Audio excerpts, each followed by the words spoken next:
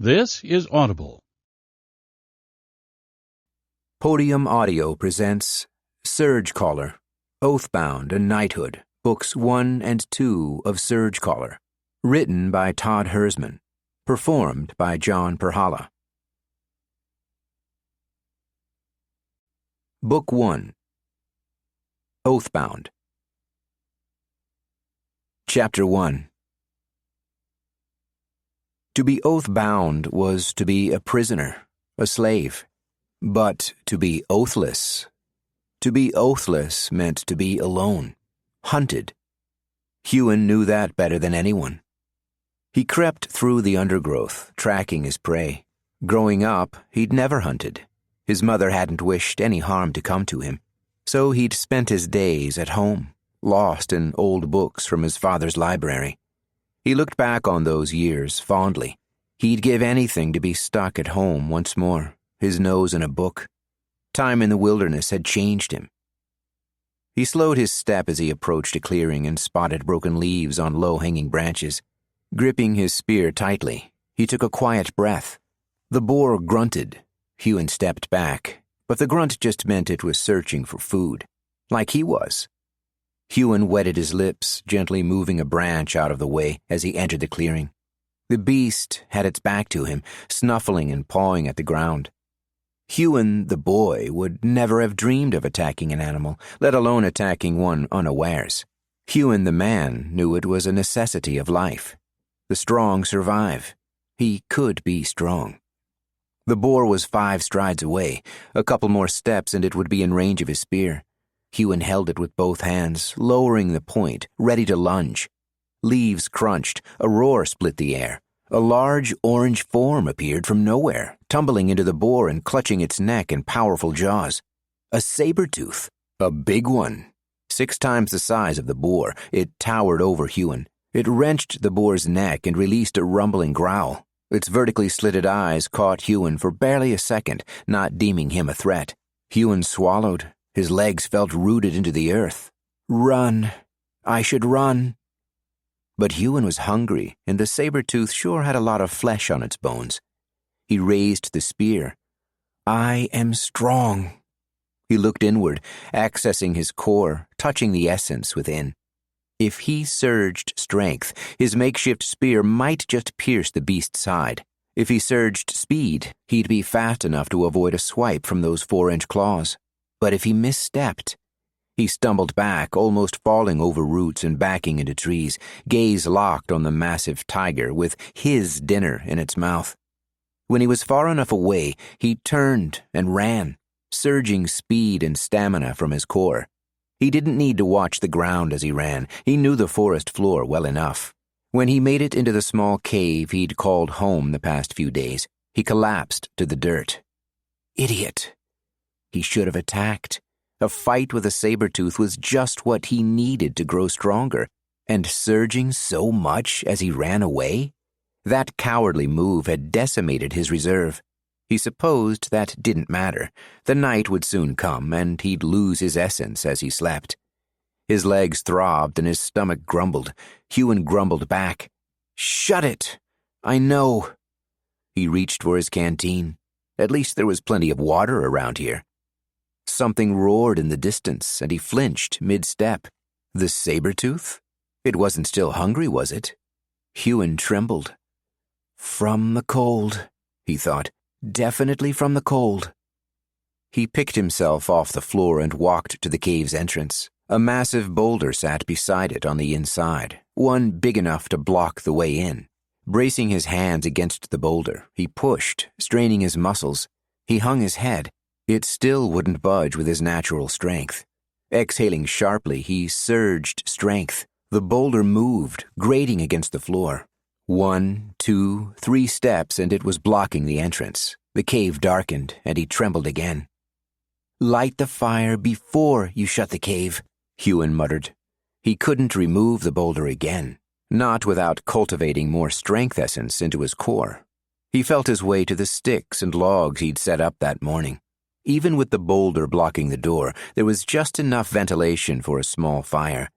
His fingers wrapped around the flint, and he used his spearhead to spark flame into the kindling. These motions were rote for him now, where 4 years ago he wouldn't have even known how to make a fire, let alone cook meat over one. Not that he had any meat to cook that night. Huon blew on the fire to help it catch on the dried leaves. Then, in the light of the flickering flames, he looked at the symbol on the underside of his wrist. A perfect black circle, with nothing inside it. Oathless. When that circle had formed on his 8th birthday, his mother began hiding him from the world. She didn't want to lose him, like they'd lost his father, and he'd hated her for it. He wasn't weak. He could fight, like others his age who'd received the call, but he would not disobey his mother. So he listened, and he'd lost himself in books, until the Immortal of Fire had come and burnt his village to the ground. Chapter 2. Huon woke to screams, not for the first time. Usually they were in his dreams. Today they came from outside the cave. Human, he thought, springing to his feet. He moved for the boulder, then realized he had no strength to surge. His core was empty, as it was every morning. He took a breath, then dropped to the floor. 10 push-ups, 20, 100. As his arms pushed himself off the ground, he cultivated the strength into his core, breathing in a perfect pattern. In, down, up, out, in, down, up, out. When his core had enough strength essence, he returned to the boulder. The screaming stopped, cut off. Had the person died? Had the saber-tooth gotten them? Huon's hands trembled on the boulder. I am strong. But if he pushed it free, he'd have no strength, no speed, no stamina, no breath. His core would be empty of surge essence, and if the person out there, assuming they were still alive, was in danger, how could he help with an empty core? Did he even want to run into another person out here? The saber-tooth was dangerous, and the beasts that prowled the night even more so. But humans, surgeless and surgecallers alike, were the most dangerous beasts of all. But he wouldn't tremble in his cave. He wasn't a boy anymore. I'm better than running and hiding. He surged the strength he'd just cultivated and pushed the boulder. The boulder shifted faster than it ever had. He bounded out the entrance, then doubled back to grab his spear. Huon peered over the edge of the little ledge outside his cave. He was getting used to climbing up and down the rock face each day since he'd been here. So instead of taking it slowly like he usually might, he threw his spear straight to the ground, a 20-feet drop, then clambered down as fast as he could. He didn't have the concentration to cultivate the speed he used. There simply wasn't time to get into a receptive state. When he was low enough, he let go of his handholds and dropped, purposefully falling backward to ease the force. He should have checked where his spear had fallen, as his and the spear's butt almost collided. Huon let out a breath. Gods, he wished he had breath essence in his core.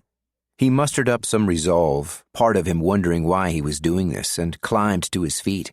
He tore the spear from the dirt and whirled around, gripping it with both hands. There was no movement in the trees, not a sound. Strange, there were usually bird calls at this time of day. Where are you? The screams had been close by, hadn't they?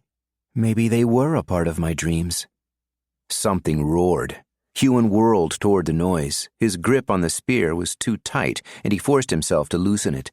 His breathing was too rapid, and though he had no breath to surge, and was in no condition to cultivate any, he utilized the same breathing technique to calm himself. If there was to be a battle, he would go into it prepared. That's what all the books he'd read as a child had said one should do. That's what the Oathbound did. The squires and knights, the champions, legends, and immortals. He was none of those. He may never be. But he could act as if he were. He had to. Huon sprinted toward the roar, ducking under branches and jumping over roots. He hadn't heard that scream again. The saber-tooth will be feeding on them, won't it? The roar came once more, closer. Huon slowed. He caught his breath before creeping forward, gaze darting through the trees and branches. Then he saw it. The brilliant, terrifying orange mass of muscle, claws, and teeth. It swiped at something, but there was hesitation in its posture. A figure stood across from the beast, one Huon could barely make out, and there were bodies on the ground, at least 2. Huon sprinted forward. Whoever was fighting the beast needed his help. The day before he could run and hide because it was only him. The only thing he'd lost was a meal, but he couldn't shy away from a fight if it meant someone else's death. Not this time. He just hoped his natural abilities would be enough. Huon circled around the clearing and entered facing the saber-tooth's back. The beast was riddled with gashes. When it stopped, its back leg faltered, an arrow sticking out of it. A man and woman lay on the ground, blood staining their clothes. Opposite the beast stood a young man, maybe a year older than Huon's 16. He was broad-shouldered, wearing light leather armor.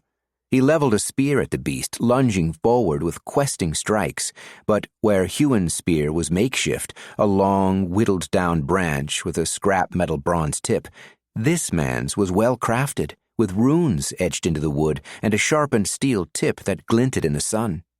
But it wasn't just the beast that was injured. The young man's leg buckled on each step, threatening to make him fall. "He can't run from this. And neither can I." The beast put its weight on its hind legs, shifting slightly as though about to pounce. It was harried, cornered, dangerous. The young man backed away, raised his spear, eyes widening, hitching on each step. He glanced to the side. He couldn't be thinking of running, could he? He'd get 10 steps before it caught him. The beast may have an injured leg, but it had 3 healthy ones versus the man's 1. Huon thundered forward through the trees. He flung himself into a running jump, the spear gripped in both hands above his head. The beast sprang forward, and he landed on the thing's back, thrusting the spearhead into its spine. It roared once more, a strangled growl. It thumped back to the forest floor, its claws extended. The young man had dived out of the way, but Huon couldn't focus on him now. The saber-tooth was jerking back and forth, trying to dislodge what should have been its prey from its back. A paw came up, trying to strike Huon, but the tiger couldn't reach him. Huon held on with all his strength, wishing he had some to surge. If he fell, the beast would tear through him in a heartbeat.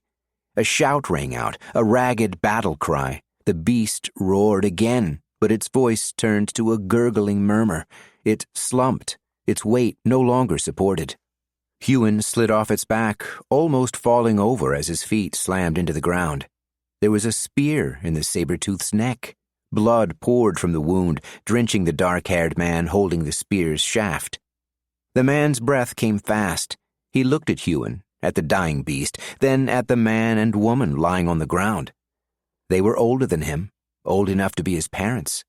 Huon wasn't sure what to say. He hadn't spoken to another person in years, not since he'd left home. He opened his mouth, wetting his dry lips. "Are you okay?" The man's gaze settled on him. He let go of the spear and nodded sharply. "You?" Huon looked down at himself. He was. He hadn't taken a scratch in the fight. "I'm fine."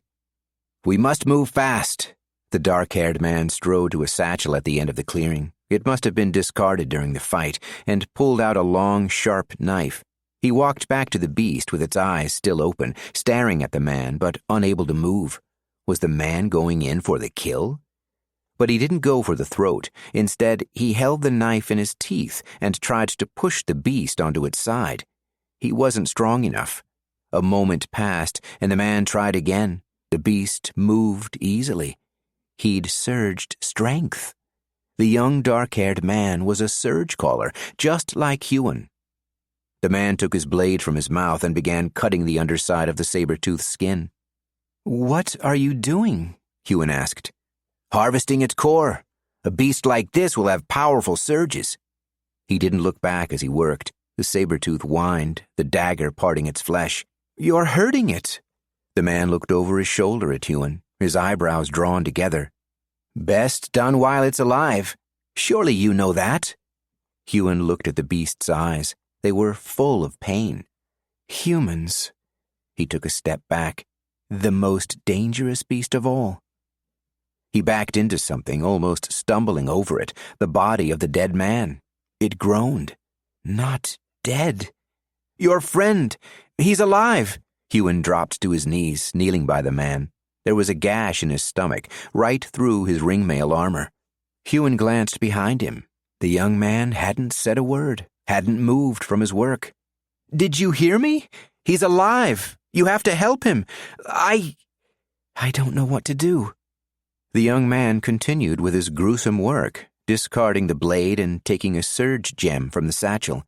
Something glowed within the body of the beast. Its core.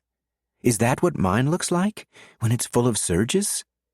Huon looked between the dying man and the dark-haired one, wondering what he should do. How could someone be so callous to let a man die just to harvest essence? The glow transferred from the beast's core to the surge gem.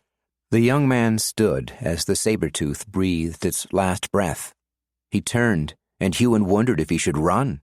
If this man didn't save his friend, would he be above killing a stranger? Still kneeling by the dying man, Huon stared daggers into the other. "Did you hear me? Your friend is dying."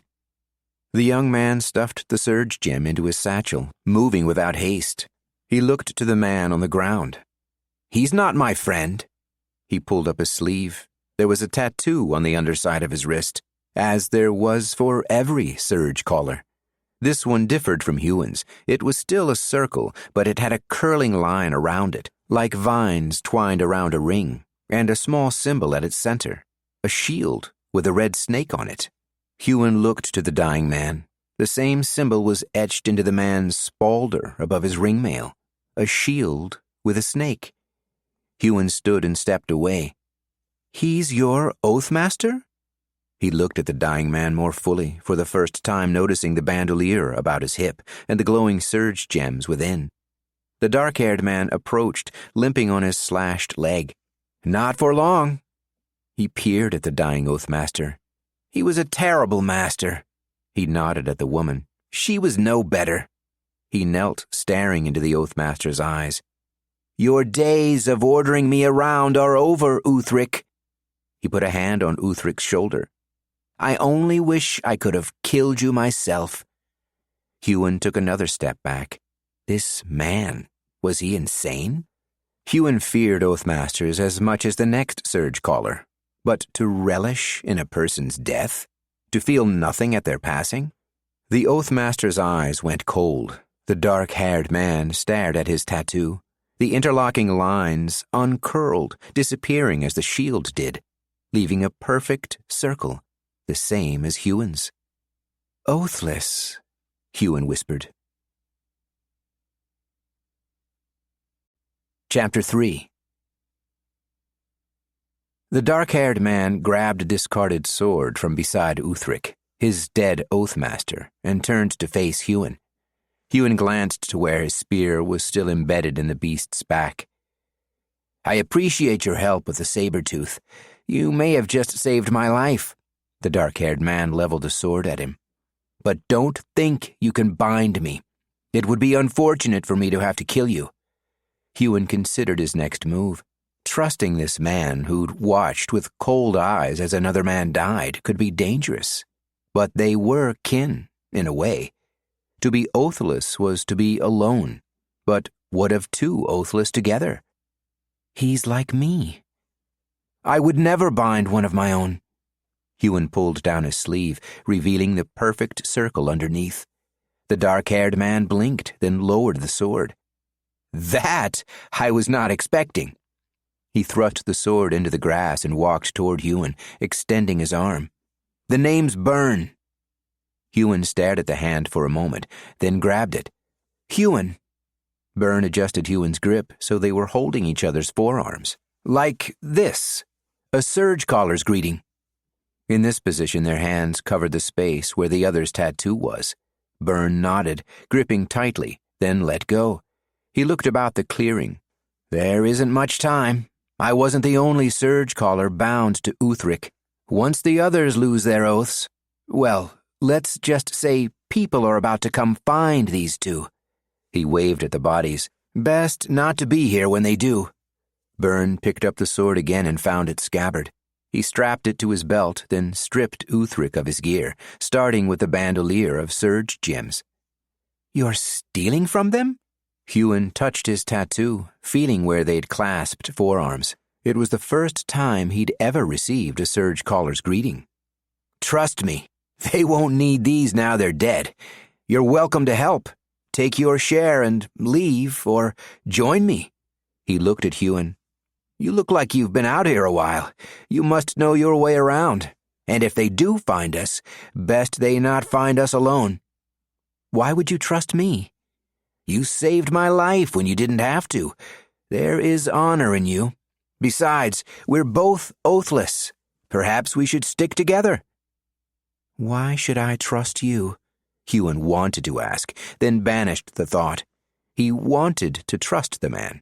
He didn't want to be out here alone anymore. And if what Byrne said was right, that people were about to come searching for the dead Oathmaster, then they would be better off together. Huon copied Byrne, moving to the dead woman. She had a bandolier too, and a bow lay on the grass a few feet beside her. She must have made that shot to the saber-tooth's leg. He hesitated. It wasn't right, stealing from a dead woman. But Byrne had spoken the truth. These things were of no use to her now. He unstrapped the bandolier, which ran over her right shoulder.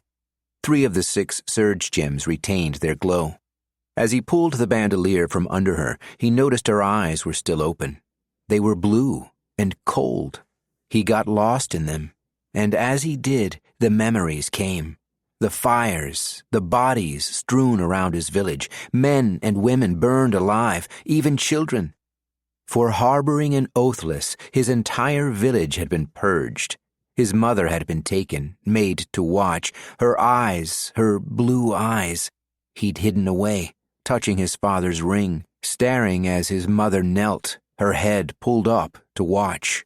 The ring was supposed to keep him safe, away from the gaze of the Immortal 7. He'd only taken it off once. Huon touched the ring on the index finger of his right hand, staring into the eyes of the dead woman. She was about his mother's age. Huon? Byrne stood above him, brows drawn together. I can do the rest if you like. He pointed to a pile of armor, the Oathmaster's. Put that on. It should fit you, and it'll serve you better than those rags. Huon moved mechanically, putting the gambeson and ringmail over his clothes and strapping the spalder over his shoulders. It was heavy, but he felt more secure. He looked down at himself as Byrne thrust something in his hands. Take my spear. You seem handy enough with one. Byrne tapped the sword hilt at his hip. I've always preferred a sword myself. The bow was strapped to his back, the satchel and bandoliers over opposite shoulders. He put a gloved hand on Huon's shoulder. It's time to move. Do you know anywhere safe? Huon glanced up the cliff face. His cave was safe, but it wouldn't be enough. He touched his ring again. What if you're sensed? Byrne smiled. I won't be.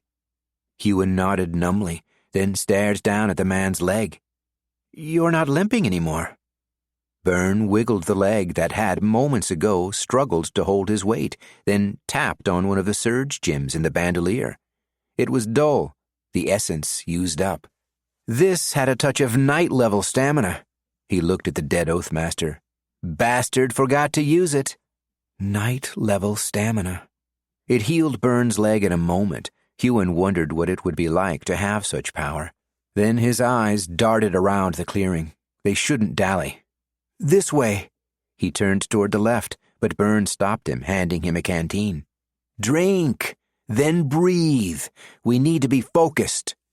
Huon took a sip, not realizing how thirsty he was. As he drank, his stomach grumbled. He'd missed dinner the night before, and now breakfast, but he'd gone longer on less. When he finished drinking, he gave the canteen back and started walking with the other Oathless. Have you any essence in your core? Byrne asked. Huon shook his head. Cultivate stamina as we run. We've a long way to go before I feel safe slowing down. Chapter 4. Huon ran after the Oathless, named Byrne, leaving a man, woman, and beast dead in their wake. He had 1,000 questions, but he couldn't talk and cultivate stamina at the same time. As they ran, he focused on his breath, forcing himself into a receptive state. It was difficult, with the shock of all that had happened, coupled with the lack of energy he felt from not eating. But after half an hour of running, he felt his core filling with stamina. Hours passed, Huon leading the way. He'd ventured deep into these forests and others. He'd tried to always keep moving, lest he attract the attention of one of the Immortal Seven. He was used to running. A surgecaller with enough proficiency could run for days without stopping. Huon cycled between running naturally and surging the stamina he'd cultivated in his core, slipping into a rhythm. Finally, Huon led them to a lake. He wasn't sure if he did it consciously or not. The area was dangerous. Strange things lurked in the depths of the lake's waters, but there were small rock pools perfect for spearfishing, and Huon's stomach was demanding a meal. Byrne briefly clutched his side, his breathing slightly heavy, though he barely looked tired. "You surge stamina well. Are you a full squire?" Huon knelt by the lake, cupping water and throwing it over his face. "I'm no squire." Byrne's breathing leveled off. Did he surge some breaths? "Not a squire? Surely you're joking." "I'm a page, nothing more. I've never known enough to advance to squire." "A page?" Byrne knelt at the lake's edge beside him. "How old are you?" 16. "I've never seen a page older than 13. Byrne shook his head. "How long have you been out here?" Huon stared at the dark-haired man. He'd trusted him this far. What was the harm in going a little further? He bit his lip and sighed. 4 years. But I've been oathless since, well, always." Byrne's mouth fell open. "That," he shook his head again. "You've been alone for that long?" He looked at his wrist. Though the tattoo couldn't be seen with his armor on, he drew a circle where it would be. "And oathless for longer?" "My father was a knight. Mother said he would have made it to champion, but—" Huon's head dropped. "He died." "Before I was born." Huon picked up a stone and threw it over the water. It skittered across the surface, then dropped into its depths. "My mother feared what being oathbound would do to me." "She didn't want to lose you, too." "What about you?" Byrne blinked. "Me?" "Your parents." Byrne's eyes darkened. "They were poor, surgeless." He looked away. "They sold my oath." "What? But is that legal?" Byrne scoffed. "Of course it's legal. And I was another mouth to feed. None of my brothers or sisters received the call, and when I did," his hand fell to his sword hilt, "they saw an opportunity to earn some ale money." "They sold you for ale?" "Ale, gambling, surge gems. My parents had many vices." Byrne took a deep breath, looked to the sky and let it out. "But now I'm free. Oathless, bound by nothing, servant to no one." He nudged Huon on the shoulder. "A free life is a good life, yeah?" Byrne looked back the way they'd come. "What say we stick together, at least for a while?" He raised his eyebrows. "I can show you what it takes to be a squire." "Squire?" Huon tested the word. It sounded good, and to not be alone for once. He smiled. "Squire. I like the sound of that." 4 years out here and you survived as a page? You must be skilled to have lasted so long." Huon's smile broadened as he plucked his new spear from the ground. "I do know the best rock pools for spearfishing." Byrne jumped to his feet. He stretched backwards, then forwards, touching his palms to the floor. "Show me! I could use a good meal." Byrne offered his hand to Huon. "Come on, friend. No time to waste." Huon put his spear in his offhand, clasped forearms with Byrne, and was smoothly pulled up to standing. "Friend? I've never had one of those before." His cheeks hurt. His face wasn't used to wearing a smile. They ran to the rock pools, surging stamina as they went, and collapsing when they got there.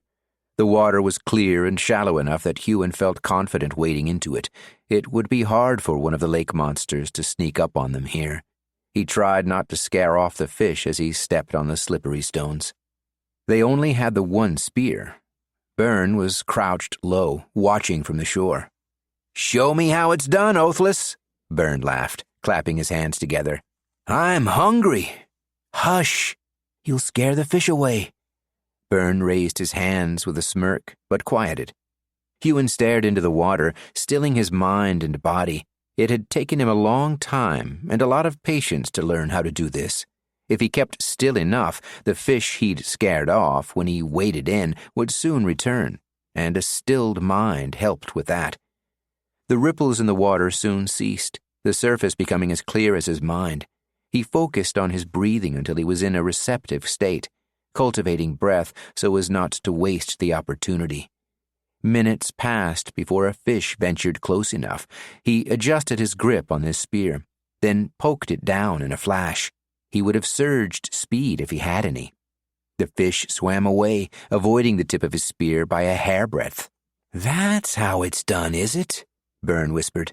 Huon raised a finger for silence as another fish came close. His spear shot through the water, skewering the small trout. He pulled out the spear, raising his prize into the sky with a bright smile. Byrne stood. "Come on out! Give me a turn!" Huon would have rather stayed in the water and caught some more, but he didn't want to argue with his new friend. He waded out of the rock pool, taking the trout off before passing the spear to Byrne and settling onto the shore to watch. Byrne was far from graceful. He stepped into the rock pool, splashing about, slipping on stones, the water rippling around him. Huon shook his head, smirking. "You'll not catch anything like that. You just wait and watch what a squire can do." In a moment, Byrne became still. Huon narrowed his eyes. The man wasn't even breathing. He was surging breath so his body wouldn't move in the slightest. Had he been cultivating breath while he watched, readying himself for this? Byrne's stillness seemed to radiate outward. He was like a statue jutting up from the water. It took barely a minute for the fish to return. When they swam close enough, Byrne thrust the spear with 3 swift strikes, so fast his movement was a blur. He's surging speed. And is he stacking the surges? Huon hadn't seen someone move so fast. That was a lie. He'd seen people move faster. And immortal. The day his village burned. The man had moved like lightning. "Huon!" Byrne stood in front of him, the 3 fish on his spear. He'd waded up to the shore and was looking down at Huon. "You okay?" Huon opened his mouth but found no words. It just hung open for a moment. He closed it, then nodded. He focused on the fish on the spear. 3 trout, bigger than the one he'd caught. His stomach grumbled, and he pushed the memories down, focusing on the present. "How did you do that?" "When you're a squire, you can double surge, tripling your normal speed." He raised the spear, "Which is why I caught 3, and you caught 1. Triple speed. It was hard to imagine being so fast. It was hard to imagine being a squire at all, and Byrne said he'd show him how. Huon looked up at Byrne, who was grinning, his eyes warm, not the cold glare he'd had staring at the dying Oathmaster. "You let them die, didn't you? When you fought the saber-tooth. With your speed, you could have taken that beast alone." The grin slid off Byrne's face. He looked like a different person. "They deserved it." He walked off. "I'll start a small fire. It's about time we had lunch." The mood had shifted. Huon gutted and dressed the fish as Byrne gathered firewood. They set up on a sandy area by the lake. When enough logs and kindling had been gathered, Huon was about to search for a rock to spark against the spearhead, as he always did. He'd left the rock he'd used the last few months back in the cave. Before Huon got up, Byrne sparked flames in his palm and lit the fire. Huon's eyes widened. You can surge fire?" Byrne frowned. "I'm a squire. Of course I can." The memories flooded back. The Immortal 7 were the most skilled and powerful surgecallers in the realm. Though they were strong in all, Each embodied one of the basic surges. The first three embodied the physical surges, all but breath. It was said one could move a mountain with their strength, another could run around the realm in mere minutes with speed, and the immortal who embodied stamina could withstand any wound. Then there were the elemental surges. Water, she could cause a tsunami. Earth, he could rock the world to its core. Air, she could summon tornadoes in flight. But it was the immortal who embodied fire who Huon had seen in his village, the one who'd caused it to burn, the one who'd killed his mother. Byrne waved a hand in front of Huon's face. "You're doing that thing again, like you've forgotten you're not alone." Huon blinked. "Sorry, I'm not used to company." "Doesn't surprise me. 4 years is a long time." Byrne warmed his hands on the flames. It had caught fire fast. The embers seemed to flick off and head toward him, though the wind was blowing the other way. "He's cultivating the flames, even as he talks." Huon crafted a spit from the gathered logs and sticks, cooking the fish on the fire. He'd never done this with someone else before. He couldn't remember the last time he'd shared a meal. "Will you tell me someday?" Byrne asked after the silence had stretched. "Tell you what?" "What happened to you? Where you go when your eyes get cloudy?" Huon looked into the flames, avoiding Byrne's gaze. "I don't know." They ate in silence, Huon barely able to focus, lost in memories he couldn't forget. Chapter 5. They ran for 3 days before Byrne seemed confident they were safe to make a more permanent camp. They found themselves in the deep wood, a place with trees so tall and close together, with branches so long and dense that one couldn't see the sky. It was dark during the day. During the night, pitch black. Huon had been here before, but not for months. He hated coming here. But he'd learnt that the beasts in the deep wood were fearful of fire, so Huon and Byrne kept one burning constantly. They finished eating dinner, a deer Byrne had caught using the bough salvaged from the dead surgeless. Byrne held a hand to their fire, cultivating fire essence. He was imbuing it into one of the dull surge gems from his bandolier. When the surge gem was full, it glowed green. He passed it to Huon. "Do you know how to use one of these?" Huon held it gingerly in his palm. Fire was the last thing he wished to surge. Using it to cook meals and keep warm felt like an entirely different thing to surging it through one's body. Like Blaze, the Immortal of Fire. Huon didn't want to be anything like that man. "No." He offered it back. "And I won't need it." Byrne didn't take it back. Instead, he wrapped Huon's fingers around it. "You said yourself, the beasts here fear fire. I will teach you." "They're not the only ones who fear fire." Huon stared at the surge gem in his hands. "I am strong. I can do this." He nodded. "All right." Byrne frowned, eyes piercing into Huon. "You don't like fire, do you?" Huon sniffed. "It's fine. Show me." He paused, bowing his head slightly. If this was to be his first lesson, he should be more deferential, considering Byrne's higher advancement. "If you please." "You needn't act the subservient page around me, Huon." Byrne tapped the underside of his wrist. "We are bound to no one. The ways of the realm do not lead our lives any longer. We're friends now, Huon. Our levels of advancement shouldn't change the way we speak to each other." He looked away. His eyes grew dark again. "I'm eager to learn." That was almost true. Huon was eager. Just, he'd rather not start with fire. Byrne nodded. He took another surge gem from his bandolier. This one glowed red. It was almost out of essence. "Don't grip it tight. It only needs to be touching your skin. Look at your gloves, the ones we took from—" His nose crinkled. "Uthric. Notice something." Huon pulled the gloves from the satchel Byrne had given him. He looked at the fingers, touching the hole at the tip of the index finger. I thought they needed mending.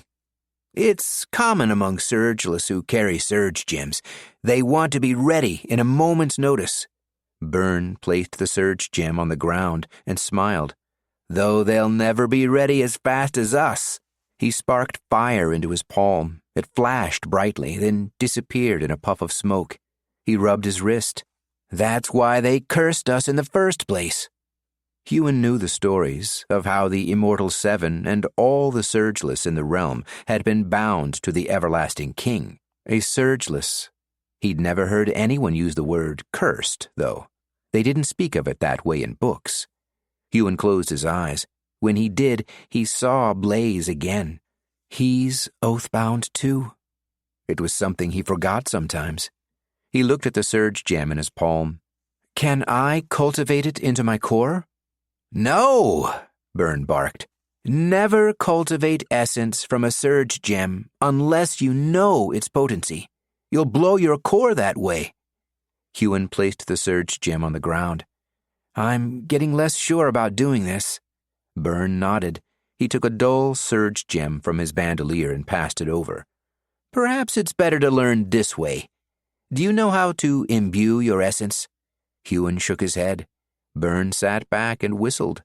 How did you survive out here? He chuckled. Huon turned from him. Is this what having a friend was like? Being ridiculed for not knowing something? I never learnt anything. I figured out how to cultivate and surge essence by myself.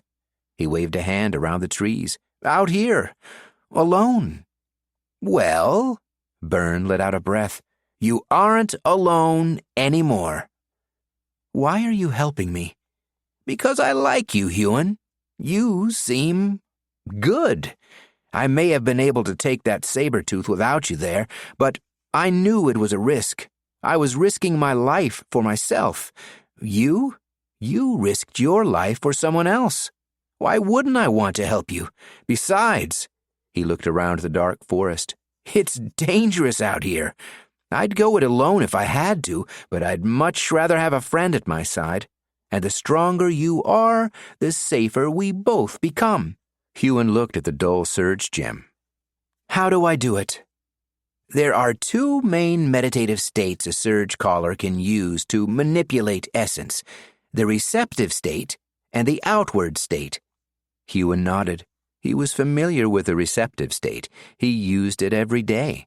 He'd read about the outward state, but when he'd tried, he'd never managed to make it work. Without having a trainer, he'd given up on it long ago. There are several training methods to help a surgecaller retain the state. This one, I think, will work best for you. Byrne spoke with a calm, smooth voice.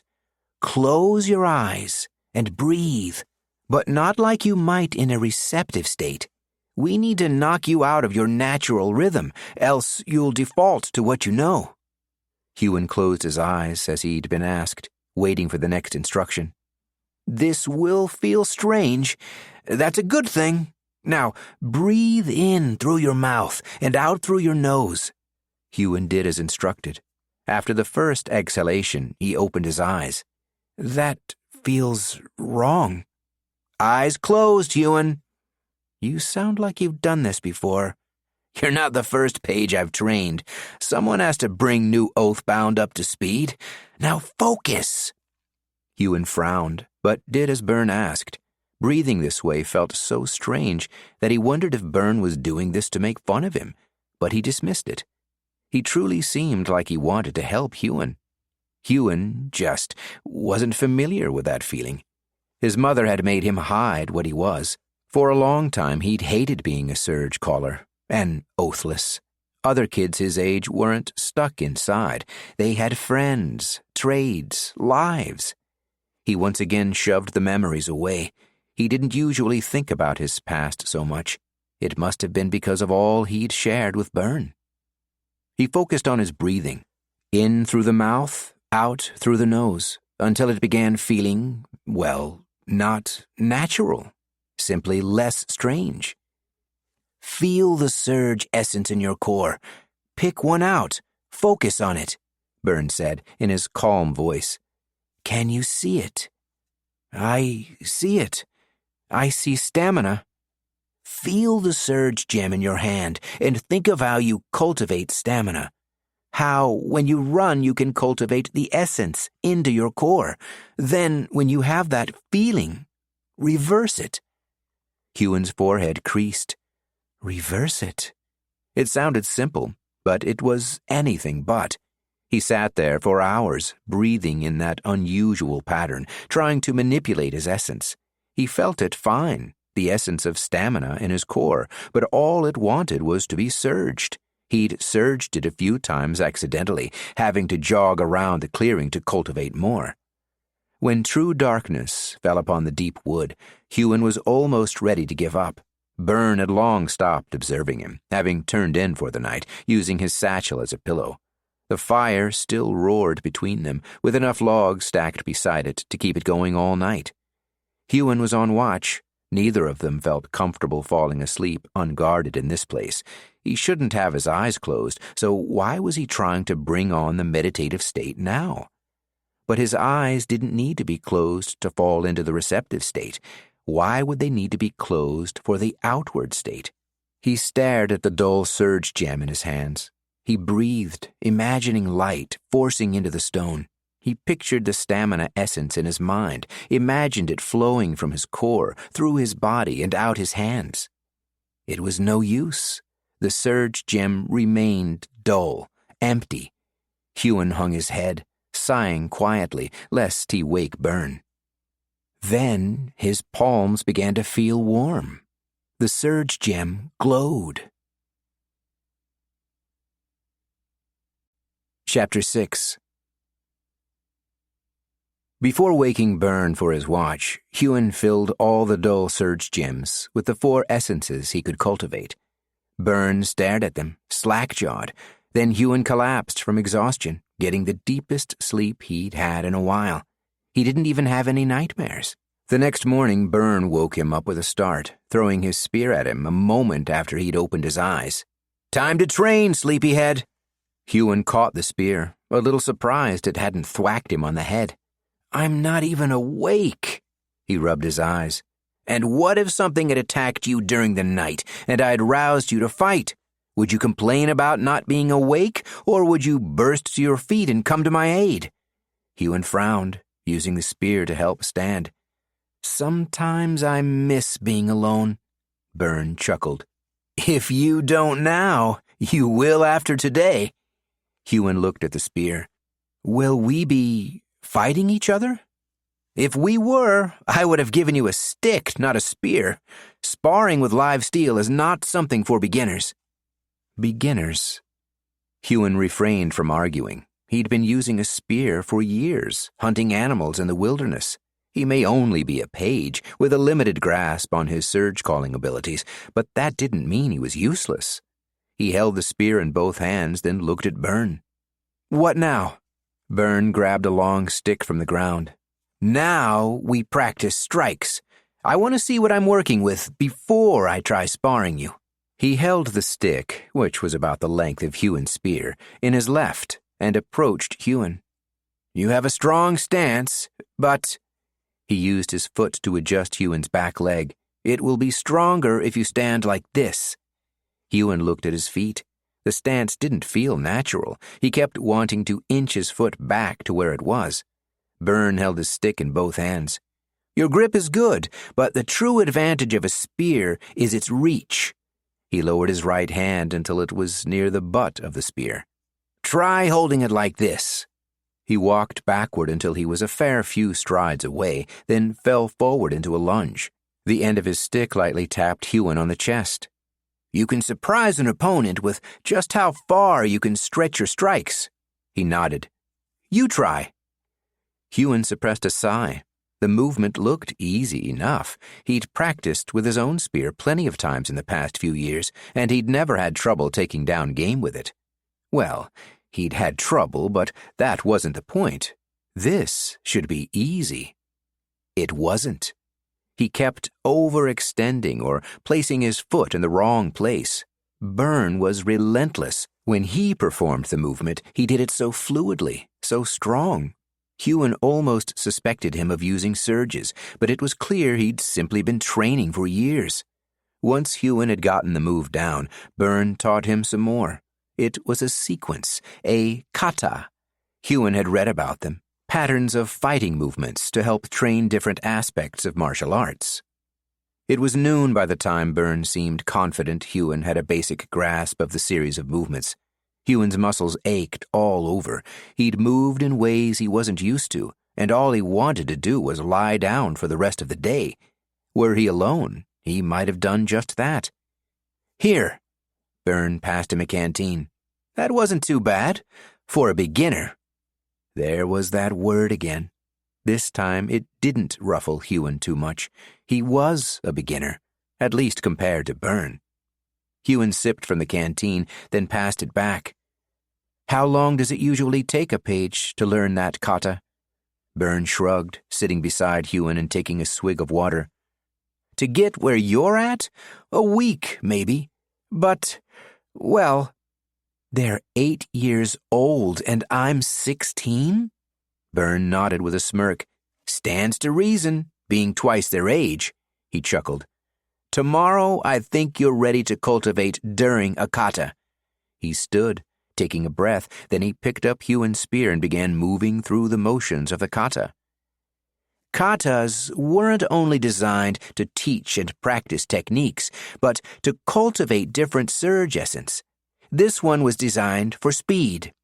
He stabbed forward, then spun on the ball of one foot before falling into a stretching lunge, striking behind him. And breath. He returned to a ready position, spear in his right hand, with the butt contacting the ground in front of him, his left hand an open palm at his lower back. All katas can help cultivate breath, and if you perform them enough, stamina. Though they aren't the most efficient way to cultivate, it is an advantage. You should take every opportunity to cultivate if you wish to advance, forever stretching the constraints of your core until it's forced to adapt. Byrne snapped the spear to the side and began performing the kata from the beginning. Only this time it was evident he was surging. Through the kata, he didn't take a single breath, and his speed. He moved thrice as fast as before, and already his movements had seemed so fluid and quick. He lunged, striking in front of him, blocking, twirling the spear, then sweeping it around him as he spun. Movements, he explained, were used to keep multiple opponents from getting in close, rather than as attacks themselves. He's been training since he was 8 years old, Huon thought. Almost 10 years.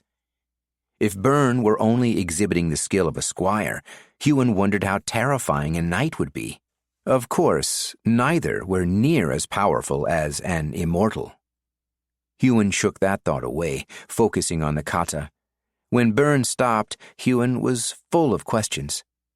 "Are you saying you're always cultivating?" Byrne sat beside him on the grass, passing back the spear. "That is the ideal, though it's much harder in practice." He took an exaggerated breath.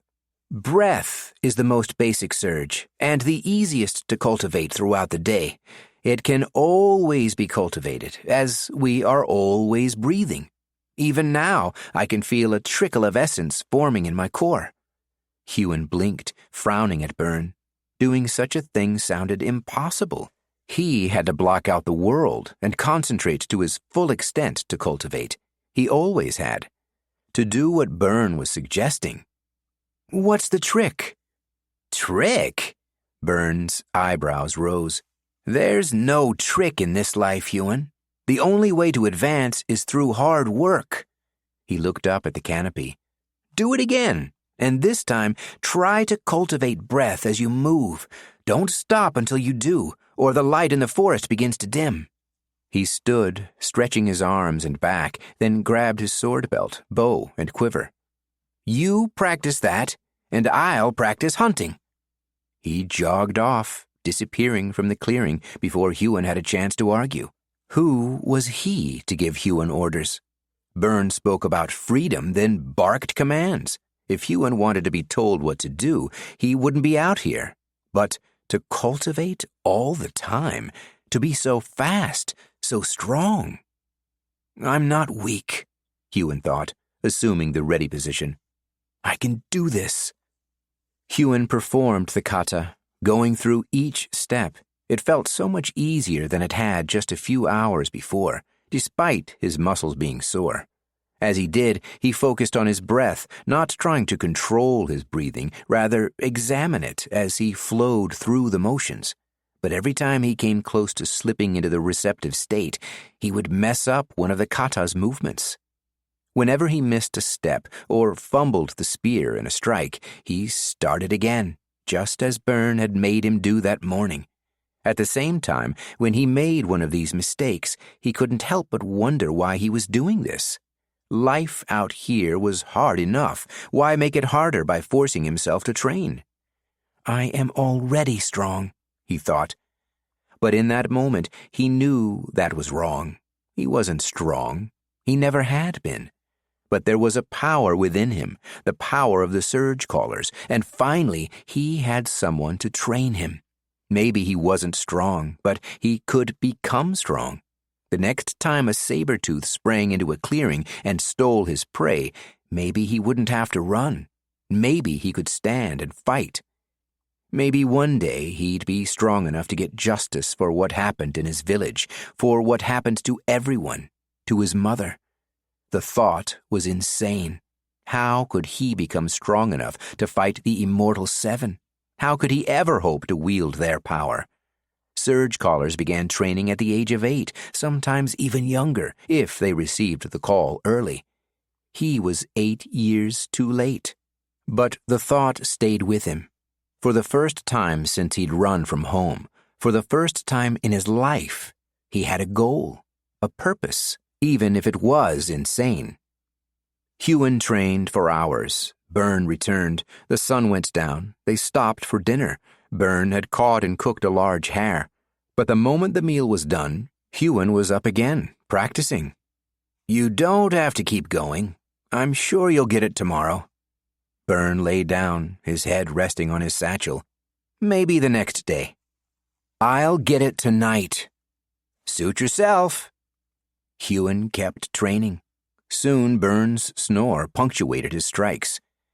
Just as the sun began to rise above the deep wood, its light trickling through the dense web of branches above, something clicked. Huon cultivated breath into his core. Chapter 7. Huon and Byrne spent weeks training in the deep wood. In the mornings, they practiced their katas side by side. Byrne showed him more efficient ways to cultivate strength, teaching him different variations of push-ups, culminating with him demonstrating a handstand push-up in the middle of the clearing. The stronger your body, Byrne slapped his midsection, the stronger your core. In the afternoons, they hunted, prowling around the forest. Huon showed Byrne how to track animals, which berries were sweet, and which would leave him surging stamina to stave off death. Byrne taught him how to use a bow and how to strengthen the arrows so they wouldn't break against a strong beast's hide. It was a similar feeling to imbuing a surge gem, like he'd learnt before. Except normal objects weren't perfect receivers for essence. You had to force the essence in. Shooting a bow was remarkable fun. They practiced in the clearing some mornings after going through their katas. Pulling the string back required more strength than Huon had imagined, and he still had to look down at the arrows as he nocked them. But when he hit the mark, it felt amazing. When do we begin sparring? Huon asked one afternoon as they armed up for a hunt. When I think you're ready, Byrne said. You've come along well, but you still have plenty to learn before sparring becomes truly beneficial, especially since you don't have to worry about fighting another Surgecaller out here. I'm ready now. Huon felt the essence radiating from his core. He'd never been able to hold so much. As they hiked to better hunting grounds, he cultivated breath and stamina, while talking, something he never imagined doing. And it wasn't only his cultivation skills that had increased. His natural muscles felt stronger than ever. He could do 5 handstand push-ups against a tree now and squat all the way down on one leg. Huon smirked. "I'm strong enough to face you." Byrne punched him lightly on the shoulder. "You wouldn't last 10 seconds against me." Huon, his spear in his left, threw a few punches into the air with his right, then snapped off a jumping kick. "We can fight hand to hand, without surges." "And what if I hurt you? What if you get injured and we get attacked? You've heard the noises the beasts make here at night. Would you really want to face a midnight bear while injured?" Huon shrugged. "I'll surge stamina to heal." Byrne shook his head. "You must learn to cultivate patience, young page." A hint of a smile dragged up the corner of his mouth. Something roared in the distance, a bestial cry that seemed to stretch through the whole of the deep wood. Byrne glanced at Huon. "What do you think that was? A midnight bear?" "It's the middle of the day." Huon stopped walking. They both had, their eyes darting through the trees. "I'm sure it's nothing to be afraid of." He gripped his spear with both hands. "Yeah, it's probably just a chicken." Huon frowned. "A chicken? Out here?" Byrne nodded, walking again. "You've been in the deep wood before this. Haven't you ever seen one?" Huon could no longer see the other man's face, but he heard the smile in his voice. He started following. "No, I can't say I've seen any chickens. I've heard stories about them back in Glenhaven. They're not normal chickens, mind." He looked up, spreading his hands far apart. "They're giant chickens, beaks as long and sharp as a sword. I've been out here for 4 years, and I've never seen anything like that. I wonder what its meat would taste like. Do you think it would taste like a normal chicken?" Byrne looked over his shoulder and licked his lips. "I miss chicken." "That wasn't a chicken," Huon sighed. But he had to admit he was feeling less afraid. The roar came again. They both froze. It was closer. "You're right," Byrne whispered. "Definitely not a chicken. We should have brought some torches." They were safe from the beasts here, as long as they had fire, but they'd never encountered a large predator during the day. "Surge sprint back to the camp?" Byrne said. "Thought you'd never ask." A third roar sounded, only this one came from the other direction. Whatever it was, it hunted in a pack. They ran. Byrne took the lead and Huon followed, surging speed and stamina. Byrne must have single-surged as Huon was able to keep up. It wasn't just the roars they heard now. Fast, heavy footfalls sounded around the trees. "How many are there?" Huon shouted, ducking under a low-hanging branch. "At least 3, but I haven't seen one yet." Another roar. "Make that 4. Byrne drew his sword, not slowing his stride for a second. Huon wasn't sure how long they'd been walking, but at this pace the camp couldn't be far away. He recognized the terrain. They'd been through it countless times over the past few weeks. "Do you think we can take them, whatever they are?" Huon loosened his grip on his spear as his palms began to hurt. "Don't want to find out." The camp was close, one flame surge from Byrne, and the fire they already had set up would be roaring with light and heat. The deep wood was too dense to run this fast comfortably.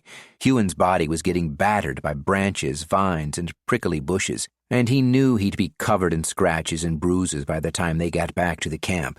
Fortunately, those small wounds would heal easily, assuming they made it back to camp. The footfalls of the 4 beasts grew louder. Huon kept snatching glances behind him, but he couldn't look for too long lest he run right into a tree.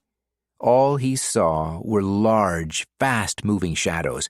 Even in the afternoon, the deep wood was too dark to properly spot creatures. Byrne broke through the trees into the clearing first and scrambled toward the fire, falling to his knees. He shot his left hand forward. Huon was right behind him, but so were the beasts. 3 of them jumped into the clearing before the fire had been started. Huon had never seen anything like them. They stood on two legs and had short, stubby arms with long, thin claws at the end. They stood twice as tall as Huon, their necks stretched high, and their mouths were full of sharp yellow teeth. Huon pointed his spear at the closest one, stumbling back toward where Byrne was surging flames. "Byrne?" Huon swallowed. "Byrne!" The dark-haired squire jumped in front of him, a sword in his right and a lit torch swinging wildly in his left. The beast stumbled back away from the flames, then it tilted its head, peering at the torch. Byrne cursed. "These aren't from the deep wood." The beasts began to circle them. Huon's hands shook his spear. "They're not? They're raptors. Hunters use them to track down prey." That's when Huon noticed. They had small harnesses around their necks. The two men stood back to back. Are they afraid of fire?" Huon asked. One of the beasts, the raptors, bent forward, opening its jaws. A roar formed in its throat, then fire shot from its mouth. Huon craned his neck to see the handle of the torch Byrne held catch fire. Byrne threw it to the ground. "That's a no," Byrne said. Just as Huon was about to ask if they should run, two more raptors burst into the clearing, surrounding them completely. One of them had a woman on its back. She slid smoothly off the raptor, landing on the grass. She held something in her hand. A rag. No, a shirt. Huon's shirt. He'd left it back in the cave. "They found my things." The woman put the shirt in front of one of the beast's snouts. It sniffed, then moved, growling directly in Huon's face, spittle flying from its giant maw. "Byrne, Byrne, Byrne. I hoped this would help me find you." The woman drew her sword. "You always did want to escape." She tilted her head. "I'm sorry you didn't get far." "Alana, so great to see you. Were you ordered to find me, or did you volunteer?" Byrne asked. Alana turned her nose up. "I volunteered. I'm always happy to put an Oathless in their place." Byrne spat at her feet. "You'd kneel without being bound, wouldn't you?" "No, but unlike you, Byrne, I'm not a fool." "Byrne?" Huon said in a small voice. "What do we do?" The spear in his hands still shook. The raptors peered at him with their yellow eyes, jaws snapping. "Fire! They can breathe fire!" He was frozen. He wanted to surge everything in his core, sprint out of here, but he wouldn't abandon Byrne. He couldn't. "We have to fight," Byrne said. Huon felt Byrne move as they still stood back to back. Now or never. He surged strength, speed, and breath, in case he forgot to breathe during the fight. He snapped his spear forward, not even having to think about it. He'd practiced the lunge in his morning kata 1,000 times, and it was hardly the first time he'd attacked a beast. He got the first raptor in its neck, its vertically slitted eyes widened. Blue blood fountained from the wound. Huon pulled a spear back out, moving to face the other raptor, Byrne grunting behind him. He felt so fast, so fluid, at one with the spear. He'd never felt like this before while hunting, never felt like this at all. He slashed at the second raptor's face, leaving a cruel gash across its left eye, but before he could strike for its neck or underbelly, something pummeled him to the ground. A fist from the woman. It sent him flying the length of the clearing and straight into a tree. Her strength was unimaginable. Huon surged stamina again and again, hoping it would heal his wounds as he struggled to stand. The pain hadn't hit him yet. His body was still in shock. But he was too slow. The second he was back on his feet, Alana grabbed him. She must still have been surging strength, because no matter how hard he tried, he couldn't shake her grip. What is she? A knight? Before he could even shudder, her sword was at his throat. "Byrne!" the woman yelled, putting just enough pressure on the blade to break Huon's skin. "I've got your friend." Byrne had managed to gut one of the raptors and take down another, but two were still standing. He faced them, his sword painted in their blue blood. Let him go, Alana. You don't need him. You can't win this, Byrne. She jerked the sword. Blood dripped down Huon's neck. Byrne looked down at his own weapon, at the two raptors, at Huon struggling in the woman's grasp, then finally at Alana, his eyes cold. If you run, I'll slit his throat. Alana pushed the blade again. He's a Surgecaller. Oathless. He's worth more alive. Byrne glanced at Huon, then locked gazes with Alana once more. And I'm too much trouble to catch. In a flash of speed, he pulled a surge gem from his bandolier. All the light vanished from it at once. Fire sprang from his hands and engulfed the entire clearing, making the raptors rear back and throwing smoke over everything. When the smoke cleared, Byrne was gone. Chapter 8. Looks like your friend abandoned you. Alana lowered her sword. Don't you try running now. There's still 2 of those raptors left, and they've got your scent. She nodded at his rag of a shirt lying on the ground. She let go of him, shoving him forward. Huon stumbled, coughing from the smoke. The fire had caught the low-hanging branches and was beginning to spread. His eyes stung. Friend, he thought. Byrne could have kept fighting. Maybe they would have won. Maybe they would be running through the forest together. Instead, he was gone.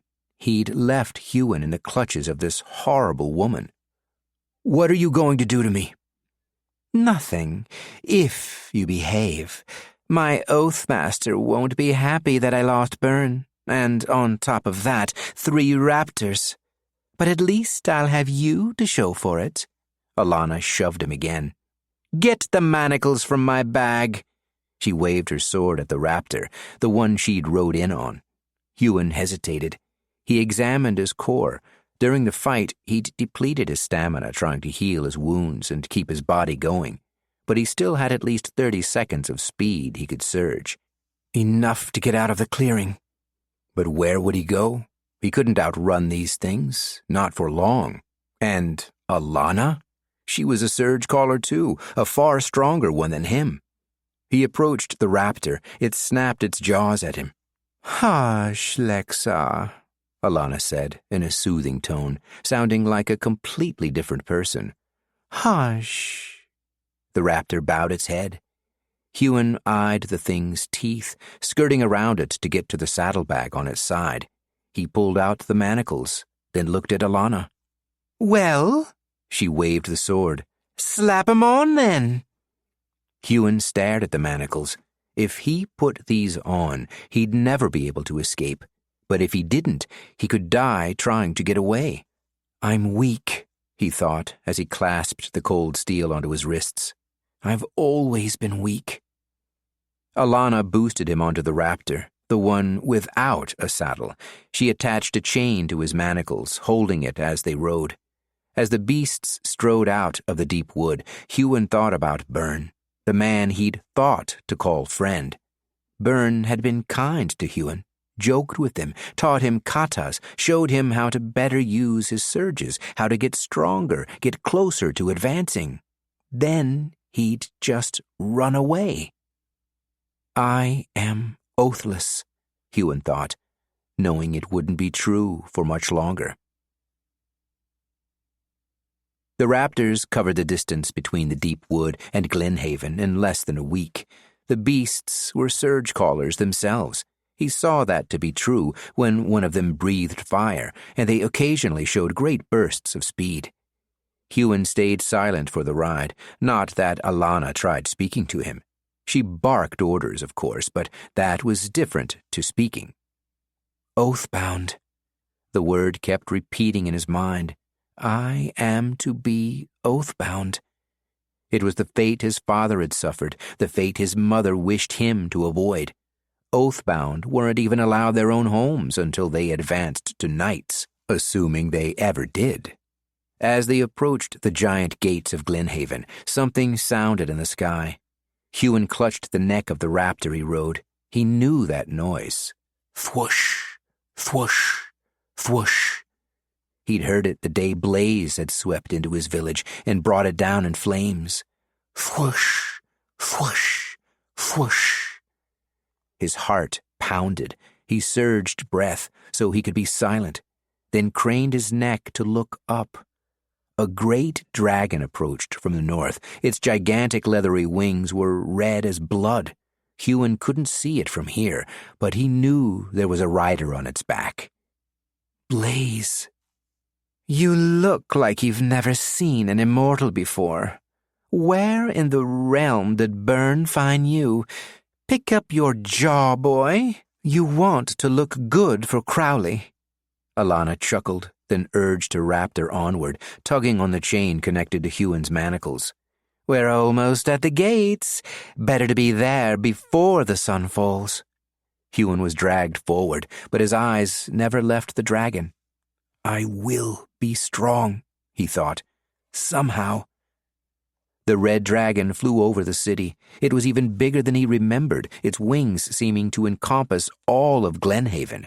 How could anyone fight a monster such as that? And its rider is even more powerful.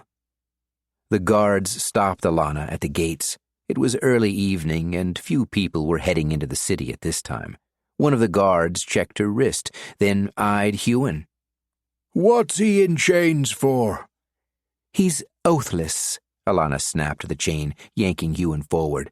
My master has a claim. Oathless? The guard looked him up and down. Looks weak. That's because he is weak, Alana sighed. You gonna make me wait out here all day? The guard scowled, then nodded at someone in a tower above. The gate creaked, the two doors opening slowly outward. They appeared to be made of wood, but there were hundreds of surge gems embedded into them. Strength, Huon thought, wondering what it would take to break through them. They looked impenetrable. A dragon could just fly over them. But he knew that wasn't true. He'd read about city sieges. Ballistae would be placed at evenly spaced intervals, not only on the walls' battlements, but in towers scattered about the city. The red dragon was well out of sight. Huon's gaze was instead drawn to everything around him as he was led behind Alana. He'd read about cities, but he'd never been in one before. The houses near the walls were packed together so tightly he wasn't sure where one ended and the next began. Though the gates had been quiet, the streets didn't seem so. Huon couldn't tell Surgecaller from Surgeless, and it seemed almost everyone wore or carried a weapon, which felt very strange. In his village, it was only the local guardian and his Oathbound who carried weapons openly. Here it looked as if everyone was ready for a fight and capable of giving one.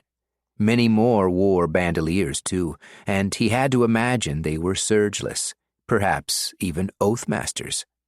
Alana, who was a strong squire, if not a knight, didn't seem to have a single surge gem. She didn't need them like Surgeless did. And if she were a squire, she wouldn't have her own money to spend on them anyway.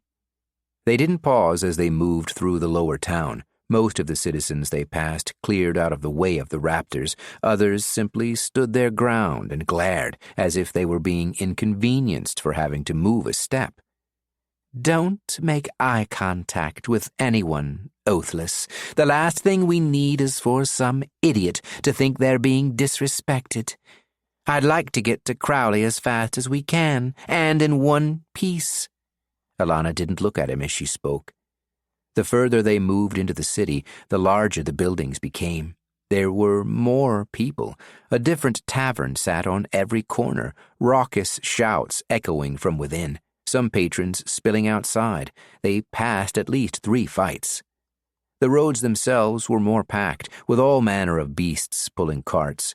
People rode rickshaws, too, with young surgecallers. They must have been pages, as none of them looked older than 13, pulling them. Slaves, bound to serve. Is that what Huon would be doing soon? Pulling people too lazy to walk around? Eventually, Alana stopped their raptors at a large, run-down building. A man stood by the door with a spear in his hands. He wore the type of light leather armor Huon had seen on Byrne. Crowley still in? Alana asked. The man looked up at her, a broad smile on his pockmarked face. Alana, I've missed you. He sidled up to her mount. The boss has been waiting for your return.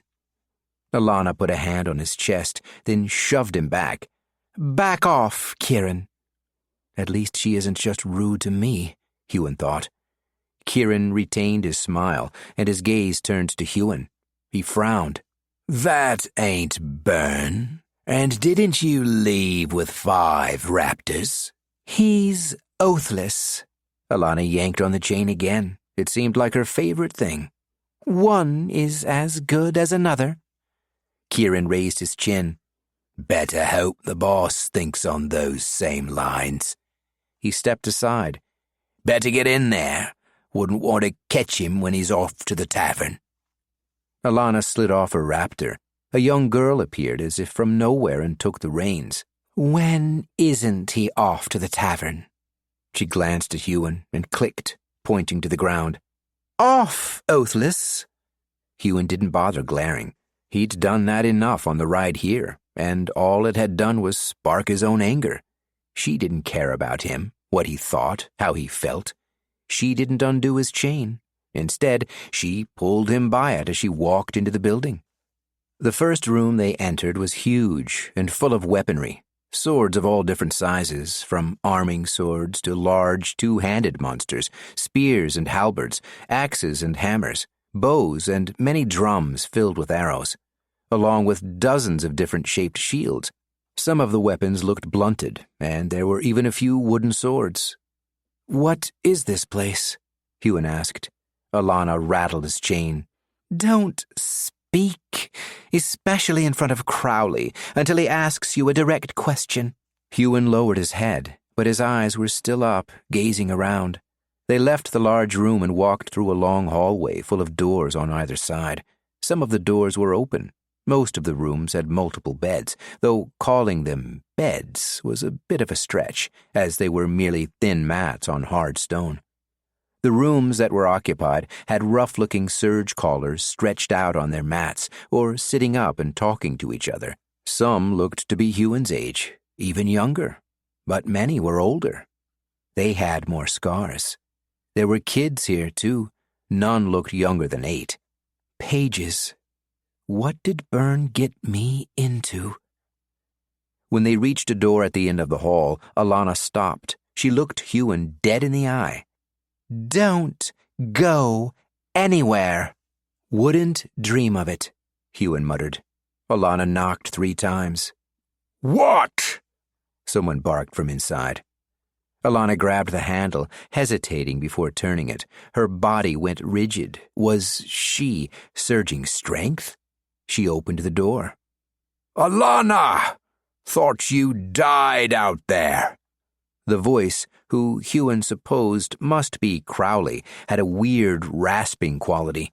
The door closed before Huon got a look at him. The last thing he heard before the door shut was, Where's Burn? Their voices became muffled. Then the shouting started. 2 minutes later, Huon was pulled in by his chain and made to kneel in front of Crowley's desk. He glanced at the man as he was pushed to his knees. Crowley was overweight, with something between stubble and a beard, but not quite either, covering his red face. Oathless, eh? Living in the wilds. I can work with that. Crowley took Huon by the chin, making him look into his eyes. You're gonna be an arena fighter, boy. His grip was rough.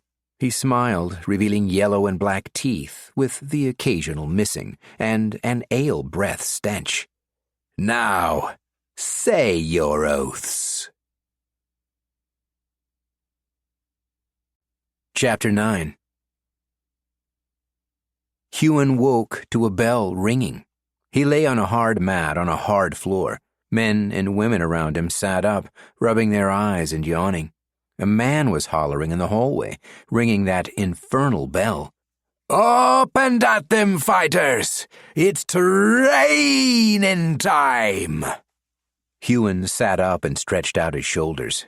He'd had worse night sleeps, but that wasn't surprising considering he'd spent years living in the wilderness. He rubbed his wrist. It felt tender. The perfect circle that had been there before had been wrapped by interlocking lines, and a symbol of a small sword and shield had appeared in the middle. When he'd been forced to say his oaths to Crowley, it felt like someone was taking a hot poker to his skin. If he'd had stamina to surge, he would have. The others had already walked out of the room when the bell ringer came by again. "On your feet, fresh meat!" He was a tall man in a sleeveless shirt, with arms that looked stronger than Huon's legs. "It's training time!" He rang the bell in Huon's face, laughed, then strode back out the door. Huon didn't move. He let out a breath and put his head in his hands. Oathbound. He couldn't sit here long. If Crowley found out he was lagging behind on his first day. Huon clenched his fists and forced himself to stand. "I will be strong." His life might not be in his control right now, but it could be again. One day. Training was what he wanted to do now. It was his goal to advance, to become powerful, to rival the Immortal Seven. He glimpsed the red dragon in his mind, and his stomach dropped. It was an insane goal, a stupid goal, but what else could he do but try? Huon steadied his breathing, cultivating it as he walked into the hall. Byrne may have abandoned him, but that didn't mean the things he'd taught him were wrong. He followed the others to the large room with all the weapons, looking around to see if Crowley were there. Fortunately, he wasn't. Huon had never had an Oathmaster before. Now that he did, well, he understood why Byrne had looked at his dying Oathmaster with such cold eyes. Hatred boiled up inside Huon. His father had lost his life in a fight that wasn't his. His village had been destroyed for no other reason than his mother didn't want the same for her son. She'd been made to watch, lost her life. The first friend he'd made ended up abandoning him, running away. And Crowley treated him as though he were property. He rubbed his sore wrist. The mark there would have the world believe that's all he was, someone else's possession. The hate burned away his fear and drove him forward. Men and women were pairing up and sparring in the cavernous room. Blades were already clashing against each other, and the dull knock of wood on wood echoed through the space as the younger fighters used practice weapons. Huon went to the corner and started doing handstand push-ups. His core had emptied overnight, as it always did for a page. He'd be useless at sparring without any surges. "Fresh meat." The bell ringer stood in front of him, bending to the side and craning his neck to look at him, upside down. "We've been paired. Time to show me what you're made of." Huon cartwheeled out of the handstand. He barely managed 3 handstand push-ups. He'd already lost natural strength sitting on that raptor and being chained up for a week. He had some strength cultivated in his core, and he realized it was more than it should have been. My cultivation has become more efficient? Almost unconsciously, he'd cultivated breath during the entire ride, just to get his mind off the fact he was being led into slavery. "Today I'm gonna run you through your paces. We ain't got to fight till the end of the week. Let's just get to know each other first, aye?" "Fight?" Huon looked up at the beast of a man. I have to fight you?" The big man chuckled, slapping him on the shoulder. Huon almost fell over. "No, lad. That'd be a short fight." He pointed at Huon, then himself. "We're paired. Means we fight together." He put out his hand for the Surgecaller greeting, nodding at Huon. "Come on, then." Huon grasped his forearm, wincing at the bigger man's grip on the sore part of his wrist. "Huon." "Eh?" "My name." "Oh, name's Garlin. Call me Garl, though. Garlin was my father." "Garl," Huon said. It sounded a bit like growl. He decided it suited the man. "You've, never been to an arena, have you?" Huon shook his head. "I've been oathless all my life." Garl blinked. "What?" And I'm only a page. A page? A bloomin' page? I thought you looked weak, but I never thought. He turned around, breathing heavily through his nose. That blasted Crowley wants to see me dead in the ring, does he? I'm sorry. You're sorry? I'm the one paired with a God's forsaken page. Garl stamped the ground, still looking around, then caught Huon's expression.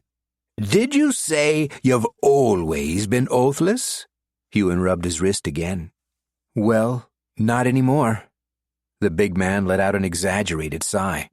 Where have you been all these years? Huon met Garl's eyes. The wilds. Garl raised his eyebrows. By yourself? Until... Huon swallowed. He didn't want to talk about Byrne. For the most part. Garl rubbed his chin, as if his hand were looking for a beard no longer there. Perhaps you're not as useless as I thought, he smiled. It looked forced. Thanks? Garl straightened, which only made him tower over Huon more. There's no change in one of Crowley's pairings, so we're, stuck together. He smiled again. It was an odd sight. Time to see what an oathless page who survived in the wilds can do. These arena fights, are they to the death? Garl grunted, which suited him far more than the smile had, and his voice turned serious. Not as a rule, but death finds a way, and the audience eats it up when someone dies. Part of the thrill, the enjoyment of others' pain. Sounds terrible. It's not something we choose, but it's something we live with. Now, back to business. Garl made Huon do more push-ups than he'd ever thought possible, having him cultivate through everything. He made him do squats and run sprints up and down the street outside. He tested him with every weapon, grunting when he found Huon knew how to move a spear in what he called a half-reasonable way. Then they faced each other, unarmed, and he had Huon block strikes, one after the other, until he was bloodied and bruised. But Garl refused to let him surge stamina to heal. Got to learn to live with the pain. Embrace it. Swim in it. Huon gritted his teeth and did as he was told. Garl felt strong without surges. Even when Huon managed to block a strike, it took his entire body. After 2 hours of taking hits, they stopped for breakfast. Huon followed Garl back into the building, and they walked down a hallway Huon hadn't been through before, which opened to a large hall filled with long tables and benches. At the end of the hall, a boy was serving food to a line of fighters. Garl grabbed 2 bowls and handed one to Huon. Huon watched intently as the boy ladled soup into his bowl, and his eyes widened when he was past bread. He'd barely eaten on the trip from the deep wood. Liona had fed him part of her rations, stale bread and bad cheese, but this bread wasn't stale. It was fresh, and the soup, it smelled delicious. He hadn't seen anything like it for 4 years. They sat across from each other on one of the benches, and Garl eyed him intently. You really have been in the wilds. Huon scoffed the food down. It tasted amazing. I've never seen anyone devour this slop like that before. Slop? This is the best thing I've eaten in years. Do you eat like this every day? Garl grunted, biting his bread. How long have you been a fighter? Since before you were born. Huon blinked. That would make him at least 35. Huon glanced around the room. Garl looked like the oldest fighter there. And you're... Huon trailed off. Was it impolite to ask someone their advancement level? He wasn't sure. Should it be evident? The last thing he wanted was to offend the man that had gotten stuck with him. Garl wasn't happy about the pairing, but at least he was trying. I'm at the high end of Squire. Garl looked about the hall. Crowley only has a few knights. Once a Surgecaller attains knighthood, The law says they're assigned to the honor-bound for 2 years of service. It's the only way to get out of this place. After that, they get to choose their Oathmaster by law. That's assuming, of course, the Oathmaster wants them." He leant in, speaking quieter. "Crowley doesn't like losing squires. Very few would choose him." Huon's forehead creased. The implication was frightening. Was Crowley doing something to prevent his Oathbound from advancing past Squire? If he were, what would that mean for Huon's plan? "I'm still a page. What does it matter to me right now?" But that wasn't what caught his attention. He knew about the honor-bound, about the 2 years of service to the crown. His father had died during his service, but he hadn't known of what came after, getting to choose one's Oathmaster. It was still slavery, but at least he would have some control. How does one become a knight? "They become a squire first." Garl stood abruptly. "Time for more training, page. In the evening, we'll watch fights at the arena. Maybe then you'll realize how far you need to come." Chapter 10. The arena was massive, packed with surgecallers and surgeless alike. Fighters, which Huon technically was now, even if he hadn't had his first match, got to watch from one of the open pits around the stage. They didn't get seats, but they didn't have to pay entry either. Huon had thought Glenhaven's streets had been busy, but here there were thousands of spectators. He didn't know this many people could be in one place. And according to Garl, it was one of the smaller stadiums in Glenhaven. Huon stood beside Garl. His muscles were sore, no matter how much stamina he surged, which was an odd feeling he found hard to describe. Garl said that was common. His muscles had been broken down in his training and were building back up again to become stronger. The more efficient his surging of stamina, the faster his muscles would heal. That's why knights were insanely strong. They could train their bodies to the limit and heal along the way. Squires could do that to a certain extent, but the typical page wasn't efficient enough. Usually they'd advanced before they could be. Huon was about to ask Garl how long he thought it would be until Huon advanced to Squire, when trumpets blared and the crowd quieted. "The first fights are crowd pleasers. 5 squires against a pack of wild beasts," Garl sniffed. "The people like seeing something die." "Is there a category for pages?" Garl chuckled. "No, lad. No legal ones, anyway. Can't fight till you turn 15. And, well..." "Everyone else will have advanced by then." Garl grunted. "Watch closely. You see that shimmer in the air around the stage?" Huon focused, tilting his head to the side. He'd thought it was a trick of the light, but there was something there. A barrier? What is it? "Lets us see the competitors' surges with night-level sight, uninhibited, so the spectators can all tell when a surgecaller is empty." "We'll be able to see them surging?" "Aye, that's why we came. You need to see a fight. You've got a lot to learn." The crowds cheered as the gates opened on one side. 5 squires walked through, all roughly Huon's age, maybe slightly younger. They raised their spears, eliciting more cheers. They all had shields and wore the same ringmail armor, walking to the middle of the arena in a V formation. Then their formation reformed into a circle, each squire facing outward. "Welcome, welcome to tonight's entertainment." A booming voice echoed around the stadium. Huon couldn't identify the speaker, though they must be surging strength to speak so loudly. "These talented young squires are bound to Oathmaster Rolland of the Arena Consortium. Oathmaster Rolland's surgecallers have always been known for their ability to work in teams, so it's no surprise the first thing we see is such a solid formation from these squires. Now let's hope that formation can hold when they're facing down a dozen wind serpents. These things aren't big, but they're fast, And they can fly. But don't worry, folks. As usual, our resident honor-bound knights will ensure no flying creatures leave the stage's barrier. As the announcer mentioned the wind serpents, the 5 squires quickly conversed, then broke apart again. 3 gates around the stage rose. A harsh wind blew through the stadium. Wind elementals. The squires backed away, huddling in their circle. The wind picked up, getting louder. One of the squires moved his arm, and the air seemed to still. The squire's ringmail stopped rattling. And Huon could see it. The surge.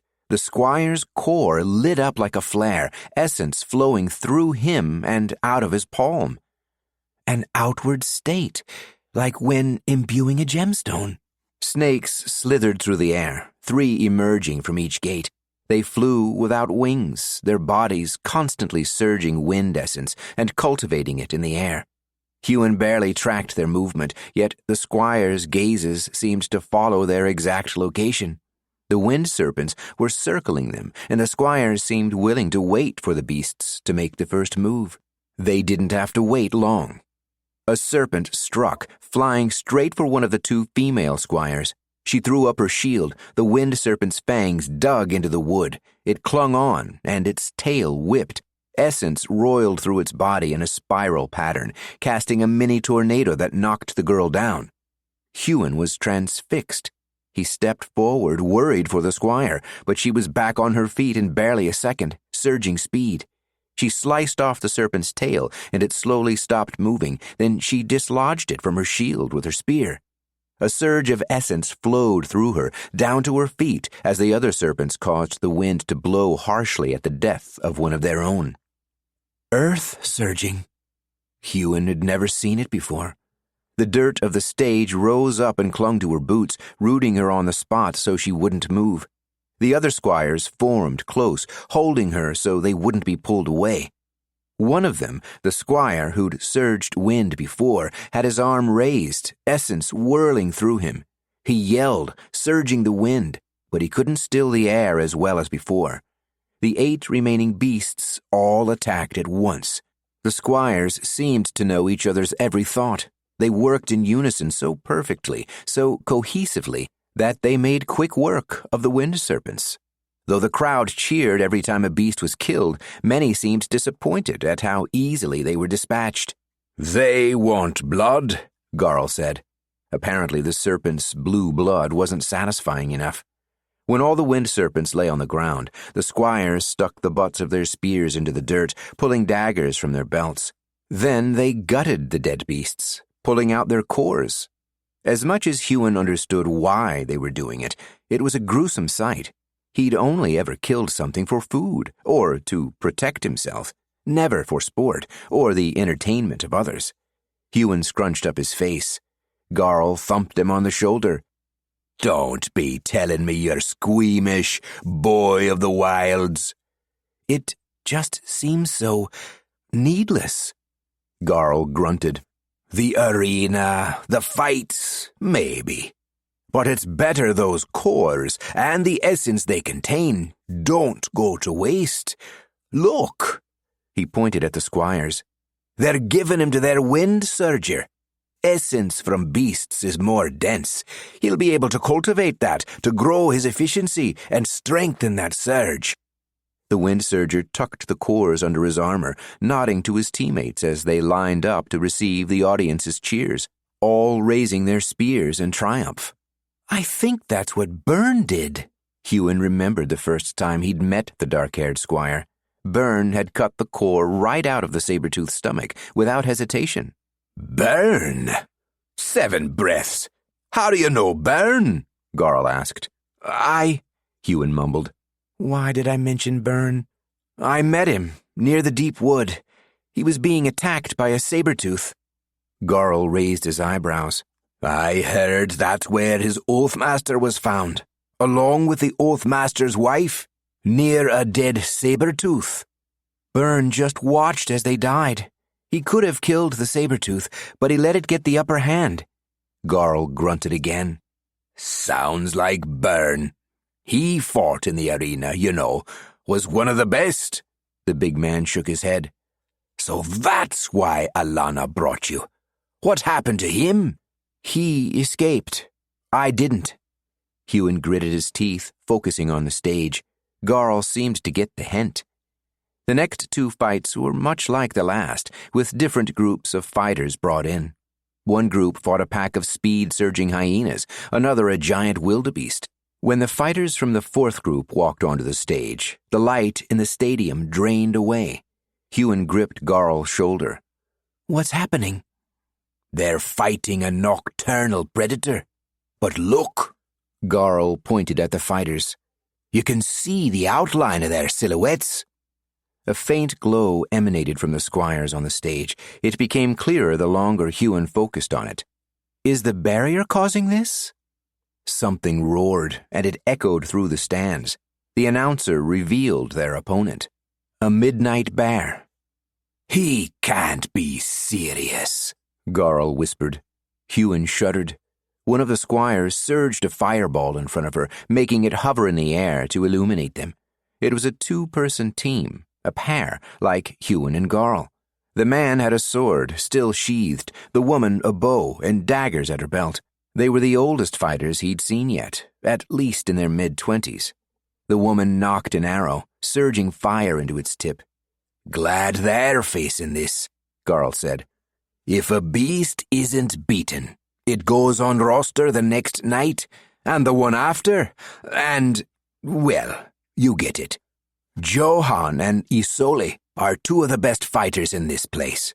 Johan drew his sword, except there was no blade. It was just a hilt. Then water essence flowed through him, out of his hand and into the sword, forming a blade of ice. That's amazing. The Immortal Seven have similar weapons. I imagine that's where he got the idea. Huon was getting used to tracking a surgecaller's essence as it moved through their body. He was learning far more from watching these fights than he'd thought possible. A thrill of excitement ran through him. Could he learn to do such things? Be as strong as these fighters? Another roar came, this time accompanied by loud footfalls and the rattling of one of the gates. The midnight bear was growing impatient, and so were the crowd. The beast was released. Just like the squires, there was a faint outline around the bear. The excitement that had run through Huon turned to fear. The beast was from the deep wood, but he'd never seen one before, only heard the noise they made in the night. It was larger than he expected, 10 times the size of Garl, and Garl was a big man. Large pools of strength lay in its core, but it would still be strong even without surges. But it wasn't just strong, either. This beast had the essence of all the basic physical surges swirling inside it, and some Huon didn't recognize. What surges does this thing have? Huon whispered to Garl, for a hush had descended upon the arena as the midnight bear padded out of the gate. Darkness, Garl whispered back. Beasts don't follow the same advancement system as humans. It has a surge that should only be possible by a knight. It can surge darkness? What does that mean? It means in the night it cannot be seen. And even if there is fire, it can plunge those around it into darkness, making them blind. The fire surger flared the flames on her knocked arrow. She looked left and right, not sure where to shoot. The water surger with the ice sword moved slower, as though listening for something. The midnight bear stood still in the darkness. Huon wouldn't have expected such patience, such intelligence from a beast. It was surging breath. They couldn't even hear it. Clearly the barrier illuminated the fighters for the spectators. Can they win? Huon surged breath himself. He didn't want Garl thinking him afraid. As I said, they're two of the best.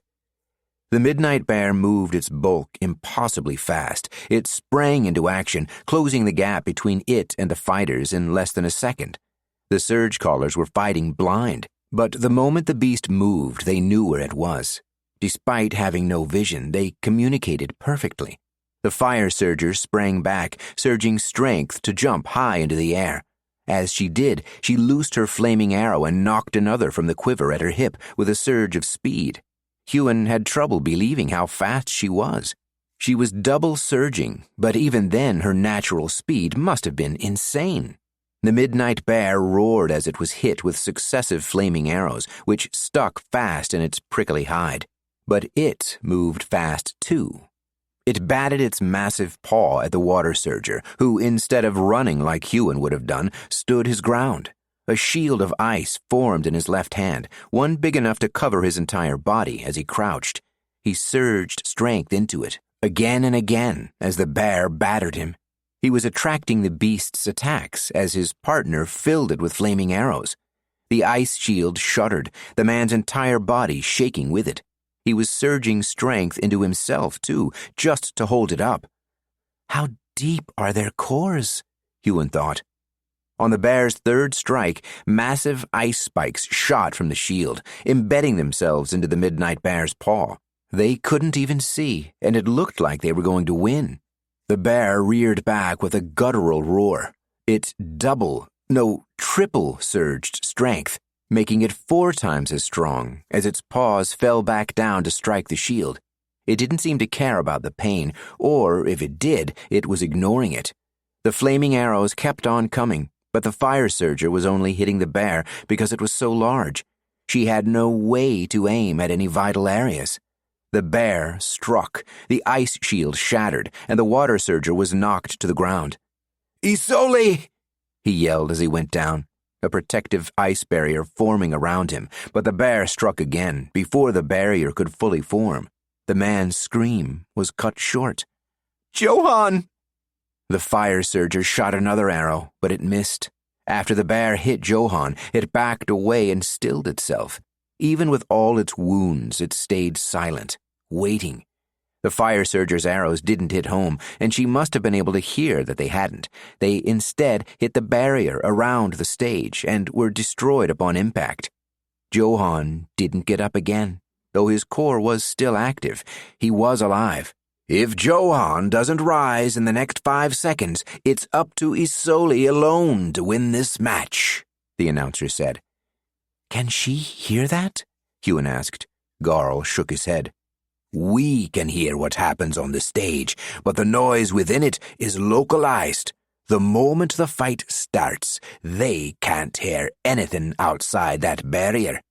In a match like this, if the fighters could hear the crowd, they wouldn't be able to sense their opponent." Not that the fire surger Isoli could sense her opponent. She had another arrow knocked, the string pulled back and the arrowhead alight, slowly moving its aim back and forth. But the arrows, even when they hit, had little effect. "The bear's too strong," Huon said. "Aye, 'snot fair. There should be more than 2 fighters in that arena." Garl's fists were clenched. "I'd jump in there if I could. Wouldn't fancy fighting that thing alone." The bear moved again. Isoli jumped back as she had before, loosing an arrow at the beast. But the bear was even faster than before. It hit her on the ankle, sending her spinning around. She fell, her head smashing to the dirt. Her bow had fallen from her grip, but unlike her partner, she got up again. She pulled 2 daggers from her belt, surging fire into them, and charged the bear with a ragged battle cry. She didn't land another strike. Chapter 11. Huon barely remembered what happened in the matches following. In one swipe, the midnight bear had taken Isoli's head clean off. With the beast still alive, it meant another team would have to fight it the next night. And the night after that, until it was defeated. Neither Huon nor Garl said a word during the rest of the matches. As they walked back from the arena at the end of the night, Garl let out a long breath. "They better put more than a 2-fighter team against that thing tomorrow. If they keep throwing pairs at it, they'll all lose." Huon kicked a rock. The matches that had followed had all been one-on-one, Surgecaller versus Surgecaller. There'd been injuries, but no deaths. "Then come Friday, we'll have to fight it." "And I'll die." Garl grunted. Huon wished he wouldn't agree so easily. Huon tossed and turned that night. In the morning he felt more tired than he had when he'd went to bed. He woke once again to the bell ringing, the training, the push-ups, the running, the sparring, hours of it before he got a chance to eat breakfast. He hoped it would be easier on the second day, but it was harder. The muscles in his body were still recovering, still sore no matter how much stamina he surged. And the fight he'd watched the night before, the woman's head separating right from her body. The image stayed with him, and the weight of knowing he might have to fight that thing made his training feel futile. If two of the best fighters at the arena, two squires late in their advancement, couldn't defeat that thing, how could Garl and Huon do it? Maybe if Garl were partnered with someone else. They wouldn't really make Huon fight that, would they? But he remembered the crowd's reaction. When the bear had taken Isoli's head off, there'd been intakes of breath and shocked noises from the pit where the other fighters watched. But the spectators in the stands, they'd cheered. They'd stood from their seats, thrown their fists in the air, their faces red, and cheered. Before, Huon had wondered if Garl had been cynical when he spoke of the spectators wanting blood. Now he knew he was simply being realistic. Garl didn't talk about the matches they'd watched the night before. He didn't talk about the Midnight Bear or Isoli. He didn't talk about how they may have to face the beast. They went through their training almost exactly as they had the previous day, but Huon felt the vibe coming off Garl. The man was worried too, and that just made things worse. That night, after they ate dinner in silence, they walked to the arena. Huon's entire body felt heavy. His core was full. He hadn't been keeping track of how many push-ups he did or how the sparring had felt, but as he looked back on the day, he realized he'd already improved. He was pushing his body as far as it would go, and with the constant surging of stamina, it was adapting faster than he thought possible. Yet it still wouldn't be enough. The Midnight Bear fought again that night. This time, 2 fighters died. Huon woke to a big man nudging him on the shoulder. "Rise and shine, lad," Garl whispered. Huon rubbed his eyes, looking around the room. The other fighters he shared it with still slept. "What time is it?" Garl took a long breath and smiled. 3 hours before dawn." He pulled Huon up to standing, then whacked him on the shoulder. Huon yawned, stumbling out of the room.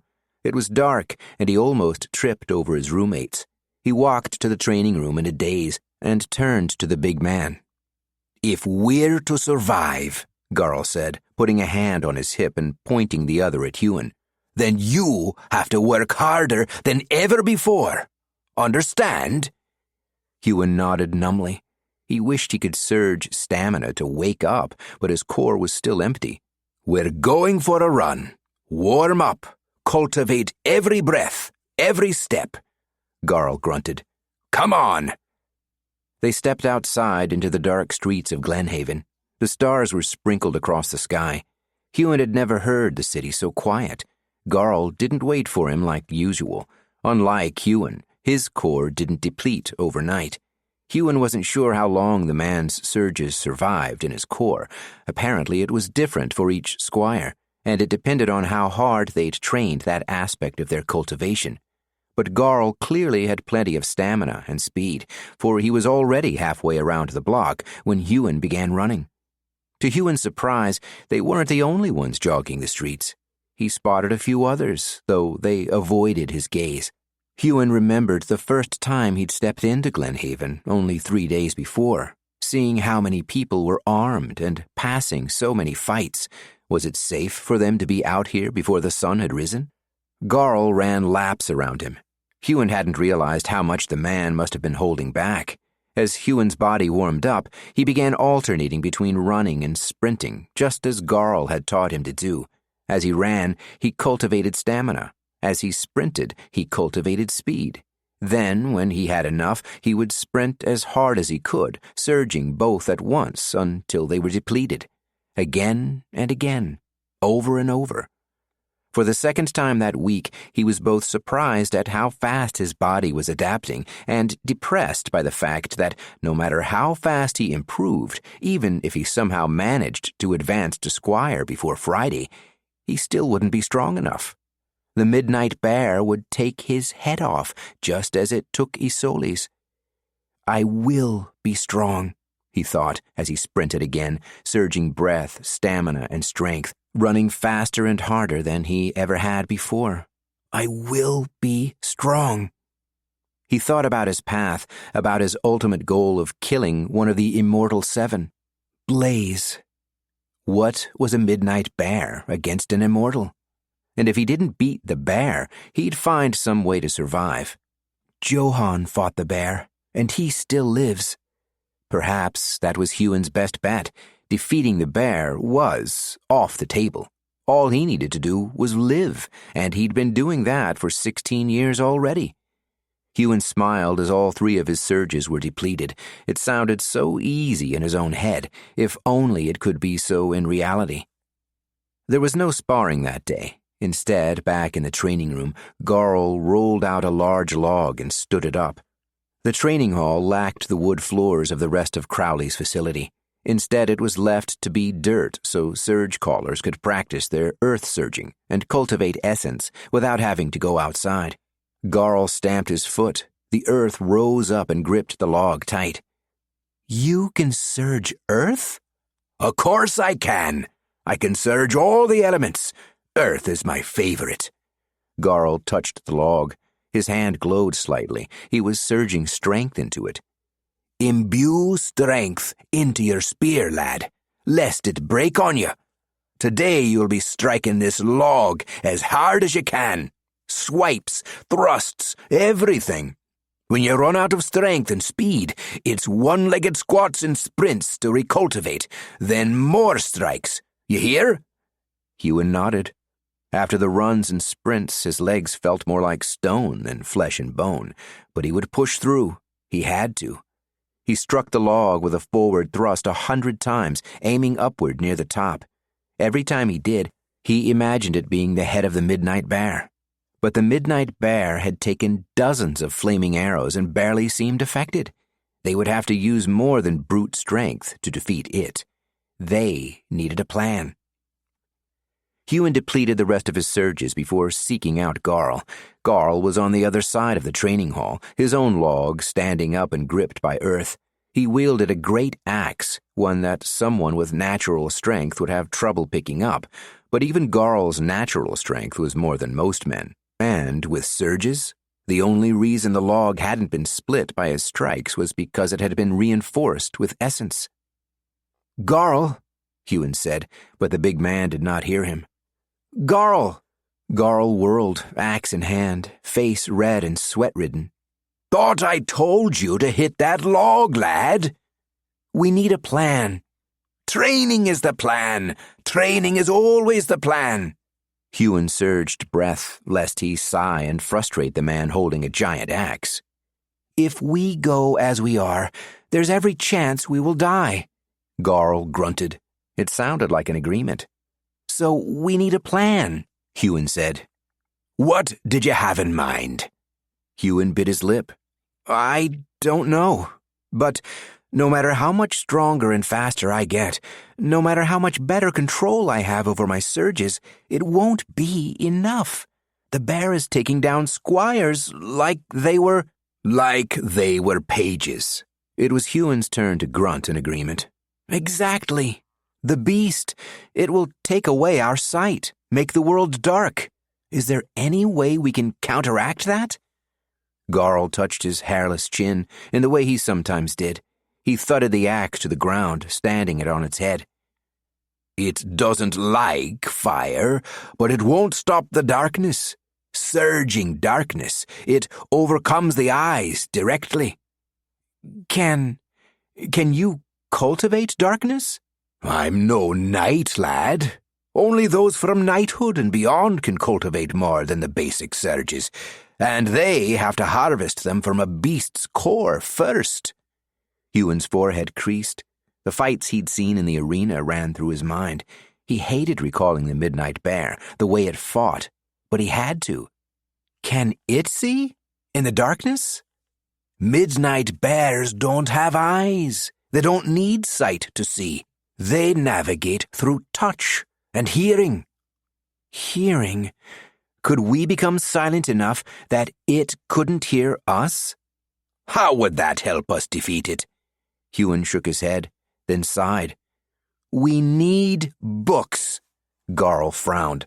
Books? To throw at it? What? No. Is there anywhere we can read about the creature? Would there be bestiaries at the library? Garl scratched his head. Library? Never been to one of those. He tilted his head. How's it a boy who grew up in the wilds can read? I wasn't always in the wilds. The big man sighed. Suppose you're right. Were this a different fight, getting stronger, faster would be my only course of action. He raised an eyebrow. But maybe we need to be smarter than that, aye? He tapped his head. Use that thing inside our heads? He looked around. We can't be leaving this place during the day, except for running. But nights we have all to ourselves. We'll go to this library when we're usually at the arena. Garl hefted his axe. Now, get back to it! He whirled around, swiping at the log behind him with a mighty hit. The thud echoed all around the room. Huon made his way past the other fighters sparring to carry on with his own training.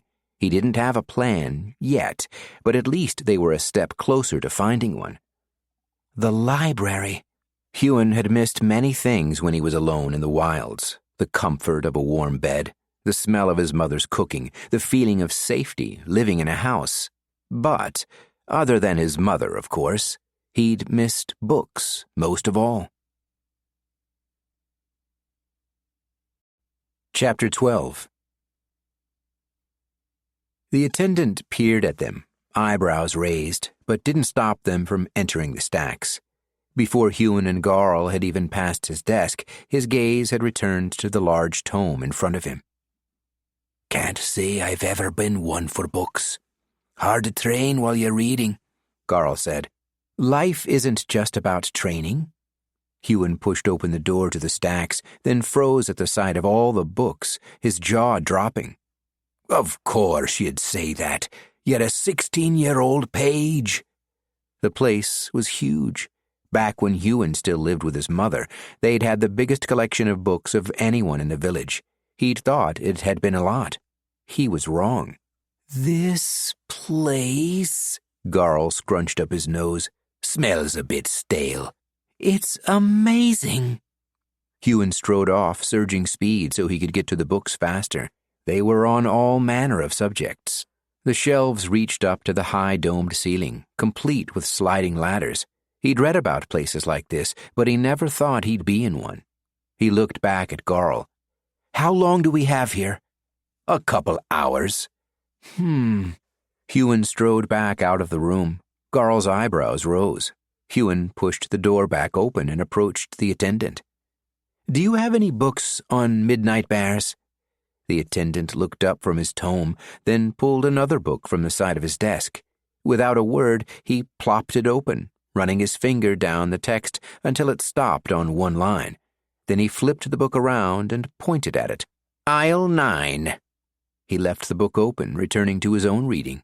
Huon examined the page. Apparently there weren't just bestiaries here.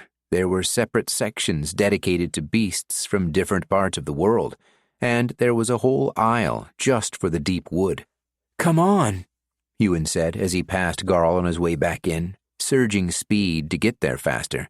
If they only had a few hours here, and there were countless books on the deep wood, they would need to use that time efficiently. He reached the aisle and took down every book with bestiary in the title, stacking them into Garl's hands. The man still looked dubious, but he'd yet to muster up a complaint. Garl carried the books to one end of the long tables, plopping them down.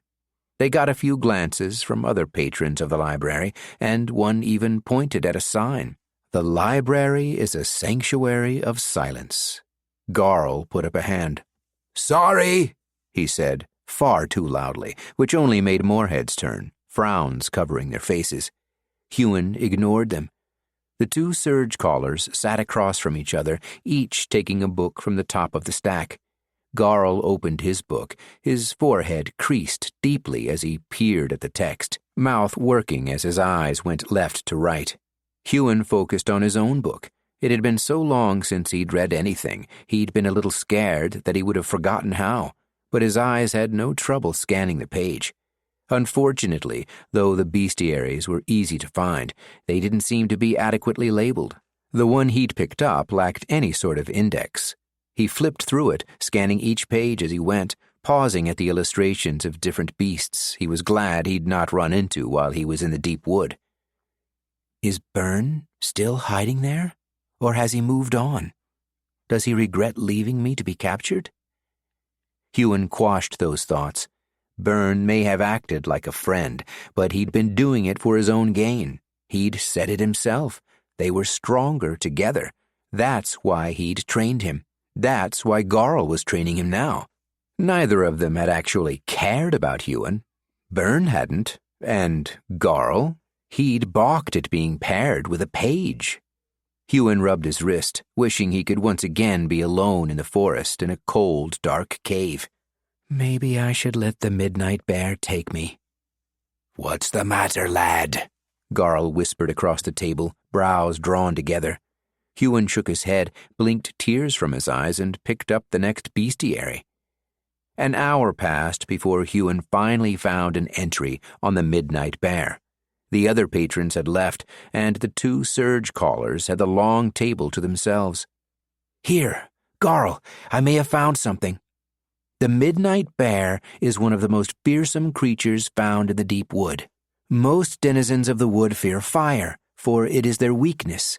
They, like the trees themselves, catch fire more easily than other creatures.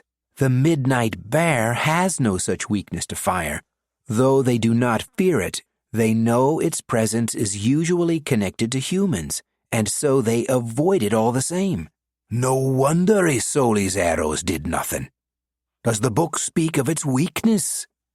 It goes on to talk about its unique surge, along with its strength and agility, and its blindness, enhancing its other senses. The big man sighed. At least we know what doesn't work. He rubbed his beardless chin. Darkness. Even if we could see it, getting through that hide. What if... Huon frowned. What if what? It doesn't help us to kill it, but it can't see us, only hear us. You said you can surge all the elements? Aye, some better than others. Your earth surges, how far away can you use them? Garl rubbed his chin again. If I'm touching the ground, maybe a quarter span of the arena stage. Far more than most squires. Why? So you can make the earth move 10 feet away without making it move where you stand? You're wanting to mislead it. To surge breath, be silent, and have it chase where we aren't. Clever! But you're right. It don't help us kill it. But it may help us survive. Maybe, Huon said. But it's not enough. We have to keep reading. 1 more hour, lad. Then we head back before we're missed. Don't want to be on Crowley's bad side. Though they found a few more entries mentioning the Midnight Bear, the entries gave them no new information. Garl, who'd seemed dubious about the plan to begin with, tapped Huon on the shoulder and said it was worth trying, but they'd better spend the next night in the arena, studying the beast's moves. A book is no substitute for the real thing. Huon lay on his mat that night, wondering if the man was right. Maybe they would be better off observing the beast. It could be that there was valuable information somewhere in that library. They might find the answer they were looking for, or they could lose another opportunity to watch the Midnight Bear in action. And, who knows, maybe the bear would be defeated. Maybe it already had been. Huon fell asleep easier than he had the last few nights, purely because he was physically and mentally exhausted. In the early hours, he woke to another light nudge from Garl. Training alone might not be enough, but that didn't mean they could take it easy. Huon found himself eager for the challenge. He would need to train harder than anyone else if he were ever to have a chance at catching up, assuming he was still alive by week's end. Chapter 13. The arena was packed once more. The first few fights went by quickly. The arena was open every day, but each night there was a different rotation of fighters, ensuring surgecallers only fought once per week. Huon barely paid attention to the matches before the Midnight Bear. He tried to, but all he could think was they still had no plan. If the Midnight Bear wasn't defeated, Huon and Garl would be the next to fight it. When the match with the Midnight Bear came, a hush ran through the crowd.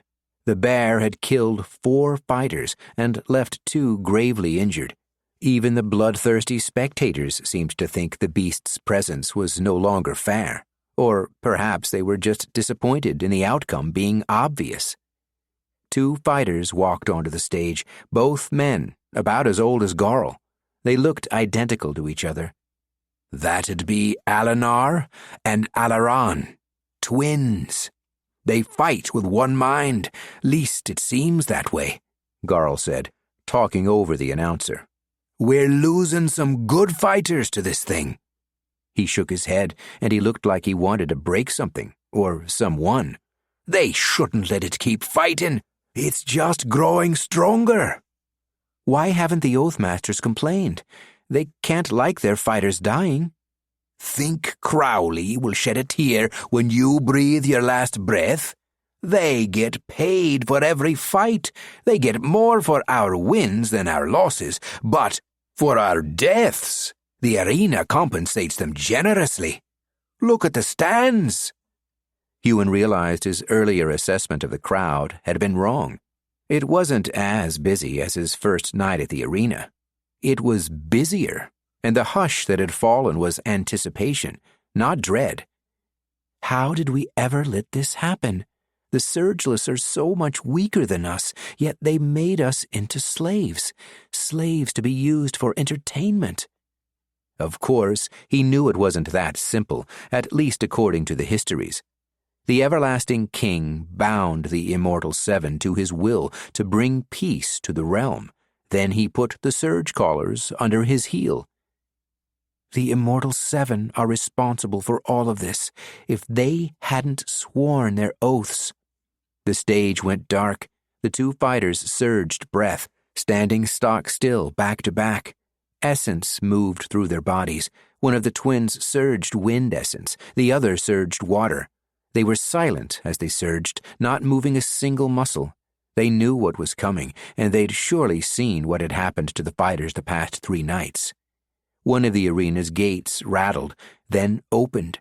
The Midnight Bear padded out with a roar, but just as quickly went silent. How did it have such control? To be full of rage one moment, then quiet as a falling leaf the next. The brothers, to their credit, didn't flinch. Their arms began moving in identical circular motions, the essence built up within them, releasing into the air.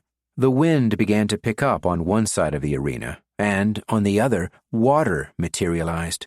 The bear stood on its hind legs, the outline of its ears twitching, but the brothers made no sound as their elements began to mingle. The wind, which was causing a small tornado to form, melded with the water, swishing it around violently. The noise filled Huon's ears.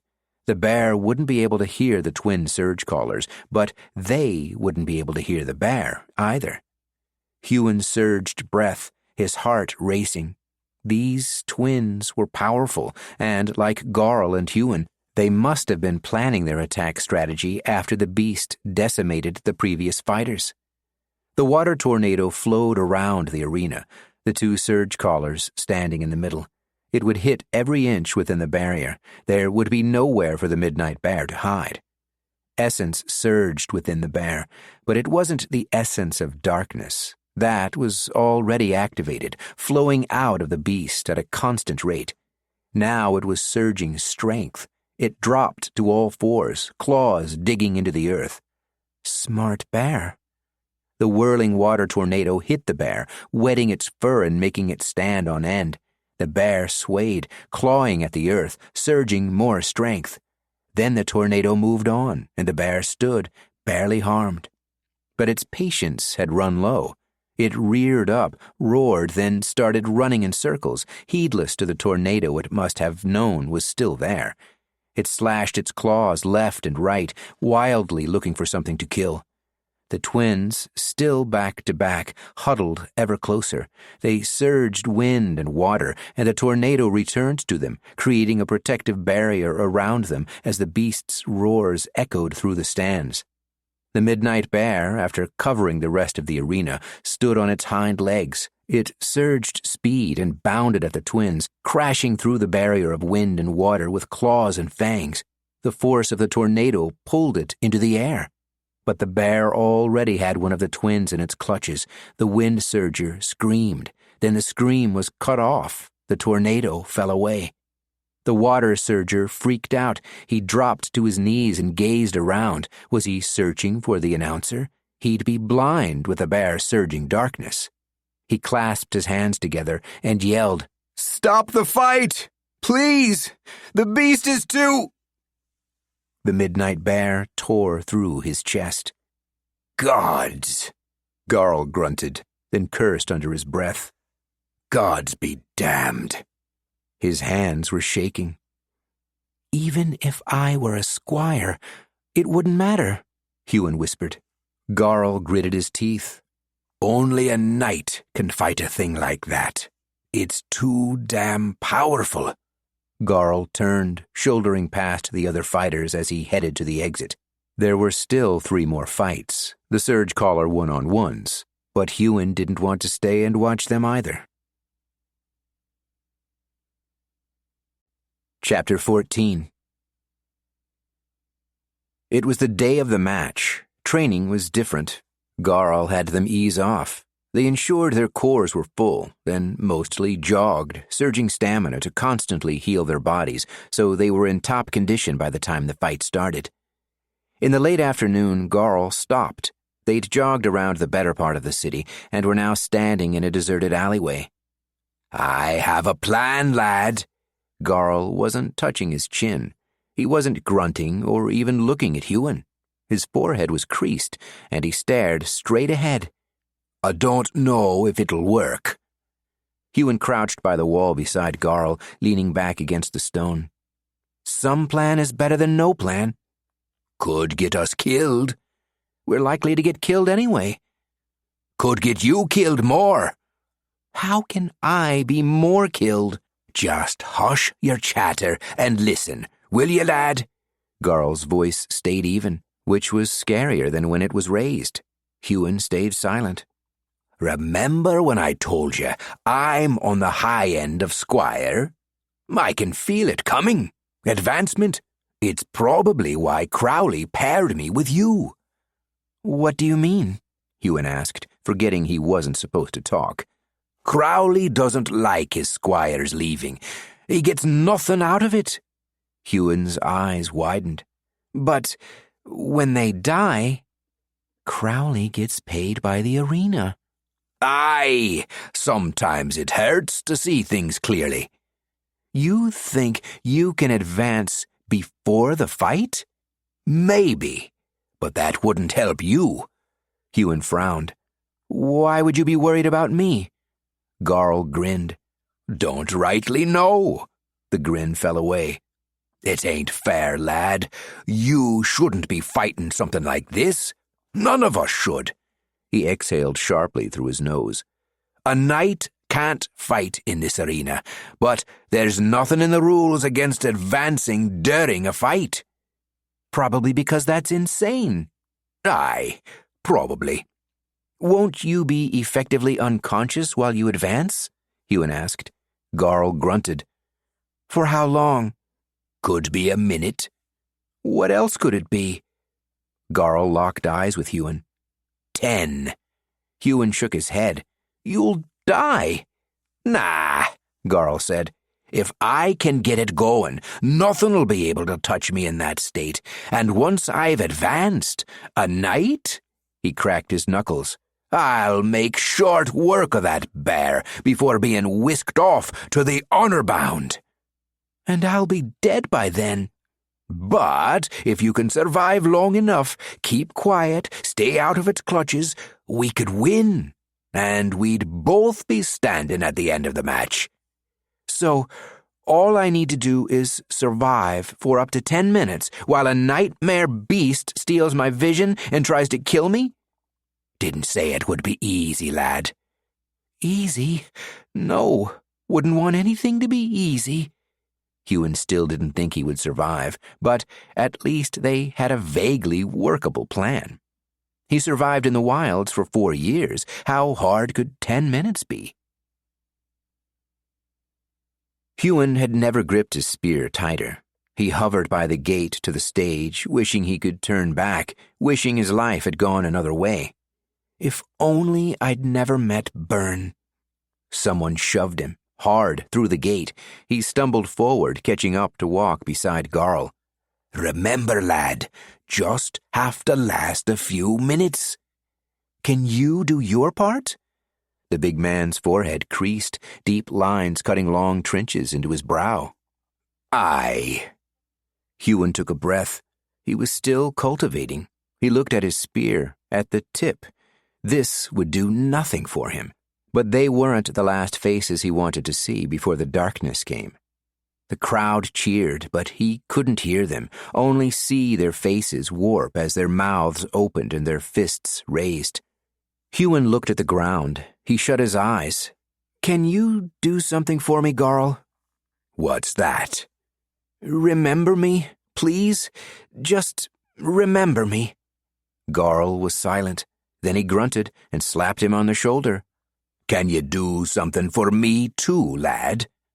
After the match, tell me the story of how you ended up Oathless, and in the wilds, winners get to go to the tavern. He slapped Huon's shoulder again. We'll chat there, aye? Assuming they don't haul me off to the honor-bound first. The gate opposite them rattled. The match was about to start. Huon kept his eyes closed. 10 minutes, just 10 minutes, then this will be over. The bear roared. He heard it pad out of the gate, its steps surprisingly soft for something so large. Pad, pad, pad. Then it stopped. When Huon opened his eyes again, all that greeted him was darkness. He surged breath and tried not to freak out. He remembered what he'd read in the book. Midnight bears typically avoided humans if they could. Of course, that was in the wild. This bear had been trapped in an arena where everything it encountered wanted to kill it. He kept surging breath. He had enough to last him the entire 10 minutes. Who knows, Huon thought. Maybe it won't even attack me. He strained his hearing, trying to feel any change in the air, no matter how minutely. He'd seen other fighters in the training room using blindfolds as they sparred. Why hadn't they done that? Because it wouldn't have helped. I can't hurt that thing. Huon loosed his grip on his spear, lest his palm creak against the wood. There was a slight noise. He surged speed, quickening both his perception and reaction times. Every muscle in his body twitched, screaming for him to run. Like he always did. Run until the danger was far, far behind him. But if he moved before he needed to, it could get him killed. The noise came again, and this time Huon identified it. Sniff. The bear. It didn't just hunt by hearing. Of course it didn't just hunt by hearing. The damned thing could smell him. He focused his perception on the direction the beast must be. Huon's heart beat so fast, he wondered if the bear could hear it. Don't move. Not until you have to. Not until the last possible moment, when its loping gait comes after you, when its claws are slashing toward your face. His chest hurt. How was it his heart could beat so hard it hurt? Gods, he wished he had some way of telling how much time had passed. Feels like I've been standing here for days. Huon's foot shifted to the side involuntarily. Oh, shh! A roar thundered on the stage. After the silence, it felt louder than anything he'd ever heard before. Run! His muscles screamed, "Run! Run!" This time, Huon listened. Somehow he could feel where the beast was, at least to some small degree. He surged speed, sprinting in the other direction. The only problem was he was just a damned page. The midnight bear was faster than him. So he couldn't run in a straight line. He zigzagged, shifting his direction this way and that. The wind whipped by his ears as the beast's paws swiped air. He smelled it now, its breath like the alley behind a butcher shop. Don't get hit. Don't get hit. One hit, and he was done for. Come on, Garl. Come on, come on, come on. He could just imagine what it looked like from the stands. Garl sitting in quiet meditation, a hardened barrier of essence surrounding him, and a 16-year-old page running around like a headless raptor. Huon surged speed over and over, surprised he even had so much in his core. Turned out his training in the last few days had paid off. Assuming I survive. Pain flared in his leg, the bear's claws tearing through his skin. Huon screamed, but didn't stop. The sprint turned into a limping run, and he surged as much stamina as he could, hoping the wound would close, hoping his leg would hold, hoping against hope the next second wouldn't be his last. He pushed harder and harder, his leg holding. I won't die like this. I will not die like this. I will get strong. I will get strong. In his mind's eye, he saw Blaze ride in on his red dragon, the sky alight with flames. He saw his village burn, his mother kneeling, the immortal's eyes searching the trees, but not seeing him, never seeing him. Huon gripped the spear tight, turning it around so the point faced behind him. I will not die today. If he stopped, even for a moment, the beast would be on him. But he couldn't avoid it, not for much longer. His leg held, but it wasn't as fast as it had been. He'd been training the midnight bear's movement. It was the only way he'd managed not to get hit by it, except the gash on his leg. And from the smell of the beast's maw, he knew where its head would be.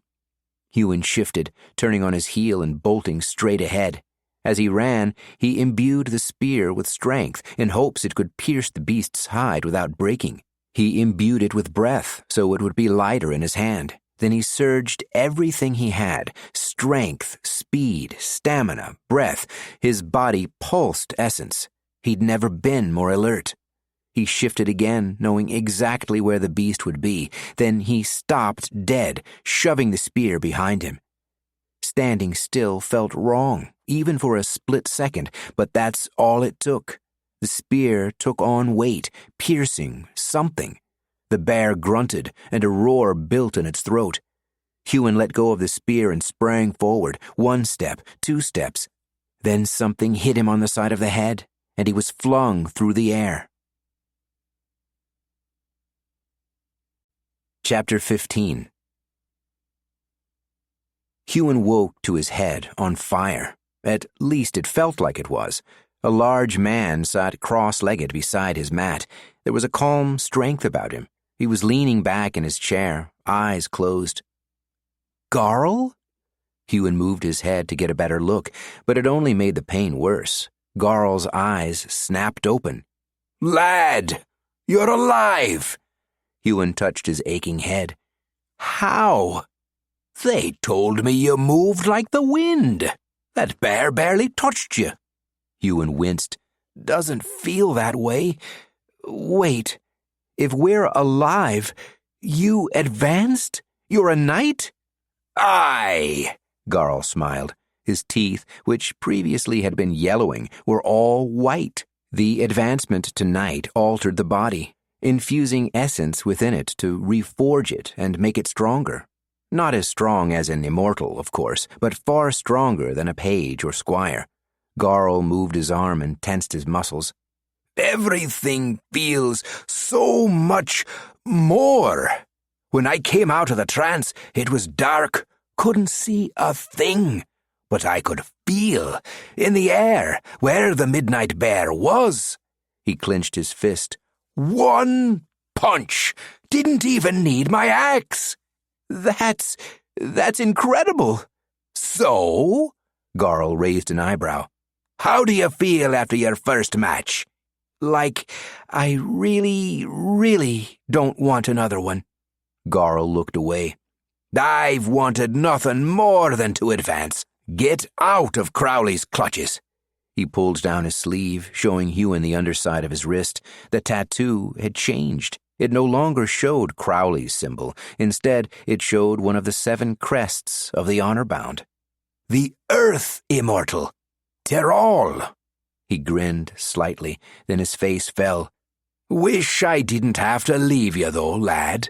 After tonight, I hear the crowd liked you, especially when the announcer told him you were a page. Crowley's moving you to the main 3 fights. Against other surgecallers? Garl grunted. That's good news, lad. Death is far less common in those matches. He rubbed his fingers together. They bring in a lot, and surgecallers don't like killing their own. Then why do you look so grim? Because you're being thrown against people who can take you down in a second. Crowley wants to see you take a beating, I reckon. You won't have support, a partner, a team. Huon frowned, which only hurt his head more. I want to get stronger, become a squire. And you're gonna have to, lad. You're closer than you think. What's the trick? How? How do I do it? How do I activate the change?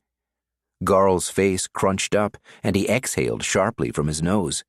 Ain't no trick. Just train. A lot. When the time comes, you'll know what to do.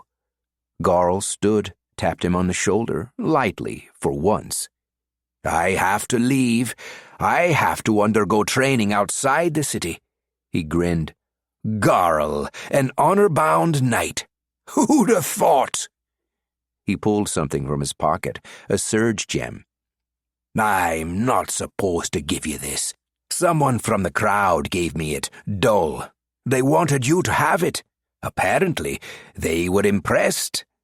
He handed it over. It glowed brightly. I imbued it with knight-level stamina. Don't be putting it in your core. Surge it. Use it to heal. Don't be telling Crowley you have that. He's your Oathmaster, so you can't lie to him, but you don't need to tell him everything. Garl left. A pit formed in Huon's stomach, watching the big man go. He lay in his bed, staring at the surge gem. Knight-level stamina. That would heal his wounds in a moment. Someone walked past the doorway. Huon hid the surge gem under his blanket, clutching it tight. Though Garl had sounded worried when he'd told Huon he would be moving to the 3 main matches, Huon was relieved. He didn't want to take a beating, but if it meant he didn't have to face something like the Midnight Bear again, he'd take those beatings gladly. He shut his eyes and focused on the surge gem, surging a small amount of its essence. Maybe, if he were lucky, he wouldn't need all of it for his injuries. Knight-level stamina would mean he could train even harder. The thing stopping him from getting stronger each day was the limit of his body. His own stamina couldn't heal his damaged muscles fast enough. But this? He let in a slow trickle of the knight-level essence and sighed as the pain in his head dimmed. It was already taking effect. He cut the flow of essence the second his head cleared, then peeked under the blanket. The surge gem still glowed. He'd get a few more uses out of it yet. Huon hid it under his mat, then stood, stretching his back. He felt amazing. He'd just survived being blind with a nightmare beast trying to kill him, and somehow he'd come out of it feeling better than before. He was still surprised he was even alive. Before heading to the training hall, he made sure the surge gem's glow wouldn't give away its hiding spot. Then he sauntered on to the training hall. Wild boy, come here, a voice called behind him. Huon froze. Crowley. He didn't want to talk to the man. Not now, not ever. As he contemplated refusing to turn around, his tattoo itched, then burned. Before he even meant to, he was walking into his Oathmaster's office. His wrist hurt, and he didn't remember turning around. Crowley had far too much power over him. The man was sitting behind his desk, a cup of ale on top of some papers. He took a sip, then plopped it back on the desk. The ale swished over the side. "Back on your feet already?" Huon bit his lip, then nodded. "That was quite the show you put on last night. Garl advancing in the match, a page surviving 5 minutes with a midnight bear." 5 minutes. It felt like hours. Huon stayed silent. Seemed like the best idea. "Garl told you'll be fighting in the main matches?" Crowley smirked. Huon forced himself not to cringe, then nodded. Good. Friday. Against Helly." Crowley smirked again. "Can't wait to see it." He waved a hand, no longer looking up from his desk, taking a swig from the ale. Huon would have surged speed to get out of there if he had any. He made his way to the training room and suddenly felt out of place. Previously, whenever he'd walked in here, he'd known what to do. Find Garl. But Garl was gone. "I have to train by myself. That's what Garl said." He wondered if any of the other fighters would be willing to spar, then dismissed it. Why would squires want to spar a page? They wouldn't learn anything. They'd have to mute their abilities, and so wouldn't get as much out of their training by helping him. He'd have to do this alone. That was fine. Being alone was something he was used to, something he was good at. He closed his eyes. What should I do first? He was already cultivating breath. He was always cultivating breath. He thought about all Byrne and Garl had taught him. Byrne had made him run through a kata every morning, but Garl had never done such a thing. He didn't seem to know any. He just fought. He imagined the two surgecallers had been trained remarkably differently. Huon found his spear and walked to a clear spot in the room. He thought the other fighters would try talking to him after the match he had last night, but they avoided his gaze. Crowley doesn't like me. They mustn't want him connecting them to me. He moved through his kata, finding his body more suited to it now. His body had developed so much in the past week that the spear seemed to glide through the air, and he never lost his balance. He repeated the kata, performing it faster each time, cultivating speed as he might in a sprint. He couldn't gain as much essence doing this as sprinting, but he needed to learn how to cultivate essence outside of specific training exercises. More advanced surgecallers could cultivate even while fighting. He needed to learn that now, if he were to ever have a chance at catching up. When he'd done his kata 20 times, cultivating and surging breath and speed intermittently, he moved on to training strength. When he'd come here just the week before, he'd only managed 3 handstand push-ups. Now, he could do 15 naturally, and just as Garl had taught him, when he was at his limit, unable to do another rep, he surged the strength he'd cultivated to force a further breakdown in his muscles. After 5 more handstand push-ups, he collapsed to the ground, surging breath and stamina, clutching his shoulders as the soreness set in, then slowly dimmed. He didn't let himself rest for long. He jogged out onto the street and forced himself to do some sprints. Run, he thought. That's what you do. As he ran, it brought back the memories of the fight. They said you moved like the wind. Had what he'd done truly been that remarkable? In the heat of the match, he'd felt the Midnight Bear's presence. Without looking at it, he'd known where it was. As if being blind, being stuck in there, feeling all that fear, had somehow honed the perception of his other senses to a sharp point. Is this how it is for other surgecallers? It must be. He was nothing special. For years he'd barely known how to develop his core. Now he was still a child compared to those around him. Some of the fighters had been squires for decades. Did that make them stronger, or did that mean they were weak as they hadn't advanced sooner? He couldn't wait decades, but he wasn't even a squire yet.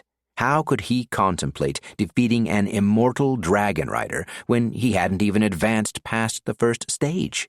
He pushed himself harder than he'd thought possible.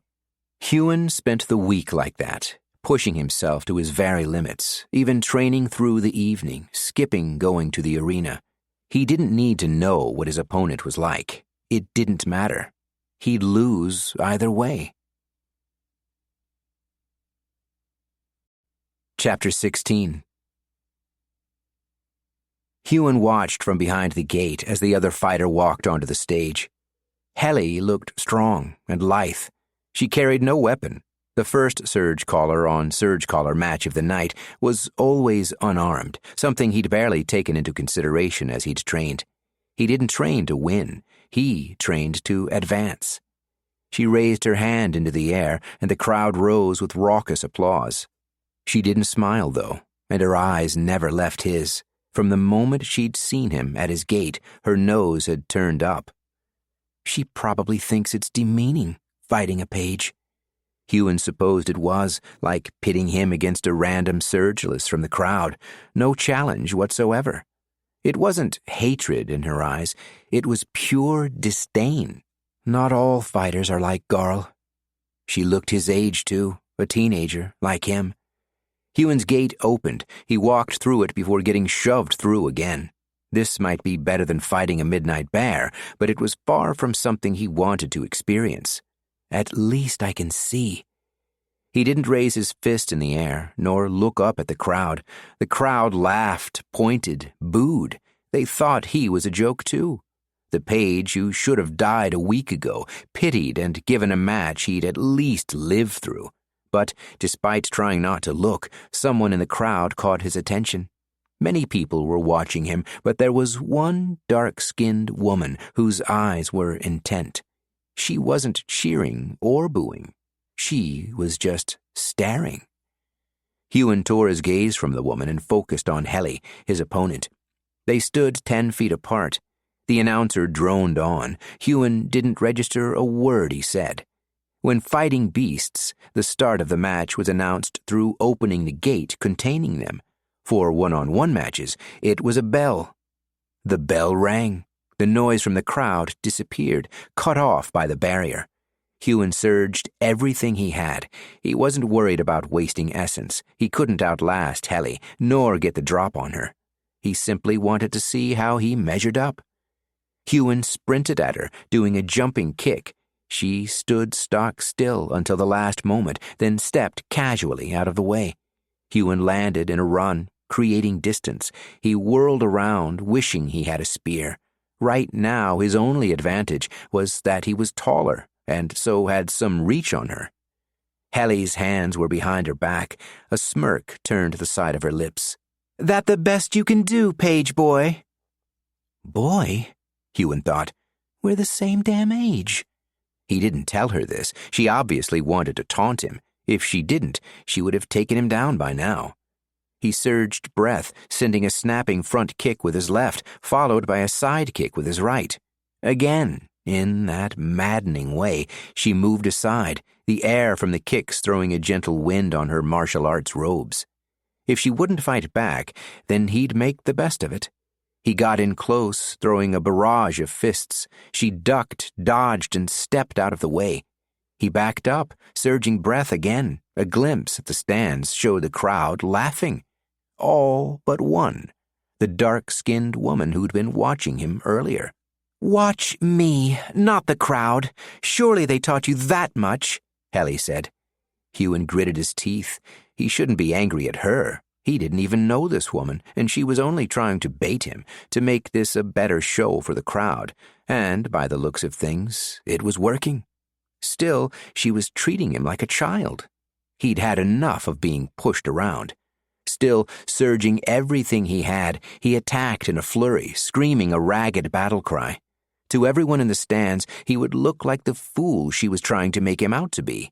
That didn't matter. He just wanted her to finish him so he could get out of this place, so he could keep training, get to Squire, be able to actually compete. The sooner I get to Squire, the sooner I get to Knight, then I can get out of this place.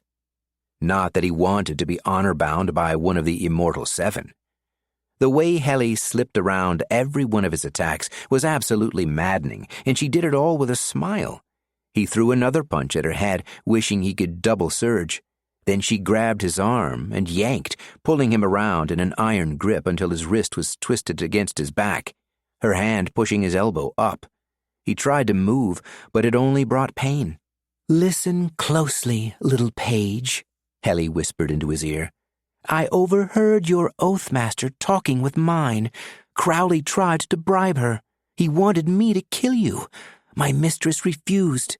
If you don't advance before your next match, it might be your last."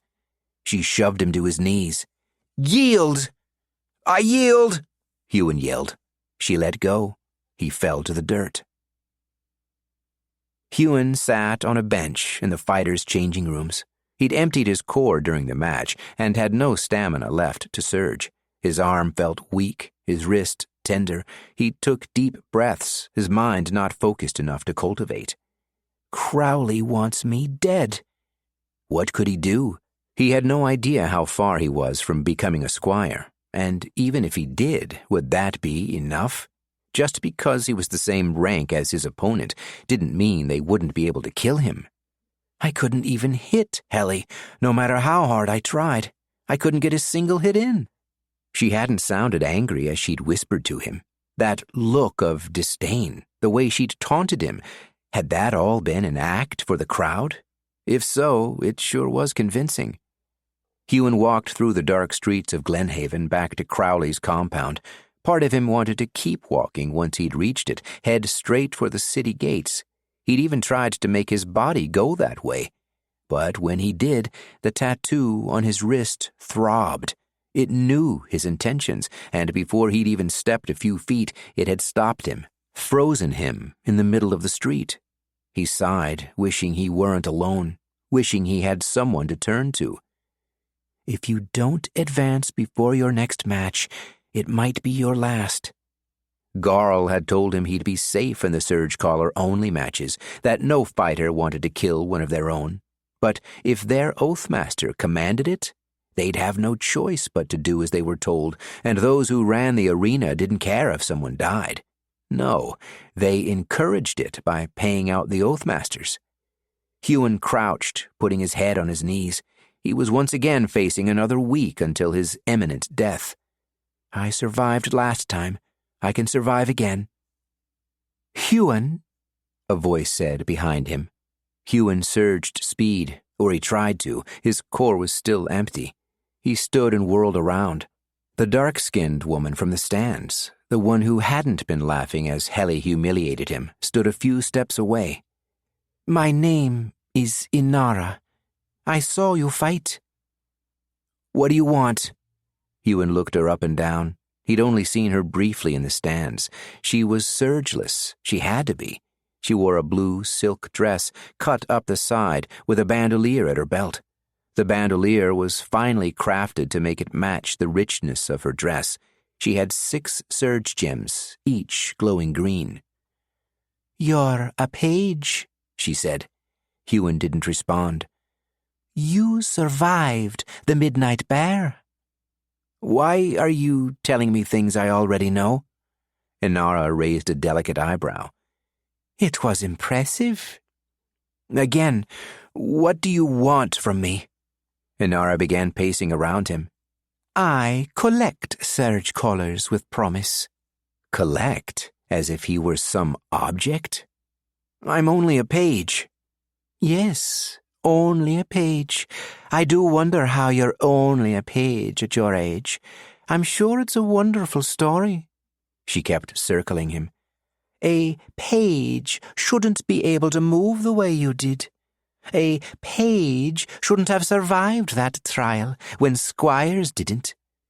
"I wouldn't have survived without Garl. He's the only reason I'm still standing."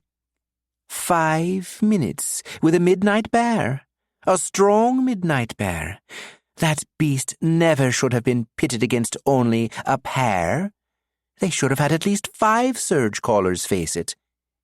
Huon turned on his heel, following her as she walked around him. "That's what Garl said." "Garl is wise." Inara stopped. "Do you still have the surge gem he gave you?" Huon blinked. "What surge gem?" "Don't worry. I will not tell your Oathmaster." Inara scoffed. Crowley, a despicable man, don't you think? He doesn't care for the advancement of those in his charge. Not like I do. You still haven't told me what you want. You, child. I want you, Oathbound, to me. An Oathmaster gets 100 gold when one of their fighters die. She raised her chin. I'm willing to pay Crowley double that. You'd buy me? Like property? Inara frowned. It was the most expressive she'd been. Well, of course. Huon bit the inside of his mouth. This woman seemed, well, rather creepy, if he were honest, and she was clearly crazy. I collect surgecallers with promise. No one would ever accuse him of being one of those. But she's right. I should never have survived the Midnight Bear. Besides, she did sound better than Crowley. Are you asking my permission? No, child, that isn't necessary, though it is appreciated. I do like to have good relationships with my Oathbound. I would much rather they are bound to me willingly, unlike some. But you misunderstand me. I will pay the 200 gold, and Crowley, as filled with greed as he is, will take it. But first, you must do something. What? Inara began walking away. Survive another week. Survive another week. She made it sound so easy. Huon returned to Crowley's compound. Back on his mat, he grabbed the surge gem from under his bed, using a sliver of its essence to heal his injured arm and wrist. Then he tried to sleep. Chapter 17.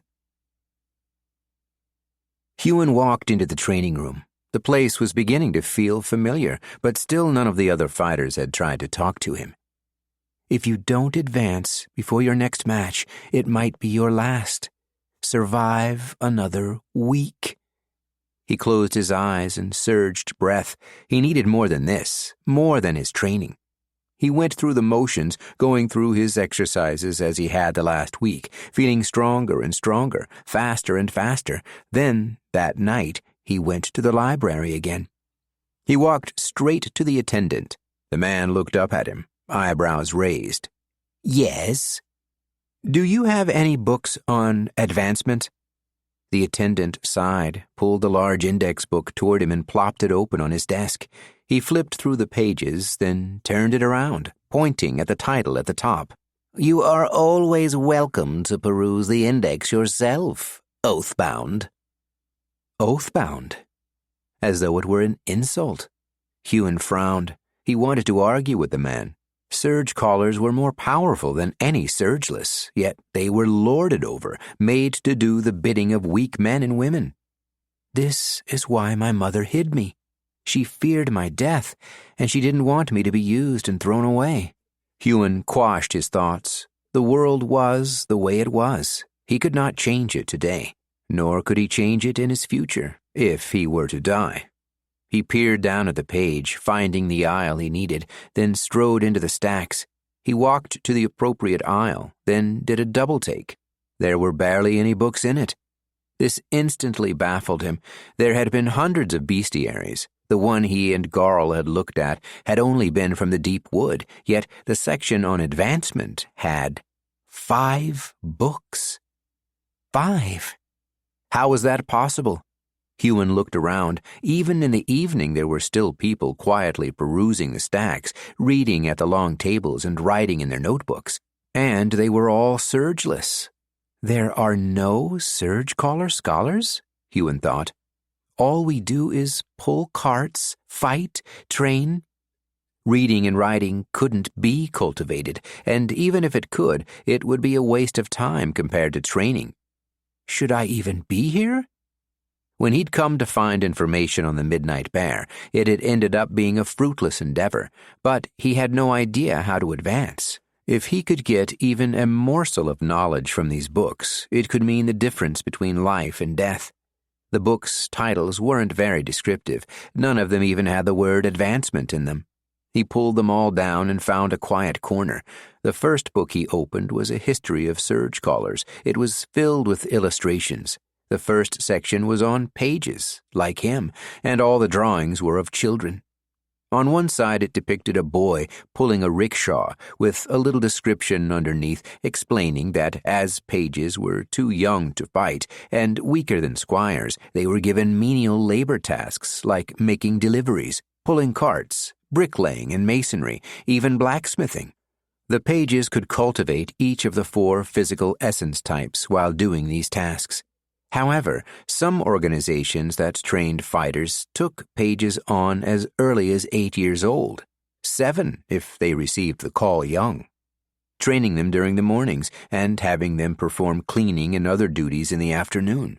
Of course, labor laws decreed that pages under the age of 14, which was almost all of them, were required by law to work less than 10 hours a day, 6 days a week.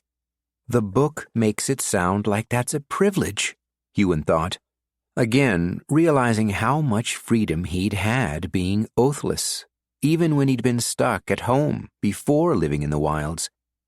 On the opposite page were descriptions of the 4 basic physical surges and illustrations of young boys and girls running, picking up boulders, and meditating.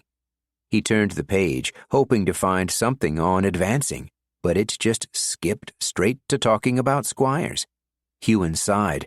Skipping farther ahead, it already looked like one of the 5 books he'd found wouldn't be useful, at least not for what he needed.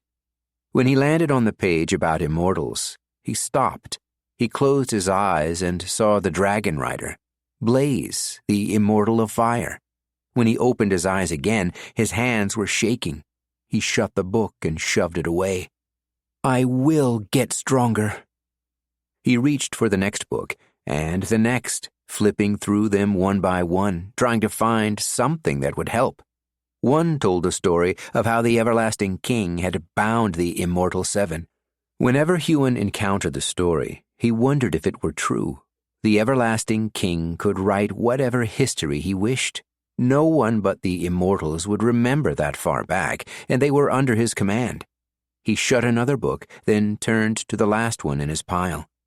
A manual on Oathbound. Huon frowned at the title and started flicking through it. His eyes widened as he read the page titles. How to make your Oathbound serve without a verbal command, how to get the most from a squire, making the instruction of a page a lucrative endeavor. His fingers gripped the page, almost ripping the book. He wanted to shut it and leave, but he pushed through.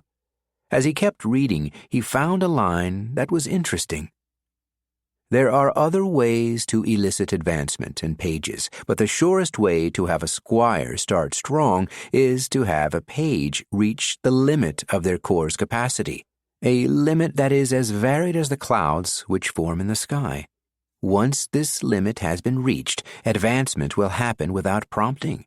This is an inefficient use of time, however, and is rarely done in the modern day. A squire doesn't need to start strong. They can be trained up to speed rather quickly, and the stronger they start, the sooner they will advance to knight. Thus, this method should be avoided if the Oathmaster wishes to get the most time from their squires. It is often performed in noble houses, as those houses pride themselves on feeding strong knights into the honor bound, and are almost guaranteed to retain those knights once their years of service have concluded. For an average Oathmaster, it is simply not worth the hassle, unless the page shows particular devotion beyond their binding. Huon's head rose from the book. So there were tricks, ways to elicit advancement, but Crowley would never use them on him. Huon was too old, worth more dead. Garl must have known that. He told Huon the only way to advance was to train. But were Huon's methods efficient enough? Was there a better way for him to advance? He found little more information on the advancement from page to squire.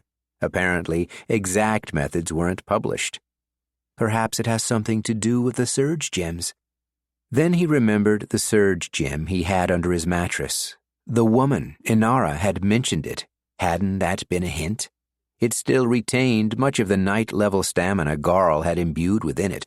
He couldn't take it into his core. Byrne and Garl both had warned him about doing such a thing. But this method had mentioned cores having limits. Had he reached any of them? Would he have time to? Huon closed his eyes and examined his core.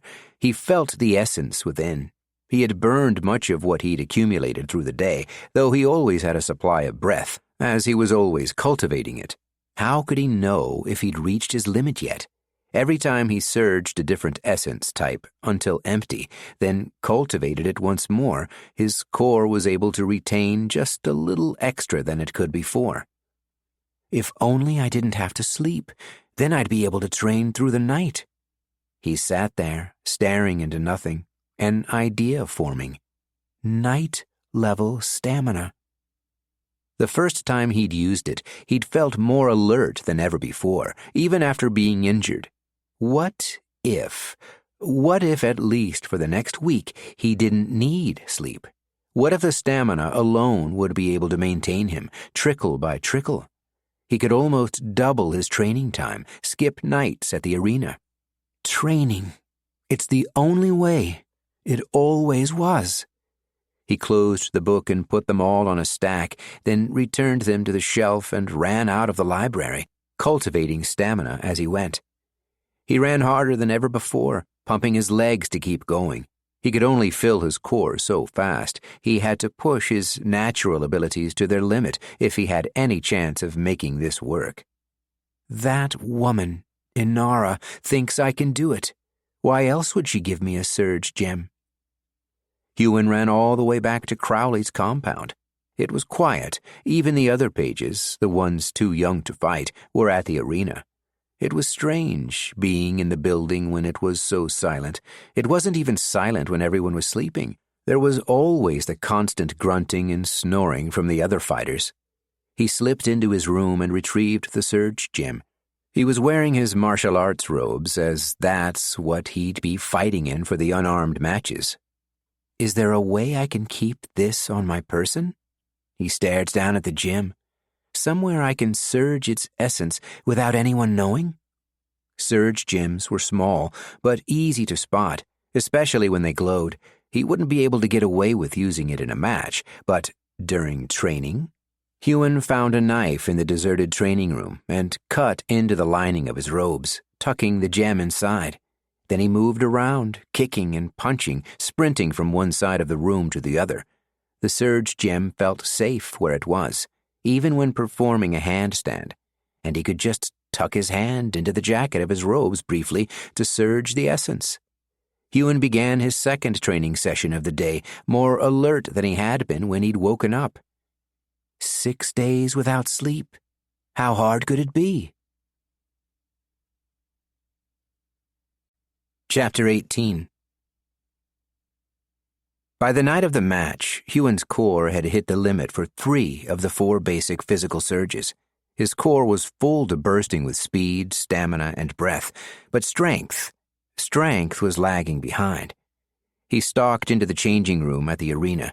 There were only 3 matches before his, and who knew how quickly they would go? None of the other fighters were in here.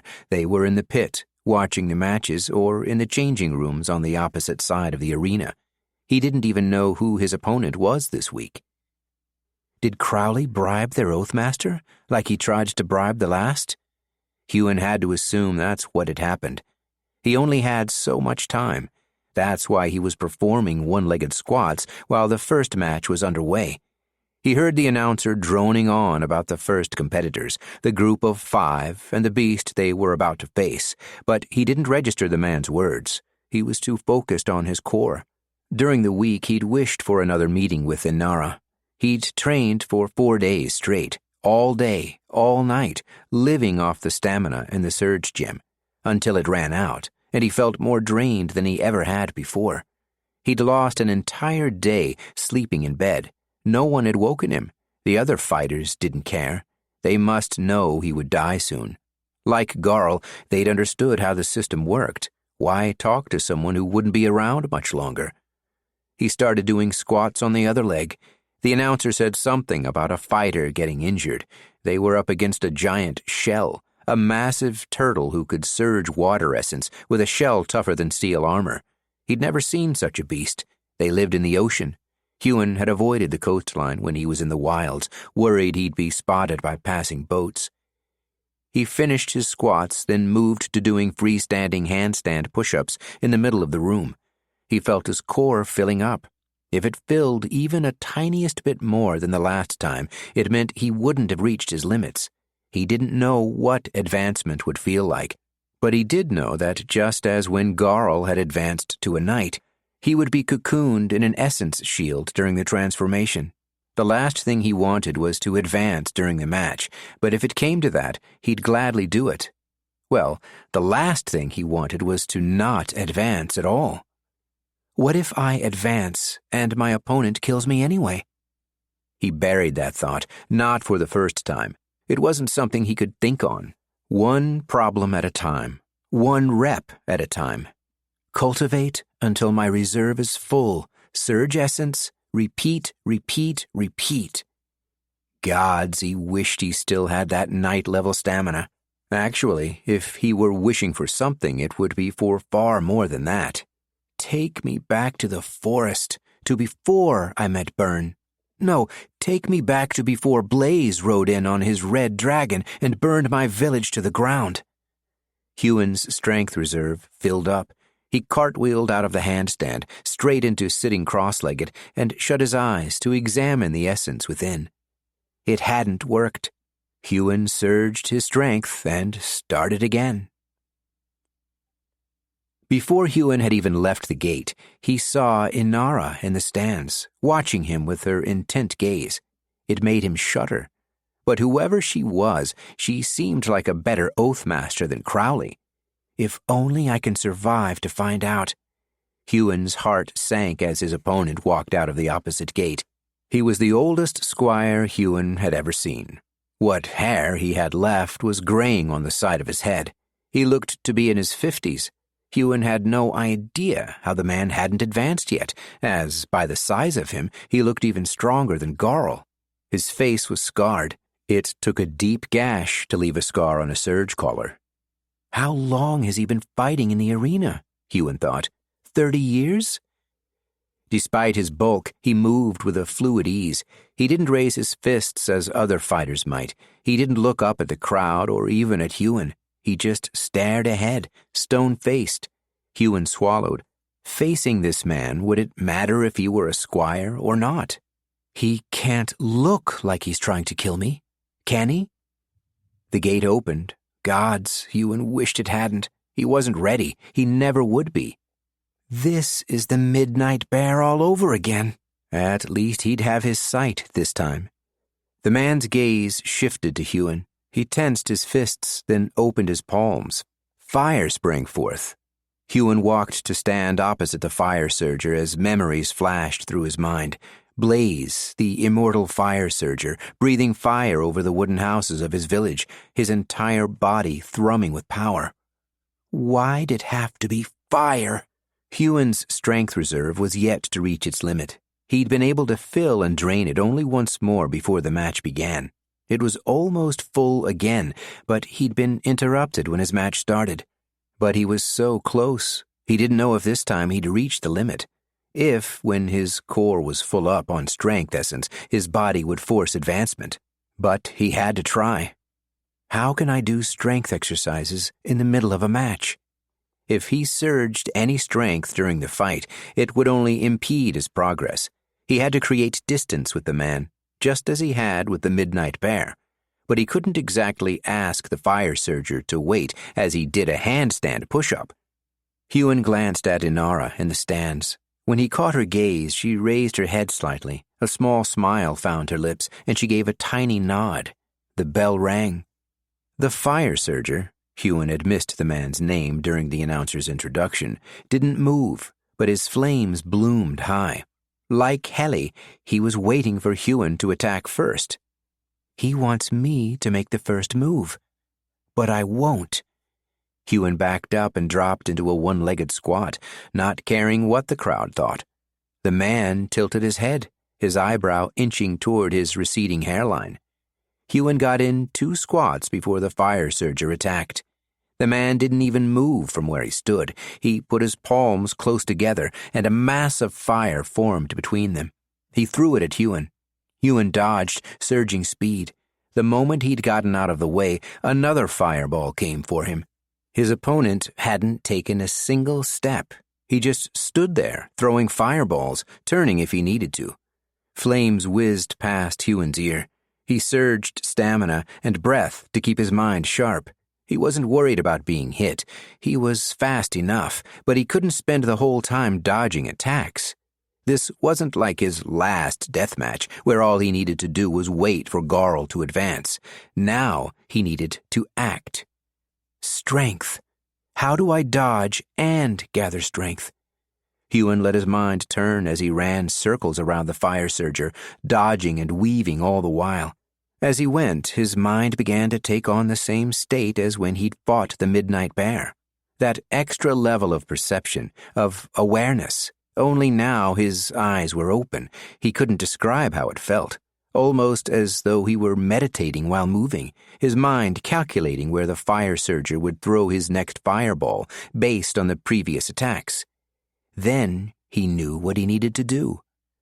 When the next fireball came, he ducked, dropping into a one-legged squat, then sprang back up, cultivating a small amount of strength as he propelled himself into the air.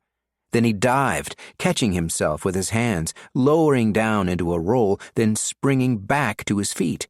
Another trickle of strength essence joined his core. But it wasn't enough. At least he'd gotten the process started.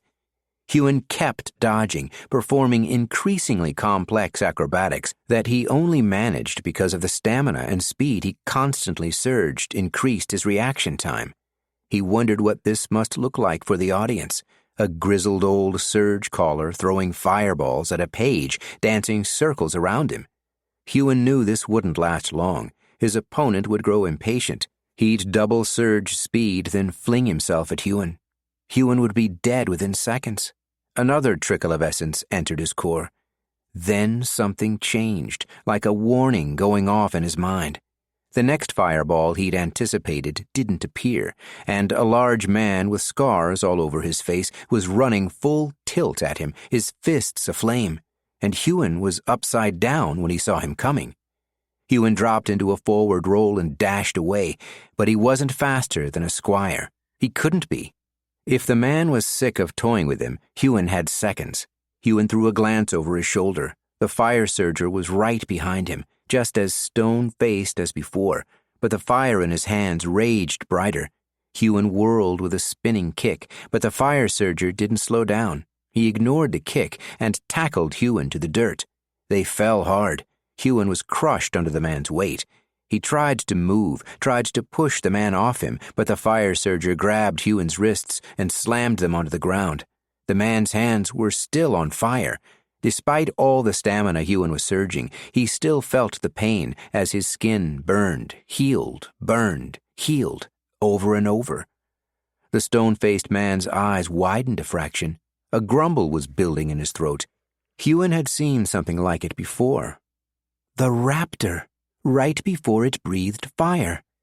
Huon pushed against the man's grip, trying as hard as he could not to surge strength as his body wanted to, ignoring the pain. He pushed, but he was using his natural strength, pushing against a man twice his size, who was no doubt double surging. It felt like 2 boulders were sitting on his wrists. But every split second he pushed against the man's grip, Huon felt a trickle of essence enter his core. Ever so slowly he was reaching his limit. He just hoped it truly was his limit. He was almost out of stamina. He was using so much. What if I need my core to be full with all 4 basic surge essence? What if reaching the limit isn't enough? The book hadn't been specific. The fire surger opened his mouth, a waft of heat escaping, the red of the flames burning through his throat. Huon gave one last massive push just as the flames spewed from the man's mouth, engulfing Huon's face. His skin burned. His vision went red. The flames went down his throat, making him cough. Then his strength essence met its limit. Chapter 19. For one horrible moment, nothing changed. Then a shield of hard essence formed around him, encasing him like a cocoon. Nothing, not even the strength of an immortal, could injure him during the change. Nothing could penetrate the shield. But the flames the fire surger had breathed on Huon were stuck with him, still burning his face, even as the essence had formed. The flames dissipated, having eaten through all the air. The pain dimmed, then disappeared. He was consumed by nothingness, surrounded by white. Then his body changed. Something deep inside him shifted. His core, the essence within it, it was moving. It wasn't painful. No, it was euphoric. Power. I can feel so much power. It didn't stop at his core. The feeling spread across his skin and under it, into his bones, into his head. The world darkened. Time passed, slowly or fast, he didn't know, until light sparked in his vision. The darkness receded with one sliver of light after the next. The hard casing of essence around him shattered and broke until he found himself clawing out of it like a bird hatching from a giant egg. Huon stood. The arena came into focus. The crowd, some of them were on their feet, mouths open, staring. Others looked to be shouting, fists pounding the air. They wanted a real fight. Inara sat, hands in her lap, chin raised, her expression blank, but for a smile. It was an odd smile, though. It didn't quite meet her eyes. Huon touched his face, remembering his skin burning. The pain was gone, but where he touched felt rough. Some injuries, if not healed fast enough, if they were deep enough, couldn't be properly healed. Is my face burned? Will this day mark me forever? He didn't know. He didn't much care. He was a squire. New strength breathed within him. He'd been reborn. His core expanded, and, to Huon's great relief, it wasn't empty. And something else had opened up to him. Room for essence he'd never cultivated before, the 4 elemental surges.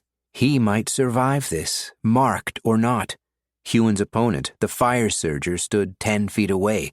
He nodded at Huon. Huon nodded back. The 2 squires ran at each other. Huon dodged a flaming fist, at the same time sending an elbow toward the man's chin, double surging speed. It hit. The fire surger's head flew back, blood escaping his mouth. Huon almost froze, surprised at his own speed, surprised he'd managed to finally land a hit, but he didn't back down. He may be a squire now, with all the power that entailed, but this man had been a squire for far, far longer than Huon had been alive. Huon sent a flurry of fists and kicks the older man's way. He made a further 2 hits, and the fire surger was on his back foot. Everything felt so much clearer. He'd gotten that feeling before, the one where he knew the next move, where his senses told him where to go. It happened with the Midnight Bear. It happened when he was dodging the fireballs before he'd advanced. And it was happening now. Only the sensation had come on sooner, and it was far stronger. He didn't just know where the man's next strike would come from. He knew how to counter it, as if martial knowledge had appeared in his brain during the transformation. I am strong. I can do this. The fire surger caught his wrist with unfathomable strength. The man's hand was still burning, and Huon's skin melted from the touch. Huon surged stamina, healing the wound as it formed. Huon tried to punch him with his other hand, but the man caught that too, then headbutted him in the nose. Blood flew through the air. The fire surger slammed a knee strike into his stomach. If Huon hadn't been surging breath, he would have been winded. He doubled over and the man let go of his wrists and grabbed the back of his head. The fire surger pulled his head down. At the same time, he struck up with his knees, one after the other. Then he stopped and threw Huon to the ground, kicking him as he rolled away. Yield, the man whispered. Huon spat blood into the dirt. Had he heard that right? The man towered over him, his face still carved from stone. My Oathmaster commanded I kill a page, not a squire. Huon blinked. Was this a trick? He stared at the man. How could it be? I yield. The big man's hand came down. Huon was ready to roll out of the way or block the strike, but it wasn't a strike. The two squires gripped forearms in a surgecaller greeting. The grizzled fire surger pulled Huon to his feet. Huon stared into the man's eyes. "Will you be punished for this?" he whispered, so the crowd wouldn't hear. The man lowered his head. "I can take a beating." The scars, Huon thought, were they not from the fights? "Thank you." The fire surger nodded, but didn't say another word. The two parted ways. The barrier came down, and the noise from the crowd was almost deafening with its sudden roar. Huon had survived his third match. Chapter 20. Inara was true to her word. As Huon left the arena's changing rooms, he found the Oathmaster standing in the hall, her arms crossed. "You did well." Inara lowered her head a fraction. "Squire." She looked down the hall. Crowley was standing there, his face red, a coin pouch weighing down his hand. He whispered a word, then walked away. Pain blossomed in Huon's wrist. He rolled back the sleeve of his martial arts robes and stared down at the tattoo. It had changed. He was Oathless once more. Huon looked at the woman across from him, the bandoliers on her belt. They were alone in the hallway. She had no weapon, and he was no longer bound. I could escape. But his core was almost empty. He'd used his remaining essence fighting Carlin. When the noise from the crowd had returned, he'd caught the surgecaller's name from the announcer. Even if Huon did have a full core, how could he escape a city like this? Crowley may not have taken his father's ring, so he was still protected from people sensing his essence, but he'd never make it out of Glenhaven. Inara raised her head. "I'd have been disappointed if you hadn't at least considered it." She smiled. This one met her eyes. Huon shifted where he stood. How had she known what he was thinking? "With me, you will be trained. You will become stronger than you ever imagined." "And if I advance tonight?" The woman chuckled. "A squire for 10 minutes, and you're already thinking of advancing again?" She shook her head. "There is no way I can guarantee your future loyalty, not once you've begun your service. But I assure you, every one of my surgecallers who has advanced tonight has returned to me once their service has completed, because they know the good I can do for them." She stepped toward him, putting a hand on his shoulder. "They know I have their best interests in mind." Her eyes widened. "Now, say the words, Squire. Swear your oath to me." Huon lowered his head and swore the words all surgecallers knew, whether they were taught them or not. "I surrender my blood, my will, myself to your charge, for now and forever, or until I have been released." The tattoo on his wrist began to change. It was no longer the perfect circle it had become again. Interlocking lines, like a snake wrapping itself around a ring, began to form. In the middle, the head of a spear appeared, a mountain etched into its metal. Inara's smile grew wider. "You are one of mine now, Huon." She walked down the hall. "Come along. Time to go to your new home." Huon closed his eyes a moment, but he couldn't resist the pull of her command for long. His wrist ached. The longer he stood there, the worse it would get. He followed his new Oathmaster, hoping this one would be better than the last. At least she doesn't want to kill me. Inara didn't take Huon to a training compound. She took him to her house, though house was a bit of an understatement. It was more like a palatial fortress. The moment they walked through the doors, Inara left him with a page, a girl of about 12, named Liona. "This way," Liona said, hurrying down the halls. She walked as fast as a natural run, her steps enhanced by surging speed. Huon blinked at the sight of it. He'd not yet had time to learn about his new abilities, and it took him by surprise to see the essence flow within her when she used it. Just like when he was watching one of the fights in the arena. He touched the ring on his left hand, his father's ring. Pages can't hide their essence naturally. He jogged after the girl, having no speed in his core to surge. They went down long halls, up tall staircases, past suits of armor standing in a line. There were paintings on all of the walls, of surgecallers using the 4 elements, of squires, knights, champions, and legends. Where there weren't paintings, there were weapons or books on pedestals. They passed one room with doors wide open. He'd only gotten a glimpse inside, a round room lined with bookshelves even taller than the ones in the city library. "What is this place?" Huon asked. "This is the Surgecaller's wing," Lena replied. "No, I mean, all of it." Lena looked back at him, still walking as fast as he was jogging. She raised an eyebrow.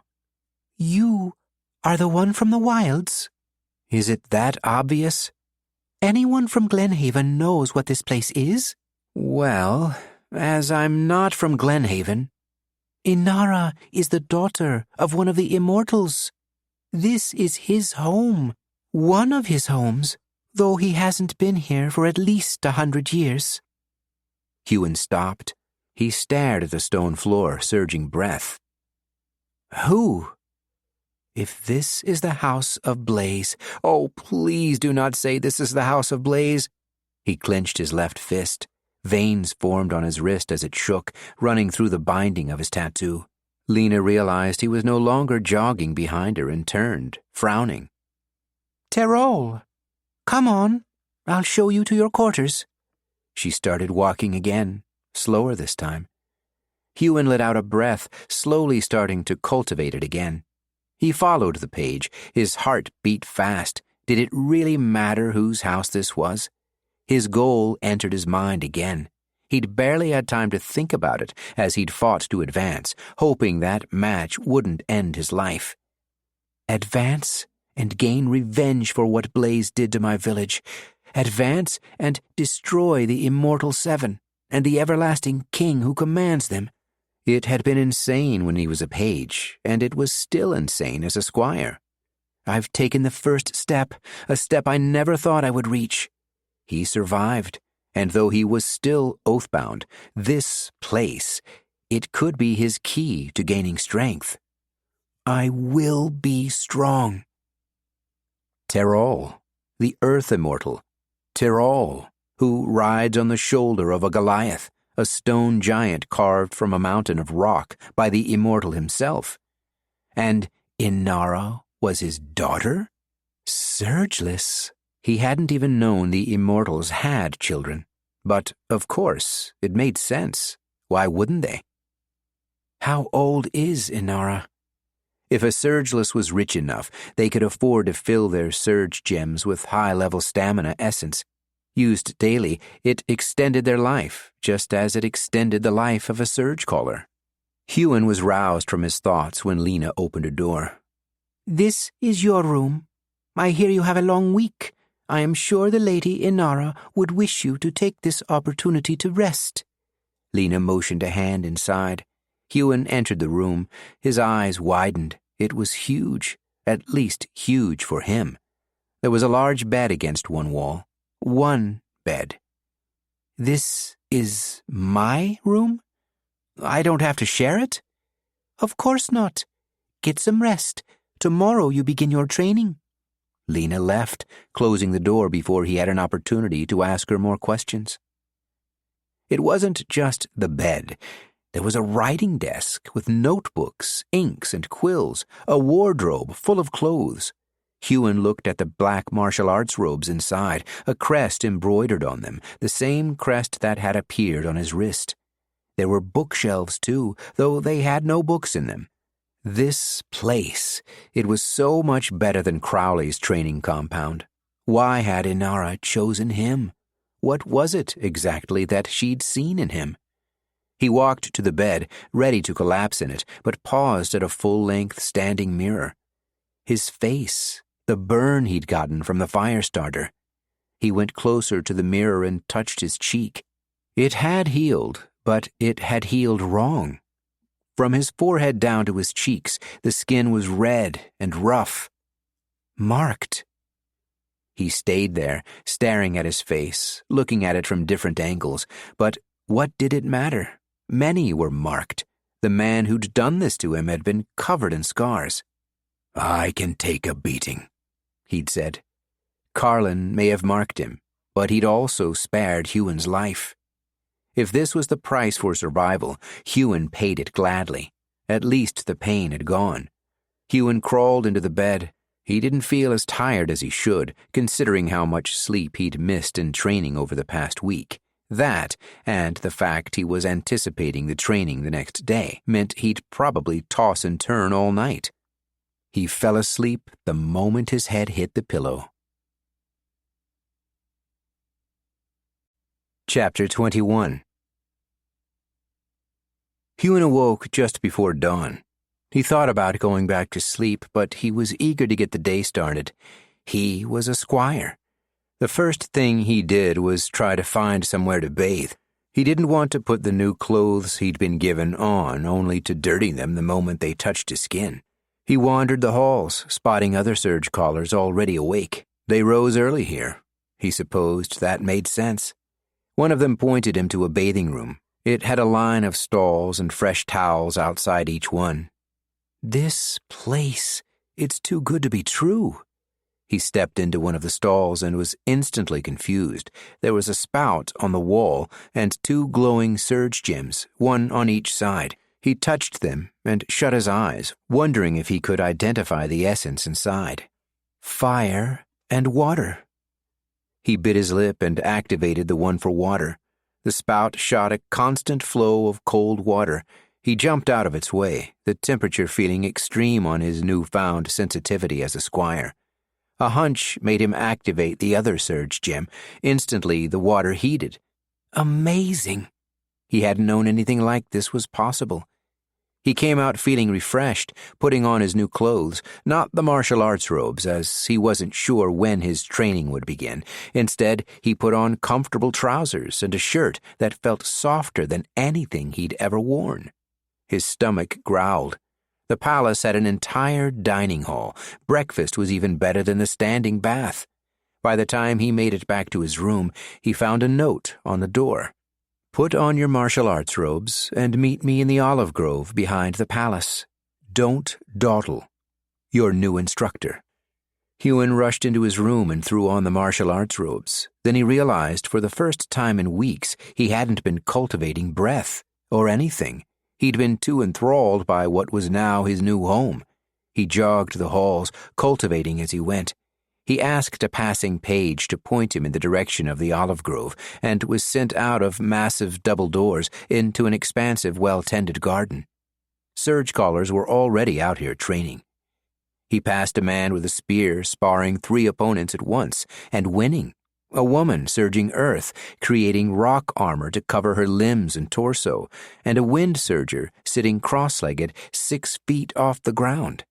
Huon's gaze darted everywhere, taking in all the skilled surgecallers. He didn't recognize a single one of them from the arena. Maybe Inara doesn't make them fight. He was so distracted by the other surgecallers that he forgot he was running late. When he made it to the olive grove, a woman stood there, arms crossed, tapping one finger against her sleeve. Huon stopped a few paces away and assumed the ready position Byrne had taught him back in the deep wood, one fist against the opposite palm, and bowed to his new instructor. She wore the same black martial arts robes and only looked a couple of years older than him. Her dark hair was tied in an intricate bun, and she waved a hand as he bowed. "My apologies for being late." Huon thought it best to be more formal, considering where he was. "It is not the proper etiquette to speak to one's superior before being spoken to, Squire. Of course, I imagined you gained many bad habits whilst living in the wilds. Bow lower to your instructor." Huon kept his emotions from his face. Subservience. He'd barely been exposed to the outside world as a child, or the Surgecaller etiquette. Since coming to Glenhaven, he'd thought the books he'd read when he was younger had gotten it wrong. Garl never made him bow. But perhaps this place was different. "Yes, ma'am," Huon said, a touch too curtly, as he straightened up. "I am a knight, and you will address me as such. Knight or Knightkyla." "My apologies, Knightkyla." Huon bowed once more. "She's a knight, but she's so young." "I do not care where you have been before, or how your life led you here. You are in the House of Terol now, and you have been appointed as my squire." Kyla uncrossed her arms and put them behind her back. "Inara sees something in you. She is rarely wrong about such things. She also tells me yesterday you were a page." Kyla narrowed her eyes. "Do not prove Inara wrong." "May I ask a question, Knightkyla?" He wanted to know how it was she'd reached knighthood so quickly. She couldn't be older than 18, and to be back here, it meant she'd already served her 2 years in the honor bound. "A knight at 16, and I just reached squire. How must she feel having to instruct me?" "No, you may not. For the next hour you will cultivate the physical surges until they are full. Then you will return to this grove." "I can't cultivate that much essence that fast." "You don't know what you're capable of, Squire," Kyla sighed. "Do what you can. Go." She waved a hand. "Now." Huon turned from his new instructor, once again missing a time when no one would tell him what to do. He began sprinting, cultivating 3 surges at once. He pushed away the thought. He was being foolish. This was what he needed. He hadn't forgotten his goal, to kill an immortal. He just honestly thought he wouldn't make it this far. The mission was what had kept him going. Now his life wasn't on the line. Did he still believe in his mission? "Blaze killed my mother and destroyed my entire village. And the everlasting king enslaved an entire people. Defeating the Immortal 7 would be the only way to bring the enslavement to an end." It was still an insane goal, but he would advance faster here than he would Oathless, out in the deep wood. "One day, I'll find a way to break my binding. One day. Right now, I need to advance." He couldn't slow down. Just because he was a squire now didn't mean he was making good progress. He was still 3 years behind anyone else his age. So he sprinted back and forth to the grove. Kyla was no longer there. Perhaps she was doing her own training somewhere else. The running felt amazing. He wasn't even surging, yet his legs felt so light and strong. He still hadn't registered all the effects of his transformation, and the book he'd read in the library, the way he'd advanced, it was said to be the most effective way to give a squire a strong start, pushing their core to the limit on all its surges. "It's rare for someone to advance like I have." He still wasn't sure what that meant, but it could only be a good thing. When Huon had run for about half an hour, breath, stamina, and speed still weren't full, but he needed to cultivate strength. He began with handstand push-ups. Before advancing, he'd maxed out at 15 with natural strength. Today he managed 20. When he cartwheeled back to his feet, he looked down at his arms and felt his shoulders. He'd grown bigger since coming to Glenhaven. His muscles harder. The transformation hadn't visibly changed his body, yet he was stronger than ever. "Amazing," he thought, "and this is only the beginning as a squire."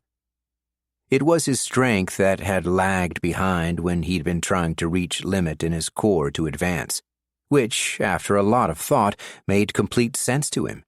He'd spent far more time running, using stamina and speed in his years in the wilds than he had strength. And breath?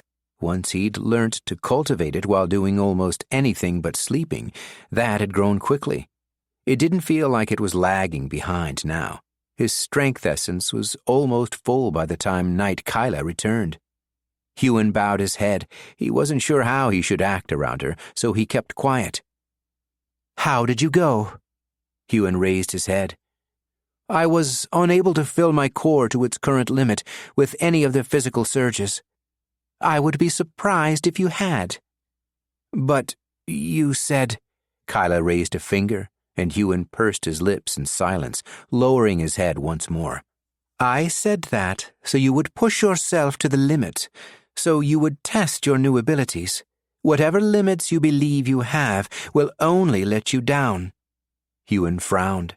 He opened his mouth, then closed it again. Speak. But I failed. If I believe there is no limit to what I can do, then fail to break through them.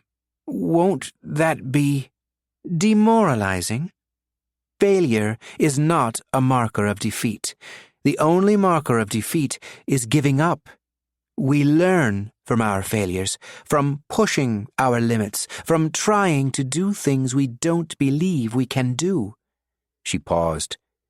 I heard what you did in that arena. You survived 2 fights you shouldn't have. Did you believe you could? Huon shook his head. No, I really didn't. But you trained as if you could. Why? Because there was no other option. If I had died, at least I would have done it knowing I tried as hard as I could to survive, and a part of me, maybe a small part... You both believed you could and couldn't do it at the same time. You held 2 opposing beliefs in your mind at once. Huon's frown deepened. She wasn't wrong. It's the same way I feel about my mission. How does that help me? What you believe about yourself and what you're able to do are also 2 different things. No one can ever see the future and know exactly what they're capable of. She began pacing back and forth, her hands behind her back. Perhaps you think you are weak. That would be a valid belief, considering the evidence. You are 16 years old, and up until last night you have been a page. Compared to those of the same age, you are weak. She stopped and faced him. Does that mean you can't become strong? If my beliefs don't matter. Does my answer to this question matter? Kyla smiled. It was the first time he'd seen her do it. Have you listened to my words? Think, then answer my question. Huon did as instructed. The answer came to him quickly. I do not know what I can become, but I know I can try. Knight Kyla raised her head, looking down her nose at him. She nodded slightly. Good. Do not compare yourself to others. Do not look at their level of advancement and think you cannot reach it, or reach further. As long as you understand that, I will be able to instruct you. Kyla assumed a fighting stance. Now, exhaust all your surges as quickly as you can while sparring me. Then what? Huon asked, then realized he should be acting subservient. You ask too many questions, Squire. Once your core is empty, we shall begin again. An hour to cultivate. Huon wanted to argue. Shouldn't he be cultivating until he could fit no more essence in his core? He was about to voice his concern when he remembered Kyla was a knight. She knew exactly what she was doing. He assumed a fighting stance, surging breath as he did, glad this wasn't a real match. I'm finally a squire, and I'm still fighting opponents a world away in power. Huon surged everything at once, then attacked. Chapter 22. Huon jumped into the air, double surging strength. It took him far higher than he'd expected. Instead of sending a flying kick at Knight Kyla, he soared right over her head. He landed on the balls of his feet, then fell into a forward roll to create distance with his opponent. Back on his feet, he whirled around but received a kick to the stomach as he did. The kick sent him flying farther than his jump had. He landed in the grass, clutching his stomach, wondering if something had broken inside. Knight Kyla stood above him. He flinched, hoping she wouldn't kick him again. Surge stamina, now! Huon didn't need to be told. He'd been doing it already. The pain disappeared quickly. Kyla didn't waste time letting him recover. She raised her leg, then lowered it in an axe kick, her heel aimed at his head. He rolled out of the way, creating distance as best he could. The senses he'd developed in the arena seemed to snap on, but they didn't help. She was too fast. He surged everything he had just to get out of her way. He had more essence in his core than he could ever hold before, but double surging didn't work as he'd imagined. The level of essence was more refined, but far less efficient.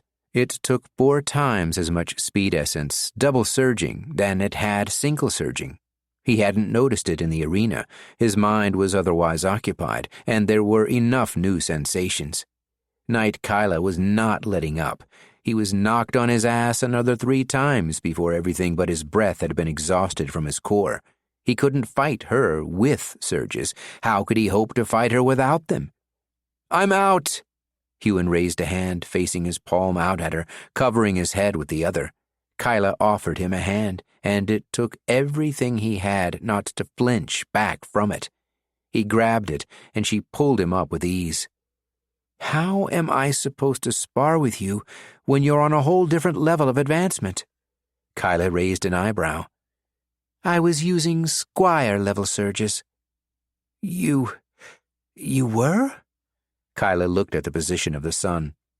"Another hour of cultivating. You're already wasting time." Huon suppressed a sigh and started to run. His body was sore all over. This continued throughout the day. He would spend an hour cultivating, then get his ass handed to him by Kyla, then repeat. He kept waiting for more morsels of wisdom from the night, but nothing ever came, just more training. He wanted to learn how to cultivate elemental essence. Now he was a squire. He'd have access to 4 more surges, but for the entire day, she didn't mention them once. The sun was falling. Huon had just finished cultivating for another hour. Knight Kyla stood in the olive grove, watching the sky. Huon assumed a fighting stance, ready to once more be easily defeated by the night.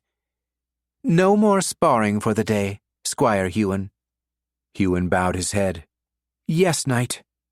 He surged breath, suppressing a sigh. Just because his body could regenerate through stamina didn't mean he wasn't exhausted. The tiredness was simply settling behind his eyes. He'd pushed himself hard as a page, especially in the past week, staying up training for days on end. Yet today he felt even more exhausted than he had after being awake for more than 80 hours. Huon turned to leave. "Did I dismiss you?" Knight Kyla said. Huon, facing away from her, closed his eyes. He stopped himself from dropping his shoulders in defeat, instead pulling them back and turning around. "My apologies, Knight Kyla. At the start of the day, you told me it would be impossible to fill your core to its limit in an hour. Examine it. What do you feel?" Huon closed his eyes, examining his core, but nothing had changed. His breath, stamina, speed, even his strength, which seemed more efficient than the others, none of them had reached their limit. "My core is just as full as it was this morning, Knight Kyla, after my first attempt." Kyla glanced at the falling sun, then began pacing. She seemed to like doing that. "We have been training since the sun rose. It's spring, and there are roughly 12 hours of sunlight. How many times did you recultivate your essence?" Huon frowned. "I'm not sure." "It would be best, in future, to keep track of such things. What can be tracked can be improved." "You said I shouldn't focus on my limits." Kyla closed her eyes. She let out a sigh, a very intentional one, as she'd been surging breath a moment prior. "Clearly, you were not listening closely enough. Tracking your daily progress has nothing to do with limiting yourself. You must not compare yourself to others. And what you can do now should not be an indicator of what you can do 2 years from now. But it's hard to improve if you do not understand what is happening each day.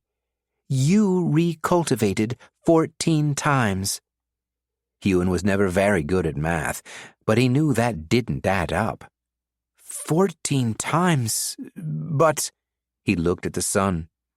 13 hours of daylight, plus a few minutes for each sparring session, he said, thinking not to mention the morning lecture. Then it clicked. He'd seen no improvement in the amount he'd been able to cultivate within an hour. He thought that had been because he was getting more tired as the day wore along. But that didn't make sense. Mentally, he was tired, but his body wasn't. And he'd been trying as hard as he could each time it came to cultivate. After every sparring session, you've been reducing the amount of time I cultivate, Huon said. Kyla looked at the falling sun again. By 1 minute each time. Your last hour went for roughly 46 minutes. She locked eyes with him. Flush your essence, then try again, and I'll give you a full hour this time. Huon sighed. He shut his eyes and flushed the essence he'd cultivated into the world. He felt his core empty in a moment. It felt like such a waste, but he was intrigued by what she'd done and curious to see how he'd improved. As he recultivated his essence for the 15th time that day, he didn't feel as though he was able to work any harder than before, but he knew he must be. All day he'd been pushing himself as hard as he could. It was just that, as hard as he could, kept changing. When he thought it was time to switch to cultivating strength, he kept cultivating stamina and speed instead, as always, while cultivating breath the whole time. He was a little bit stunned when he reached their limits. I must not have any time to cultivate strength. He glanced at the grove. Kyla hadn't returned yet. His cultivating sessions never ended until she returned, telling him his hour was up. So he kept going, doing his handstand push-ups and one-legged squats in the grove, looking around the entire time, expecting her to return before he was able to fill his core with strength to its current limit. Then it hit its limit too. He looked around. Kyla still hadn't returned. Had she simply left him for the night? He sat on the grass and waited. Only a moment had passed when the night walked out of the trees. That felt like more than an hour. Huon glanced at the sky. It was dark now, the sun completely fallen. I promise you, it wasn't. But my core is full. Night Kyla sat opposite him. Remember what I told you this morning about limiting yourself. Today was a demonstration. You thought this was impossible, yet you have already achieved it. Had I let you train normally, without pushing the times back as I did, you might have taken weeks to reach this point. She tapped her head again. Surgecallers are capable of amazing things you can't imagine, things Surgeless only dream of. Do not think you are weak, Squire Huon. Do not think anything is impossible. If you do, you will make it so. She stood and walked away. Tomorrow, you will learn to cultivate the elemental surges. Tonight, eat and rest. Huon sat there a long time, examining the essence in his core. He was still having trouble believing what had felt impossible that morning was already achieved. I will become strong. I will kill the immortals. An impossible goal, an impossible mission. But if Kyla were right, calling it impossible wasn't helping him. He closed his eyes, saw a blaze flying his red dragon, saw the flames envelop his village. Surgecallers are capable of amazing things. Huon headed to the dining hall, his head swimming with possibilities. Nothing is impossible. Chapter 23. Huon woke before dawn again. He rushed through getting ready, heading down to breakfast, wearing his martial arts robes. He didn't want to make Night Kyla wait again, and he was eager to start learning to cultivate elemental essence. Though still wary of cultivating fire, he hoped his fear wouldn't stop him from learning. Nothing is impossible, he thought to himself again. Those 3 words had been running through his mind ever since he'd first thought them. His goal to defeat the Immortal Seven had always just been something to keep him going. If he'd been completely honest with himself, he couldn't imagine ever escaping being oathbound. But that didn't matter, as long as he felt like he was moving toward his goal. But now, well, what if it were possible? The only way it would happen was if he believed it could. Huon swept into the dining hall, grabbing a plate and filling it high. It was similar to the dining hall back at Crowley's compound, but where that food had tasted good because Huon had been living off what he'd foraged and hunted for years beforehand, this would have tasted good to anyone. He piled fresh bread and cheese onto his plate, along with bacon and eggs, then found a seat at one of the long tables. There were plenty of other surgecallers here. Pages and squires mostly, from what he could tell. Then again, he never would have thought Kyla was a knight, not at her age. He was beginning to realize his idea of what age someone could advance may have been wrong. A guy sat across from him. He had a broad smile and wore the same black martial arts robe as Huon. He placed his own plate onto the table, then extended a hand. "Jameson." Huon grabbed his forearm in a surgecaller greeting. "Huon." Jameson's smile broadened. "You're the new squire. You've heard of me? News travels fast in a place like this."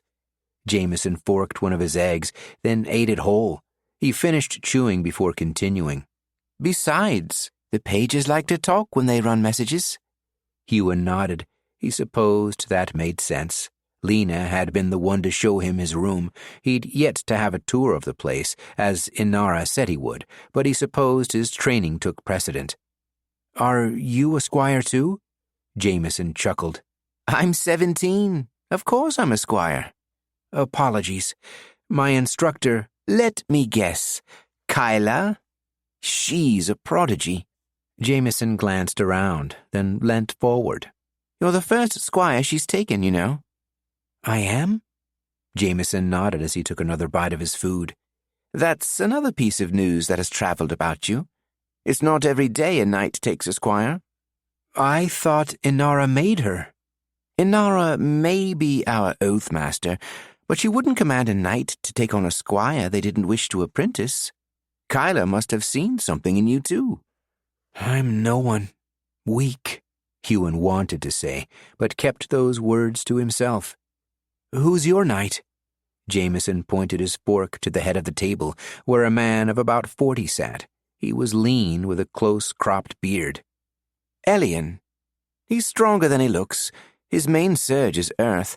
He's been teaching me to make rock armor. It's not easy." "I can imagine." Huon scoffed down another strip of bacon. "Did you hear I'm a newly minted squire?" Jameson frowned, then nodded. "I heard you lived in the wilds. That true?" "Yeah, it's true." "Oathless." Jameson shook his head. "Hard to imagine what that's like. Maybe that's what they saw in you. To survive on your own. Must take a lot of strength." Huon's forehead creased. He turned his attention to his food. Strength. He wasn't so sure. He'd been hiding, that's all. But perhaps he was being too harsh on himself. Maybe he had been chosen for a reason. Nothing is impossible. It was... Huon looked at the other squire. For the first time in weeks, maybe even years, he wasn't worried about dying. It was lonely. He bit his lip, looking back at his food. Should he have said that? Did it make him sound too weak? "Well, Huon, you're not alone anymore." Jameson leant over the table, offering another surgecaller greeting. Huon clasped Jameson's forearm, then, when they let go, felt awkward, but glad. He wasn't about to call this man his friend. He'd done that too quickly before, and it had gotten him betrayed, but it was nice talking to someone. At Crowley's, Garl had been the only one to talk to him. Then he'd left. The two squires finished eating, then parted ways. Huon jogged out to the olive grove. It was still dark outside, but he wasn't the first one out here. The same surgecallers he'd seen the day before were practicing again. None of them had instructors, Huon noticed. Knight Kyla was already in the olive grove, her hands behind her back, waiting. Huon stood a few paces from her and bowed his head. He didn't speak, waiting to be spoken to.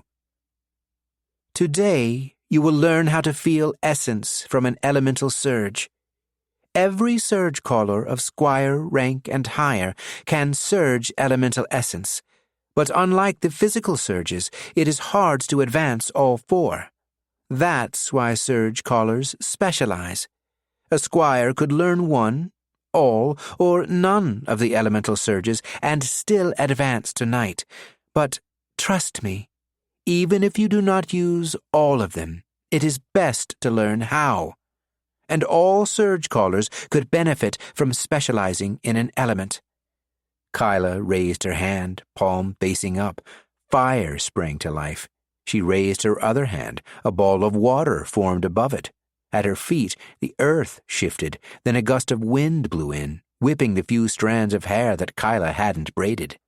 She put her hands together. The fire disappeared, along with the water. The ground and the air stilled. Did you feel any essence? Huon blinked. He hadn't been thinking to try. He shook his head once. No, Knight Kyla. At least you're honest. Kyla looked to the trees nearby.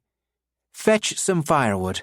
Fire essence is the easiest of the elements to feel, and the easiest to learn to cultivate. She sat cross-legged on the grass. I will wait.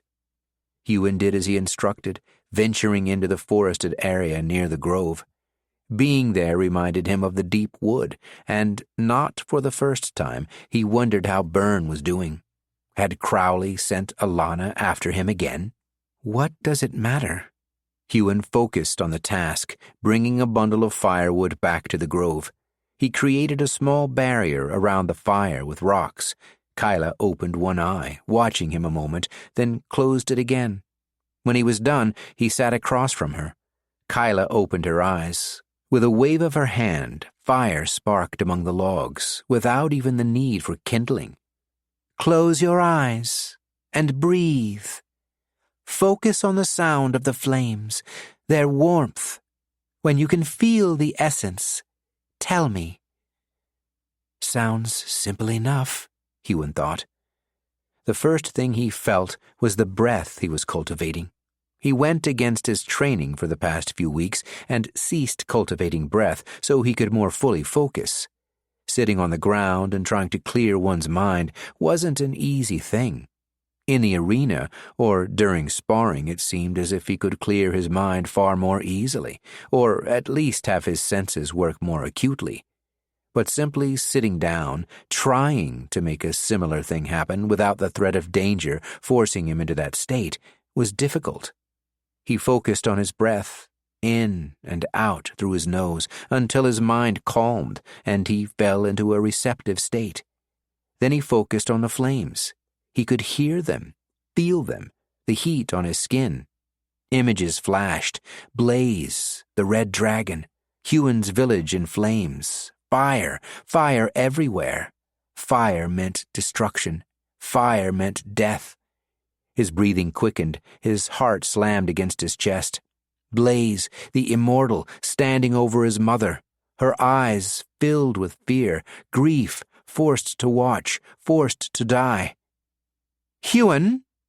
Huon opened his eyes, snapped out of his state. The memories disappeared. My apologies, Knight Kyla. Fire is difficult for me. You do not need to apologize, Squire Huon. I should have asked. What? But how could you know? The burn on your face. You acquired it in your last match, no? Huon let out a breath. I did. Yes. Better to let her think that was the reason. They knew he'd been oathless. That didn't mean they needed to know the specifics. Perhaps we should move to fire on a different day. Knighthood's voice was soft, a contrast to its usual tone. Thank you, Knighthood, but I would rather push through.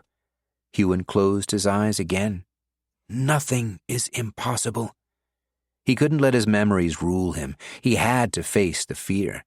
So instead of clearing his mind, he thought of Blaze and the day his life had changed forever. He relived every moment.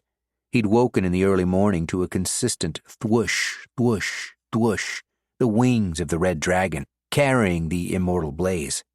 Every second of that day he'd tried to forget played through his mind. He remembered it in acute detail.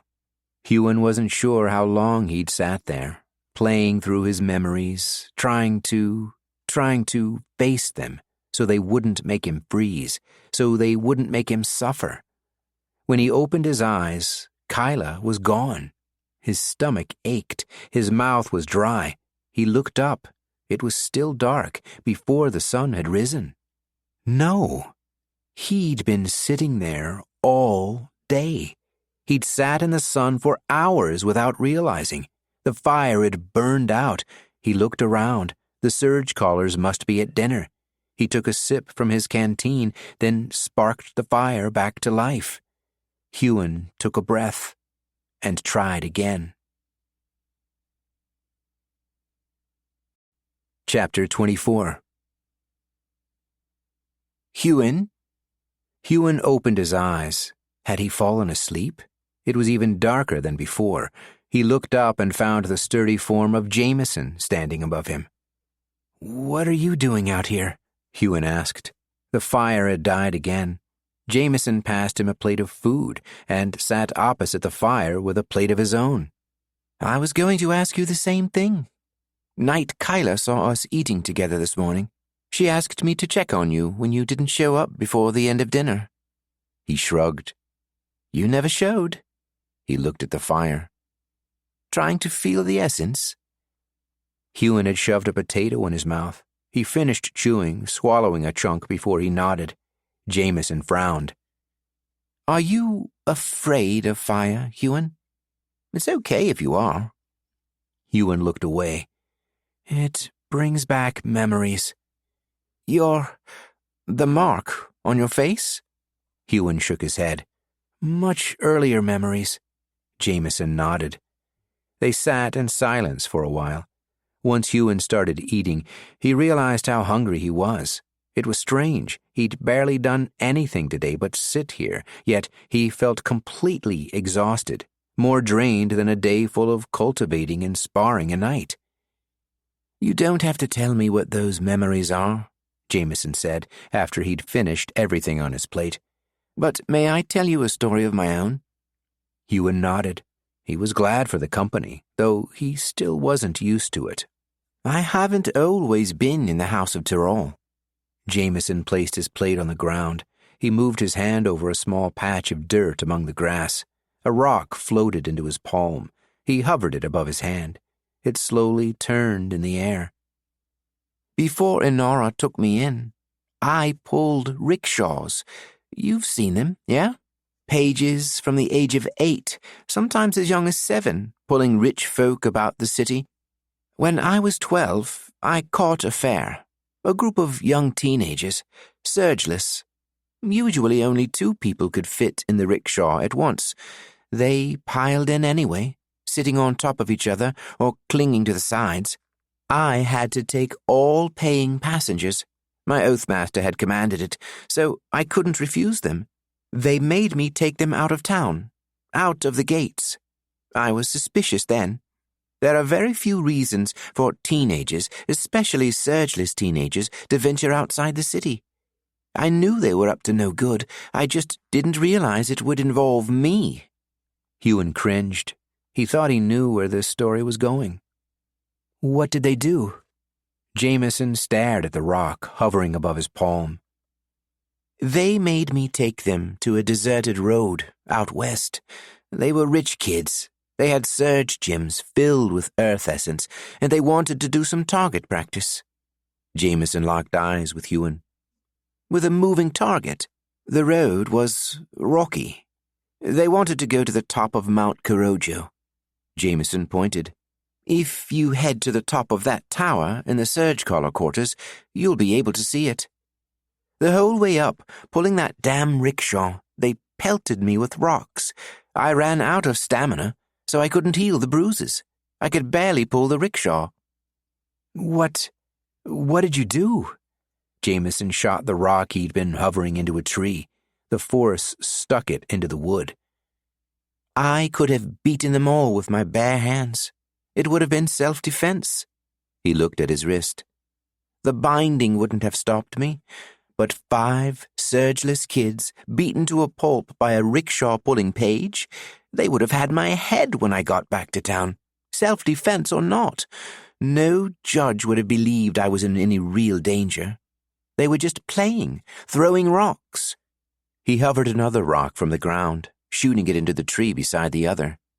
So, I just took it. I kept pulling. And then I took them home, and thanked them when they paid their fare. He shot a third rock, and they made a line. I used to hate Earth, until I realized I could use it.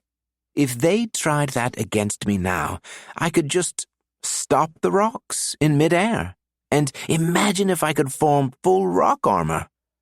But you don't want to fight back? Don't you wish you could? I do, and I don't. What would I have gained if I'd hurt them? Killed them? Peace? Revenge? Jameson shook his head. It's not so simple as that. I chose to, instead, take that thing I feared and turn it into a strength. I don't know what happened to you, but if you are here, you are strong. He stood and tapped Huon on the shoulder. You can do this. But tonight, you should rest. It hurts being battered all day. Jameson trudged back to the palace, leaving Huon alone in the dark. Huon took one last look at the dead fire, then brushed the grass off his martial arts robes and followed Jameson inside. It might be that nothing was impossible, but that didn't mean he had to achieve everything in one day. Make it your strength. Huon clenched his fists, thinking about Blaze, the dragon, the flames. That's the kind of power I need. He imagined himself atop a dragon, going into battle against one of the Immortal 7. Make it your strength. And he would. The next morning, Huon was in the grove before Kyla. He'd gathered some logs and lit a fire. He stared into the flames for a moment, then closed his eyes. The memories came. Blaze, his village, his mother, but this time he didn't fight it. He let them come. And then he let them go. And he focused on his breath, assuming a receptive state. Light footsteps crunched the grass just as Huon felt his first whisper of fire essence. I feel it, Night Kyla. How did you know it was me? Huon opened his eyes. I remember the sound of your steps from our sparring sessions. Kyla sat opposite him. Is that how you survived the match with the Midnight Bear? You moved like, well, not like a page, that's for sure. You saw that? The knight inclined her head. I did.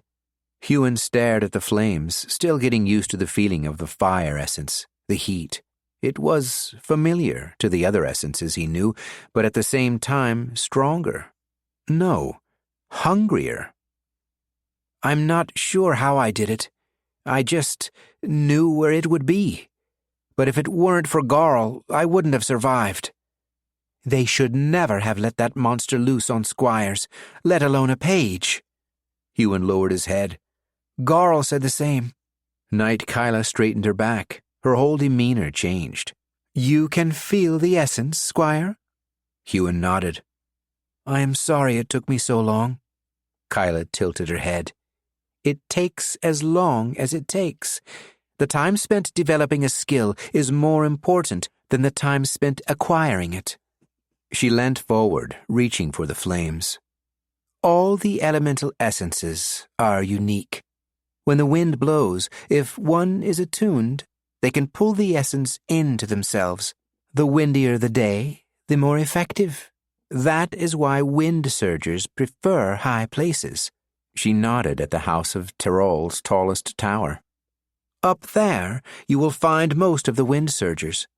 For water, she nodded to the left, where a narrow river cut through the palace grounds. You find them there. Earth, as long as they are touching the ground, they have access to earth essence. Fire is different. Fire we can create with flint and steel. She clicked her fingers. Sparks flew through the air. Or, if we already have the essence cultivated, she faced her palm at the flames. They roared, rising with a great wave of heat. We can create our own fire essence, with fire essence. The flames dimmed back to what they'd been. Then, as though wind were blowing her way, the flames licked in her direction. Ember sparks flew toward her, then disappeared. It is one of the most dangerous surges. For once it is out of the hands of the Surgecaller, it can have a mind of its own. Huon nodded. He knew that to be true, perhaps better than anyone. He'd seen the devastation fire could cause. It moved from one thing to the next, with no regard for its initial intentions. A cook fire or a candle knocked over could take out an entire home, even a village. Make it your strength, he reminded himself. But as he stared into the flames, he wondered if he would be able to. How could he control such a volatile thing? He touched his face, where the skin was rough, and remembered the feel of it, remembered being trapped with the flames as he'd advanced. Fire had brought him much pain in his life, even now. But he would learn to control it, if only to protect against it, as Jameson could with earth essence. We must always be careful when surging fire, something I am sure you understand. Knight Kyla folded her hands in her lap. Try to reach out for the essence you can feel now. Do not put your hand too close to the fire, because even though we may be able to create it, even control it, that does not mean it will not harm us. Fire is a tool like a sword is a tool. A sword will cut its wielder as easily as anyone else. Huon nodded and stared into the flames. Now he'd fallen out of his receptive state. He no longer felt the essence. He had to fight to get that feeling back, though he knew it would become easier with time. He closed his eyes. Time passed, but not much. Soon he felt it again. He held on to it, the heat, the power. When he opened his eyes, it was still there. He reached for the flames and called them to him. It was different to cultivating the physical surges. The physical surges came from within. He didn't truly understand it, but he knew he was generating the energy. With the elements, nature provided the power. All he had to do was take it. Huon's core began to fill. The fire essence entered him fast, faster than he was used to. It moved through him, burning up his arm and into his core. He pulled his hand away. The pain disappeared the instant he stopped cultivating. He felt the essence sparking in his core. His presence was somehow more than the others. It burned inside him, but it didn't hurt resting in his core. Knight Kyla smiled. I'm impressed. You made it look easy. She reached out, cultivating some of the essence herself. Huon saw it in the air. Does it always hurt? Kyla tilted her head. The pain becomes familiar. It doesn't lessen, but it becomes less of a burden as your tolerance grows. Do it again. Huon clutched his hand in his lap, massaging it where the essence had gained entry into his body. It didn't hurt anymore, but doing this seemed to bring comfort. He steeled himself, then reached out his hand once more. The pain didn't lessen, just as she'd said. If anything, it was more intense. He pulled more essence into himself, faster than before. He endured the pain, his hand shaking as he did. But he took too much. The fire exhausted itself before he was able to completely fill his core with its limit of fire essence. You must strike a balance when cultivating. Kyla looked at the exhausted fire. Take too much, and the fire dies. Take too little, and you waste precious time. Couldn't I create a larger fire? You could, but a squire can only take in so much fire essence at once, and learning to control the balance will help you have more control over all your essence, and how efficiently you cultivate it and utilize it. Huon nodded, waiting for the knight to relight the fire. Now you've cultivated the essence, it's time to surge it, Kyla said. Huon swallowed. He wasn't ready for that. He gritted his teeth, his hand still shaking, even though the pain had gone, and pointed his palm at the dead fire. He looked inside himself, trying to isolate the essence in his core. He thought it would come easily. He'd been surging essence for years now, but this felt different. He closed his eyes and let out a breath. There! He found it. His mind latched onto the essence. He opened his eyes, focusing on the dry, ash-ridden logs. His fist clenched, without him meaning to. He relaxed it, and surged. The fire bloomed to life, the essence escaping him in a flood. The flames raged higher than his head. Heat rolled off it in waves. He flinched, jumped to his feet, and stumbled back. That was good! Knight Kyla raised her palm. Essence funneled into her, and the fire calmed. You'll learn control, with practice. Her eyes darted to the left. She stood faster than she ever had when they sparred. She was staring at something in the distance. When Huon looked, he couldn't see it. What? A massive boom sounded from the direction of the city. Smoke rose into the sky. Follow me. Knight Kyla ran out of the grove. Chapter 25. Huon ran after Knight Kyla, his eyes on the smoke crawling into the sky. He pushed his natural stamina to its limit. He hadn't cultivated anything but breath and flames that day, and it was impossible to keep up with the knight, even if he'd had speed essence. But she wouldn't slow down. By the time he saw the palace gates, they were wide open. Knight Kyla wasn't the only one looking down the slope from the top of the hill where the House of Tyrol resided. The smoke rose like a mushroom in the sky. He hadn't seen something like that since... He ran as hard as he could, then skidded to a halt next to Knight Kyla. A dozen house guards, all knights, were staring down at it too, along with some pages, squires, and other assorted knights. One man stood out among them. He wasn't taller. He didn't look stronger, but there was a presence to him. It rolled off him in waves, like the heat of the fire. He's a champion, Huon thought. He has to be. Knight Kyla was speaking to the man. The city guard should have it under control. The champion's voice was calm, controlled. But yes, feel free to investigate. If there's any way you can help, do so. Then return here. Kyla nodded. She didn't have any weapons, only her martial arts robes, the same black as Huon's. She started to run down the slope when the champion called to her. Take your squire! Kyla stopped. She looked at the champion, her mouth opening a fraction. It closed, then she nodded and beckoned Huon along. He wasn't quite sure he wanted to come along. They ran through the city. Kyla slowed just enough for him to catch up as he started cultivating speed and stamina, cycling through them as he ran. Kyla somehow seemed to have an unending supply of both, despite him not having seen her cultivate anything but fire essence during the day. As they wound through the streets of Glenhaven, people parted for Knight Kyla, and the smell of smoke grew. He recognized the streets they ran through. Dread built in his stomach. When they made it to the site of the fire, Huon almost tripped to the cobblestones. Crowley's compound. The place was a burned-out wreck. Water and fire surgers had already put out the fire, but there didn't seem to be any less smoke in the air. Someone Huon recognized. One of the fighters who'd never talked to him was sitting outside, his face covered in ash, looking away from the wreck. "What happened here?" Huon asked. The man didn't look up. "Crowley's dead. There was a man." He raised his head, but didn't look their way. "Oathless." Knight Kyla snapped her attention to the fighter, crouching in front of him to look him in the eye.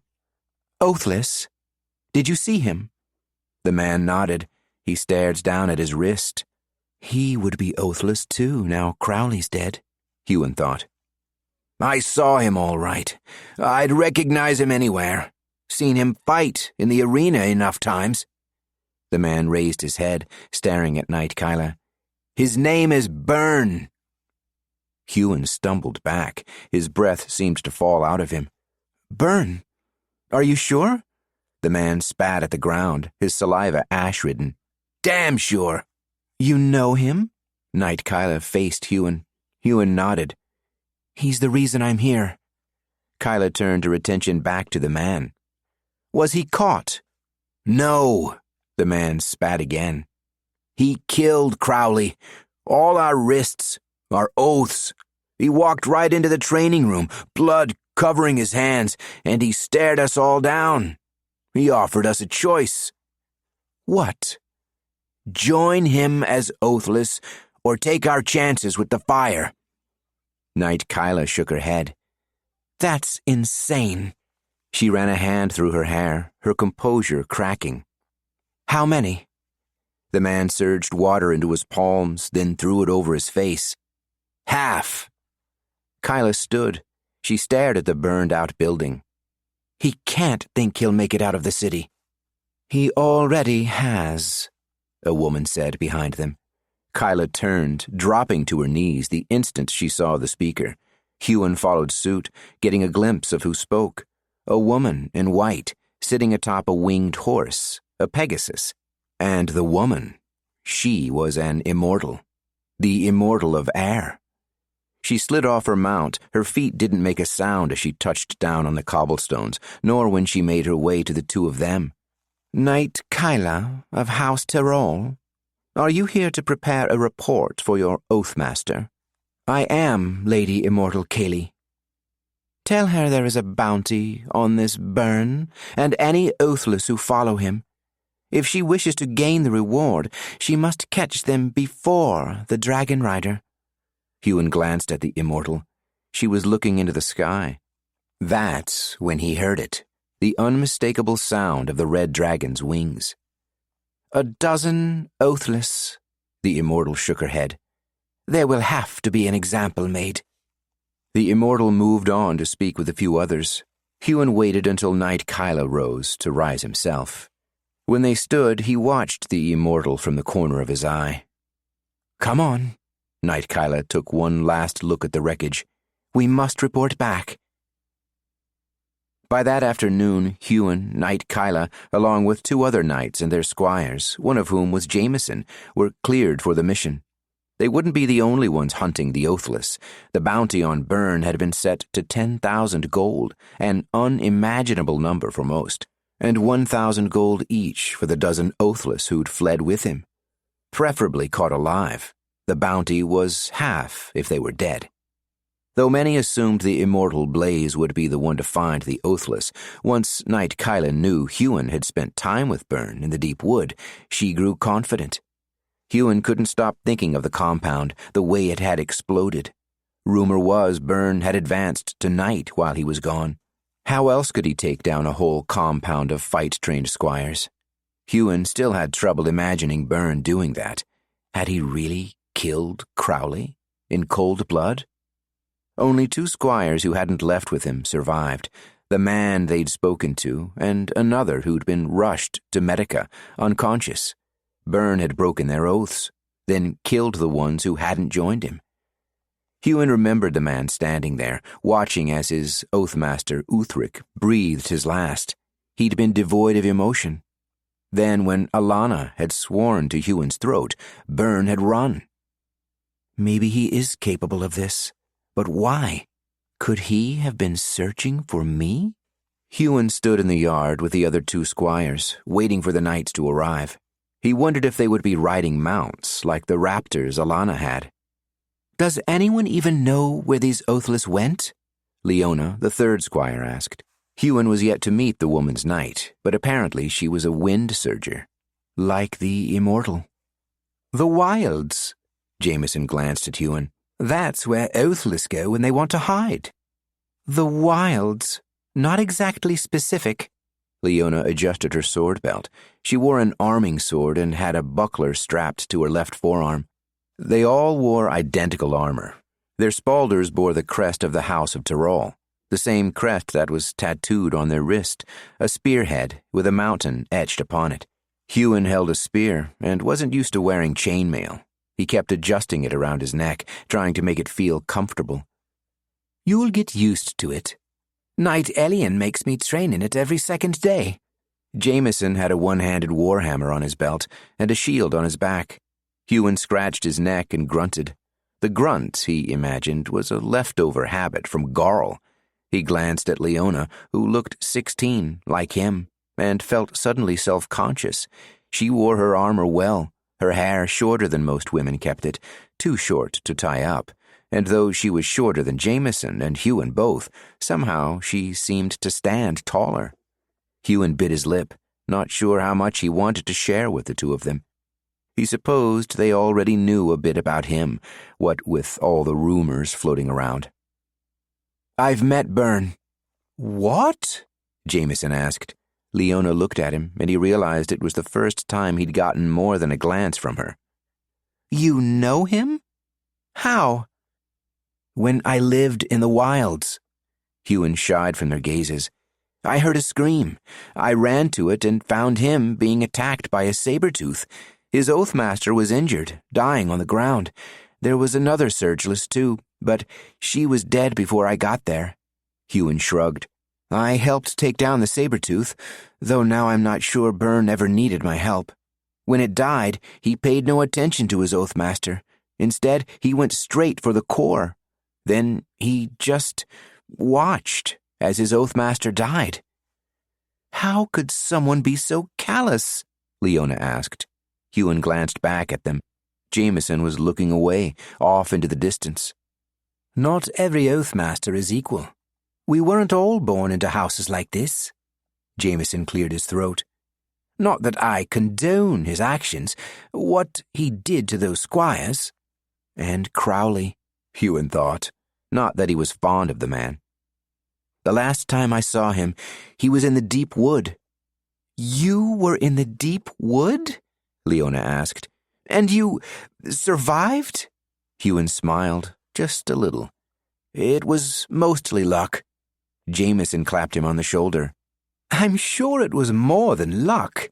You were in the wilds for what, 4 years? Your luck would have long run out." He smiled, broad and genuine. Huon was beginning to like Jameson, which made him worry. They were about to hunt the last friend he'd thought he'd made. The three knights all entered the yard at the same time. Unlike the squires, there was variation to their armor. Knight Kyla wore light leather armor, which she seemed to move in quite fluidly. She had a bow strapped to her back and a quiver at her hip, along with a hand-and-a-half sword on her belt. Knight Elian wore full plate. For a moment, Huon thought it was metal, but on closer inspection, it was made from rock? Jameson did say Elian was teaching him to make rock armor. Perhaps this is what he meant. It must have been imbued with special qualities to make it lighter. Elian looked completely unaffected by its weight. He had a warhammer, like Jameson, except his was far larger. It didn't look like anyone with natural strength would be able to swing it with ease. Like Kyla, he wore no shield. Perhaps his armor was so strong he didn't need to worry about being struck. Leona's knight, Neon, wore what looked to be a simple martial arts robe, but of a tougher material. It was definitely imbued with strength. Otherwise, why would she wear it into battle? A blade would cut right through it, not to mention a beast's claws. In that, she must have been able to move, well, like the wind. Unlike Liona, who had an arming sword and a shield, Neon carried a full halberd. Huon was glad they were on his side. They set out on foot. The knights didn't want their squires using a mount. This was the perfect opportunity to work on their stamina and speed. And so Huon was hunting the first friend he'd ever made. Chapter 26. On the 7th day they entered the deep wood. There'd been no sign of Byrne or the other Oathless along the way. More than once Blaze, riding his red dragon, had flown overhead. Every time Huon heard the sound of those wings, it sent his heart racing. Had the others noticed how frightened he got? Would they realize why? What does it matter? I'm already oathbound. What would Blaze do to me if he knew I was the one who'd escaped him 4 years ago? Perhaps nothing. Still, Huon didn't wish to find out. Though they'd moved fast on their journey, the squires, Huon included, had not been spared from their training. The knights felt that as the squires were traveling together, they may as well get in some sparring during the evenings when they made camp. Even knights didn't like traveling the wilds after dark. Huon had learnt better control over fire essence. Knight Kyla had him starting the fires every evening and draining them in the morning. Whoever was on watch ensured the flames wouldn't die out during the night. He hadn't had a chance to cultivate any of the other elements. Traveling wasn't the best time to learn new skills, according to Kyla. New skills were best learnt in more controlled conditions. It was night again, and Huon was on watch. Normally, staring into the flames while on watch would be unwise, but Huon was learning to multitask. He was far more likely to hear something in the deep wood than he was to see it. As he fed on the fire essence and made the flames dance, he attuned his other senses to the world. He smelled the fire, the wet earth of a dewy late evening, and the trees themselves. The trees all smelled just a touch different, he was learning. He could hear more, too. The soft cooing of an owl, the skittering of some creature down on the forest floor, and the quiet breath of his companions fast asleep. Huon liked making the flames move.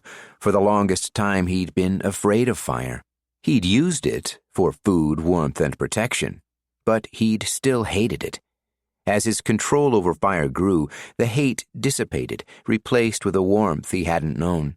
The fire essence still burned as it entered him, but he no longer flinched from that pain. Instead, he took strength from it. If Blaze can use this, I have to learn how to use it too. I have to learn how to use it better. He still wasn't sure how he felt about hunting Oathless. Byrne had done something horrible in killing those squires, but in killing Crowley? Crowley had bribed someone to kill Huon, just so he could make more money.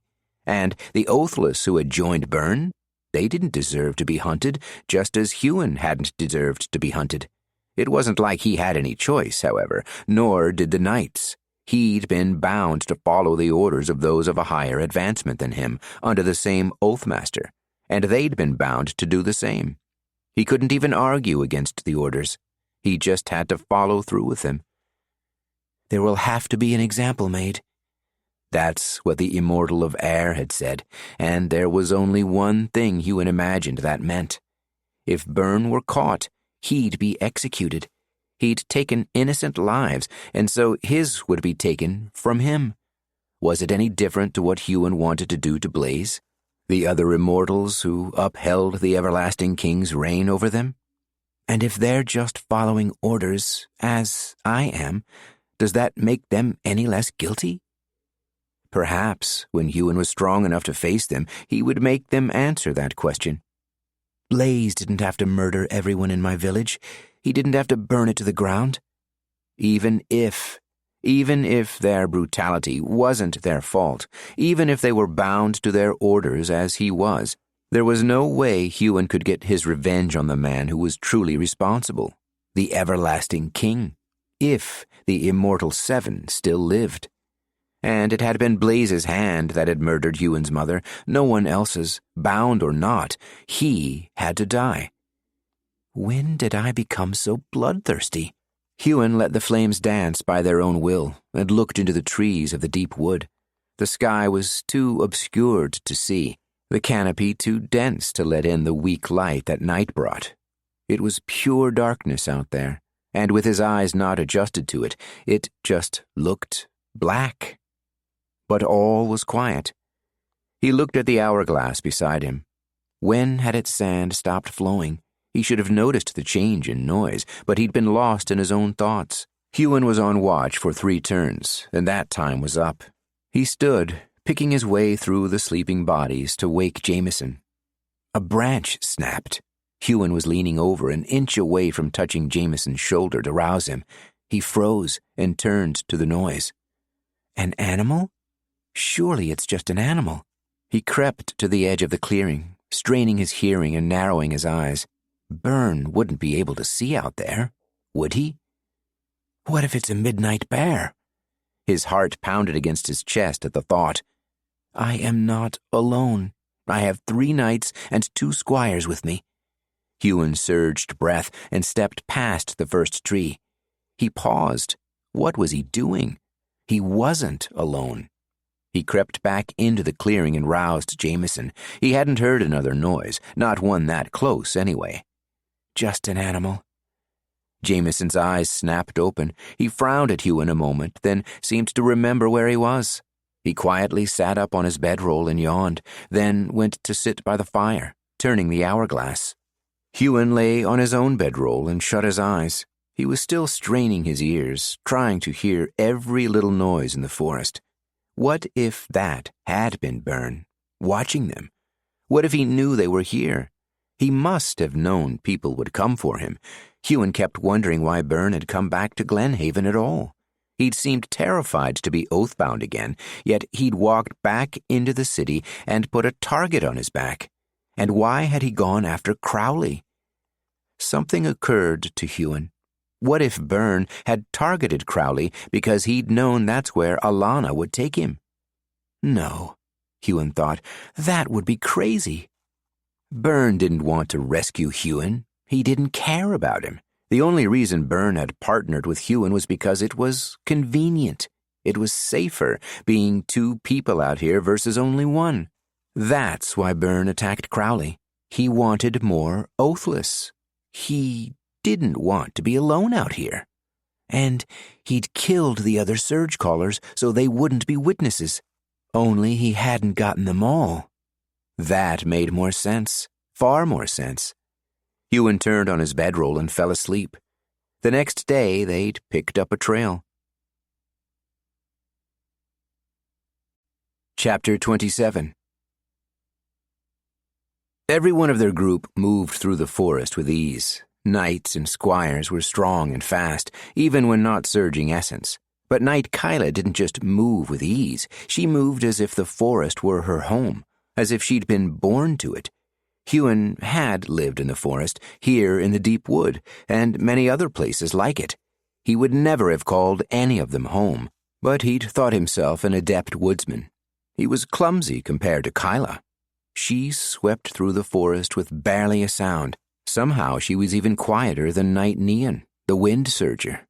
Kyla, despite being right-handed, held her bow in her right, an arrow nocked in her left. She could hear even farther than Huon could, and her eyes were sharper than a bird of prey.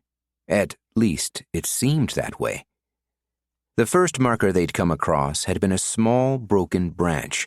Kyla had spotted it 20 steps away and examined the ground around it.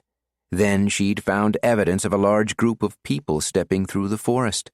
There was a chance it wasn't Byrne and the other Oathless. Other people ventured into the deep wood, after all. Huon had found enough records of that from being in Glenhaven's library, reading the bestiaries. Hunters came through here to claim rare, unique pelts, not to mention the cores. There was only one way a surgecaller could develop a surge that wasn't one of the basic physical or elemental ones. They had to hunt an animal, like the midnight bear, who had command of a different type of essence. Only knights were able to develop new surges. A knight could pull the core from a midnight bear, then incorporate the beast's unique darkness essence with their own core. Huon wondered what types of abilities he'd be able to learn, what types of essence he could cultivate once he reached knighthood. It was strange to think that now he thought becoming a knight was inevitable, when not long ago he couldn't imagine making it to Squire. If this is Byrne and the other traitors, They must have covered their trail well on leaving Glenhaven, then stopped caring when they reached the deep wood. Knight Elion looked at the trail. He was the least graceful of the knights when it came to moving through the forest. His rock armor didn't lend itself to quiet steps. Traitors. The word cut into Huon, though he knew it to be accurate. Would they have considered him a traitor for being hidden away from the age of 8 when his mother discovered him to be a surgecaller? Would they have called him a traitor for running away? I am a traitor. Every day I contemplate killing the Immortal Seven and the Everlasting King. He'd never thought of himself that way before. If he were ever to meet his goal, and he had to believe he would be a liberator, not a traitor, not a killer of innocence. Knight Kyla forged ahead, following the tracks, ensuring the others didn't compromise them. The other 2 knights were close behind her. Huon fell back with the squires. He had his spear in hand, ready in case of an attack. Though the deep wood was safe enough during the day, and they hardly expected Byrne to be reckless enough to attack 3 knights, even if he had attained knighthood himself. Jameson carried his hammer. He kept turning it in his hand, a nervous habit Huon had noticed the man had. Leona's sword was drawn, and she held her shield off her back. Surely they can't think they're safe here. They're not safe anywhere, Jameson said. If we don't find them, someone else will. I almost pity the man to have Blaze coming after him. Leona shuddered. That dragon of his terrifies me. It does? Huon asked. He'd been becoming more comfortable with the 3 of them, especially after all the sparring they'd done. Huon may have become a squire, but he was still lagging years behind the other 2. They didn't seem bothered that he was weaker than them. They treated him as an equal, despite it. Of course it does. It's different to what Taral rides. That Goliath of his. It's a golem, which means he's crafted it himself from the earth. It listens to his will, his every will. And the Pegasus, Kaylee rides. It's one of the most honorable creatures alive. It would never hurt a human, but in self-defense. A dragon? Leona shook her head. Dragons can't be tamed. Blaze's dragon least of all. They're cunning, bloodthirsty creatures. Not all dragons are like that, Jameson said. Some are noble, like the great Arahon, the green dragon from the east. Leona waved Jameson's words away. The great Arahon is a story, not a real dragon. Stories come from truth, Jameson nodded. That's what Elion taught me. Leona narrowed her eyes. Stories are full of pretty lies. That's what life taught me. What do you think? Jameson nudged Huon on the shoulder. Huh? Huon asked. Dragons, good or bad? Huon closed his eyes a moment, saw the red dragon setting his village alight from the air. I haven't given it much thought. Yet you stare at the beast whenever it flies overhead, Jameson said. Of course he does. Leona shuddered again. How can you keep your eyes off the thing? Jameson shrugged. I've seen it fly over Glenhaven 1,000 times, and I'm sure Blaze wouldn't allow it to harm innocents. Huon coughed. You okay, Huon? Leona frowned at him. Huon nodded. Yeah, he pointed at his throat. A bug flew in my mouth.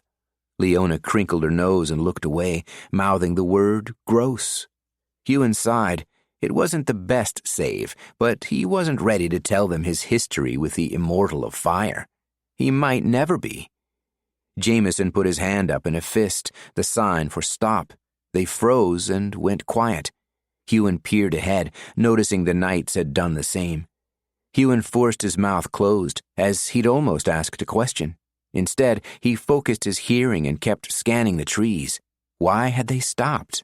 Huon felt a prickle on the back of his neck. It was one of those feelings he'd gotten in the heat of battle, when he'd caught the flow of the fight. He looked behind him. Nothing was there. But something was off. These tracks they were following didn't make sense to him. Byrne was far more ruthless than Huon had ever realized, considering what he'd done to Crowley and the others. Would he really leave no trail from Glenhaven to the deep wood, then suddenly become careless? Somehow he was able to mask the tracks of their entire group. Why stop now? Perhaps he'd thought himself out of danger, but Huon wasn't so sure. What if Byrne knew they were here? That cracking branch Huon had heard in the night, the feeling of being watched. What if someone had been out there, and what if someone were out there now? Huon glanced at Jameson and Liona. "I think this is a trap," he whispered. Liona scanned the trees. "What makes you think—" Something roared to their right. All their heads snapped toward the noise. Then something else roared the other way. "I thought the deep wood was safe during the day," Jameson asked in a small voice. "It usually is, unless you walk into something's territory." Huon gripped his spear with both hands. The knights were making their way to the squires in a V formation. Nian with her halberd on the left, Elian with his warhammer on the right. Kyla covered the front with her bow. 4 more roars sounded among the trees, coming from all different directions. They didn't sound like anything Huon had heard before. He was glad they weren't midnight bears. At least we'll all be able to see. This is the deep wood. Most animals here fear fire. Huon touched the blade of his spear with his right hand and started breathing out through his nose and in through his mouth, just as Byrne had taught him when trying to assume an outward state. He still had fire essence in his core. His core retained essence far more effectively now he was a squire, and every morning before they broke camp, he'd cultivate the flames of their fire. He imbued fire essence into the blade, something he'd never done before, but had seen others do more than once. He wasn't sure how long it would last, but having a spearhead of flame would aid him against the beasts here. Well, most of them, anyway.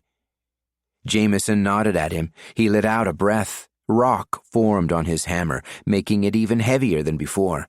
He'd have to surge strength if he wanted to swing it with any speed. Rock armor formed on his arms and legs, but not his torso. He'd yet to perfect the technique. Liona didn't imbue her sword or shield with anything. Nothing visible, at least. They could both have been imbued with strength, and he wouldn't know without touching them. Like Knight Nian, she specialized in surging wind. In sparring, she'd been able to knock even Jameson down with a gust of wind after she'd blocked one of his strikes with her shield. They didn't know what they were facing, but Huon felt more prepared being around these people than he ever had when he was in the wilds alone. Even if this were a trap, 3 knights, 2 highly trained squires, and one, well, him, he couldn't imagine something they couldn't face. The knights joined the squires, facing out, making a triangle around them, protective of their charges. For a long moment, all was quiet. Huon wondered if what he'd thought, that this was a trap, had just been paranoia. Then the beasts came into view. They moved fast, in the trees and on the ground. He snatched glimpses of their large forms bounding on 2 legs through the trees, or their long arms swinging from one branch to another. He couldn't tell how many there were, or even what they were, but there had to be more than a dozen. He couldn't tell what they were surging, which meant they were resistant to his weak sight as a squire. That meant they were squire level or higher. "Gorillas!" Knight Kyla cursed under her breath. She pulled back an arrow, surged fire into the arrowhead, then let it loose. Huon tried to track where the arrow went, but he lost it among the trees. There was a thud, followed by a whining roar. She must have struck one of them. Before the thud sounded, she'd already let off 3 more shots, obviously triple surging speed. Knight Elian stomped the ground. A wave of dirt emanated from where they stood, causing an earthquake around them. But the gorillas just moved to the trees, and they were closing in fast. Someone screamed behind him. Huon whirled, facing his spear toward the noise, but it wasn't one of his friends who'd screamed. It was one of the beasts. Nian had thrust her halberd through the chest of a gorilla. Even with the blade holding it back, it swung its long, muscular arms at the knight. Huon heard a noise to his right, the crunching of leaves, the loping gait of one of the beasts. Huon surged speed, whirling around just in time to shove his flaming spear at a gorilla bearing down on Liona. The beast seemed to see his strike coming. It jumped over his attack, higher than Huon had thought possible, slipped up a tree, then fell straight back down, its mouth open, revealing the sharp canines within. Huon stood his ground and raised his flaming spear. The battle raged around him, and his senses seemed clueless as to what was going on. In the arena and while sparring, he'd only ever had to deal with one opponent. He'd never had to know the movements of more than one. There was too much stimulus, too much for his senses to interpret.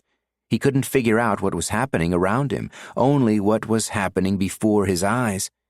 A gorilla came out of nowhere, tackling him to the dirt. Huon's spear fell from his grasp as he hit the ground. He was surging breath, so the wind hadn't come out of him. Huon surged everything he had, stamina to heal any bruises he'd taken, speed so he could react fast enough, strength so he could shift the beast's bulk off of him. But none of it was enough. The gorilla had him pinned down with its legs. Its arms were far longer and stronger than his, and the beast barreled punches into his head. Huon protected his head with his arms, making himself into a ball. The only reason he was able to receive such punishment and not go unconscious or die was because of all the essence he was double surging. But his essence was running out quickly. If he couldn't budge the beast off him soon, he'd run out. The wounds on his forearms from the gorilla's strikes would stop healing, and he'd be killed within seconds. Huon mustered up as much control as he could. He surged fire, focusing it on his forearms, hoping the stamina he surged would be enough to prevent his skin from staying burned. He felt the heat, the flames bursting forth. Then his core ran empty of stamina. The world went dark. Chapter 28. Huon woke in chains. His head felt like it had been split in two on a chopping block. He instinctively went to surge stamina, but he found none in his core. He found nothing in his core. Slowly, he opened his eyes. Something was wrapped around his head, obscuring his vision. He'd been blindfolded. Chains and a blindfold. A gorilla wouldn't do that. "One of them is awake," a man with a rough voice said. He chuckled. "It's the page." "He's not a page anymore," another man said, and Huon recognized the voice. Burn. Huon struggled in his chains. He tried to take off the blindfold, but he could barely move his hands. He bent his head down, trying to hook the blindfold under one of his fingers, but he couldn't make it budge. Then two hands gripped his head and ripped off the fabric. Burn stared down at him, in the same armor he'd worn the first day they'd met, with the same disinterested look he'd had when his Oathmaster lay dying. He crouched down. "Huon?" "Burn." Huon locked eyes with the man he'd thought of as his first friend. Anger burned within him, but there was nothing he could do with it. He was weak, his core empty, his arms and legs bound. He moved his head to look around and realized it wasn't just his head that hurt. His neck, his shoulders, his forearms. He'd taken a massive beating from that gorilla, and, honestly, he was surprised to be alive. He spotted the other two squires, asleep and chained up like he was, but there was no sign of the knights. Burn pulled a surge gem from one of his bandoliers. It glowed brightly. He touched it to Huon's cheek. "It's stamina. Surge it." Just from its touch, Huon could identify the essence within. It felt knight level. So, Burn had advanced, and at such a young age, too. Huon thought of being stubborn, of staring him in the face and not surging the stamina, but that was foolish. Whatever reason Burn had for showing him this kindness was irrelevant. Huon needed to take advantage of it. He surged the stamina. In an instant the pain disappeared. His head suddenly cleared. Now he could think straight. He began cultivating breath. He wished he could cultivate the surge gem's stamina into his core, but he didn't want to risk hurting himself. It was dangerous, cultivating high-level stamina. Slowly, a trickle of breath essence pooled within him. He felt ever so slightly better, knowing his core wasn't completely empty anymore, even if breath wasn't an active surge. Byrne took away the surge gem, returning it to his bandolier. Huon locked eyes with Byrne again. "What happened to the knights?" Byrne looked away. "They survived the attack, though barely, as did your fellow squires." "Where are they?" Byrne's forehead creased. "They had to be dealt with." Huon's mouth fell open. You... I killed them. They were too much of a threat to me, Huon. Too much of a threat to my people." Huon shut his eyes. How could Byrne talk like that, so callously? How had Huon thought he'd been friends with this man? "You won't get away with this." "You might not believe me, Huon, but I didn't want to hurt them." Huon glanced at Byrne's wrist. He wasn't wearing a bracer, nothing to cover his tattoo. It was a perfect circle. "You're still Oathless, Byrne. You did this of your own free will." "Because I had to." Byrne tilted his head. "There, and your Oathmaster is all the way back in Glenhaven, residing in one of the most secure fortresses in the city, the House of Tyrrell. I couldn't free them from their bondage. Instead, I freed them from a life of being a prisoner." He looked at the canopy, too dense to give way to the sky. "They can't be controlled now." "Then why haven't you killed me, the other squires?" Huon asked. "Because you aren't a threat." Byrne approached him. Huon flinched back, but the man kept coming. Byrne unlocked the chains. Huon rubbed his wrists. He could move now. He wanted to attack, but he knew it would be futile. "I had no choice with the knights." Huon stood. He stared down Byrne, but didn't step toward him. "You had a choice with the squires in Crowley's compound, yet you killed them. Why? How could you kill innocent people? They were no threat to you." "I saved them. I set them free. They were oathless, finally free of the hold these wretched surgeless have over us. Yet they wanted to go back to being slaves?" He shook his head and tilted his chin up, looking down his nose at Huon. "I killed them so they would die free." Byrne closed the gap between them. "I have a mission, Huon. I want to free every Surgecaller from slavery, one Oathmaster at a time. I thought you, of all people, would understand that. I know you would join me if you could. I know you would agree. But you can't." Huon gritted his teeth. Free all the Surgecallers. It was exactly what Huon wanted to do, but it wasn't how he wanted to do it. He looked around the clearing, recognizing some of the faces from Crowley's compound. Byrne was building an army, one Oathless at a time. Except, Huon looked at the man closest to him. His wrist, the tattoo, wasn't a perfect circle. He was Oathbound. The symbol inside the circle was a clenched fist. Huon stared at it a moment, then locked eyes with Byrne. You made them swear an oath to you." Byrne raised his head. "I am a knight, and they are my squires. This is how it used to be, before the everlasting king bound the immortal seven to his service. Surgecallers should only swear oaths to other Surgecallers." "You're full of it, Byrne. You preach about freedom, about our kind being oppressed. Then you do the same thing." Huon spat at the ground by Byrne's feet. "You're not a liberator. You just want power." Byrne's face turned red. He looked like he was about to surge strength and take a shot at Huon. Instead, he closed his eyes a moment. When he opened them again, he was calm, his face devoid of emotion. "If you live long enough, you'll understand." He turned from Huon and waved at Jameson and Liona, who were still unconscious. They appeared to have taken on more injuries than Huon had. "Untie the others. Then we leave this place. If the squires follow, kill them." Huon watched as his friends were set free, as Byrne and his Oathbound left the clearing. He kept waiting for Byrne to look back, but the dark-haired man never did. Huon stared at the back of Byrne's head, wondering how he'd turned into what he was. His family sold him at the age of 8. He's been a slave all his life, just as I'm a slave now. When Huon could no longer see Byrne, the reality of his situation began to set in. Knight Kyla, Knight Elian, Knight Nian. They were all dead.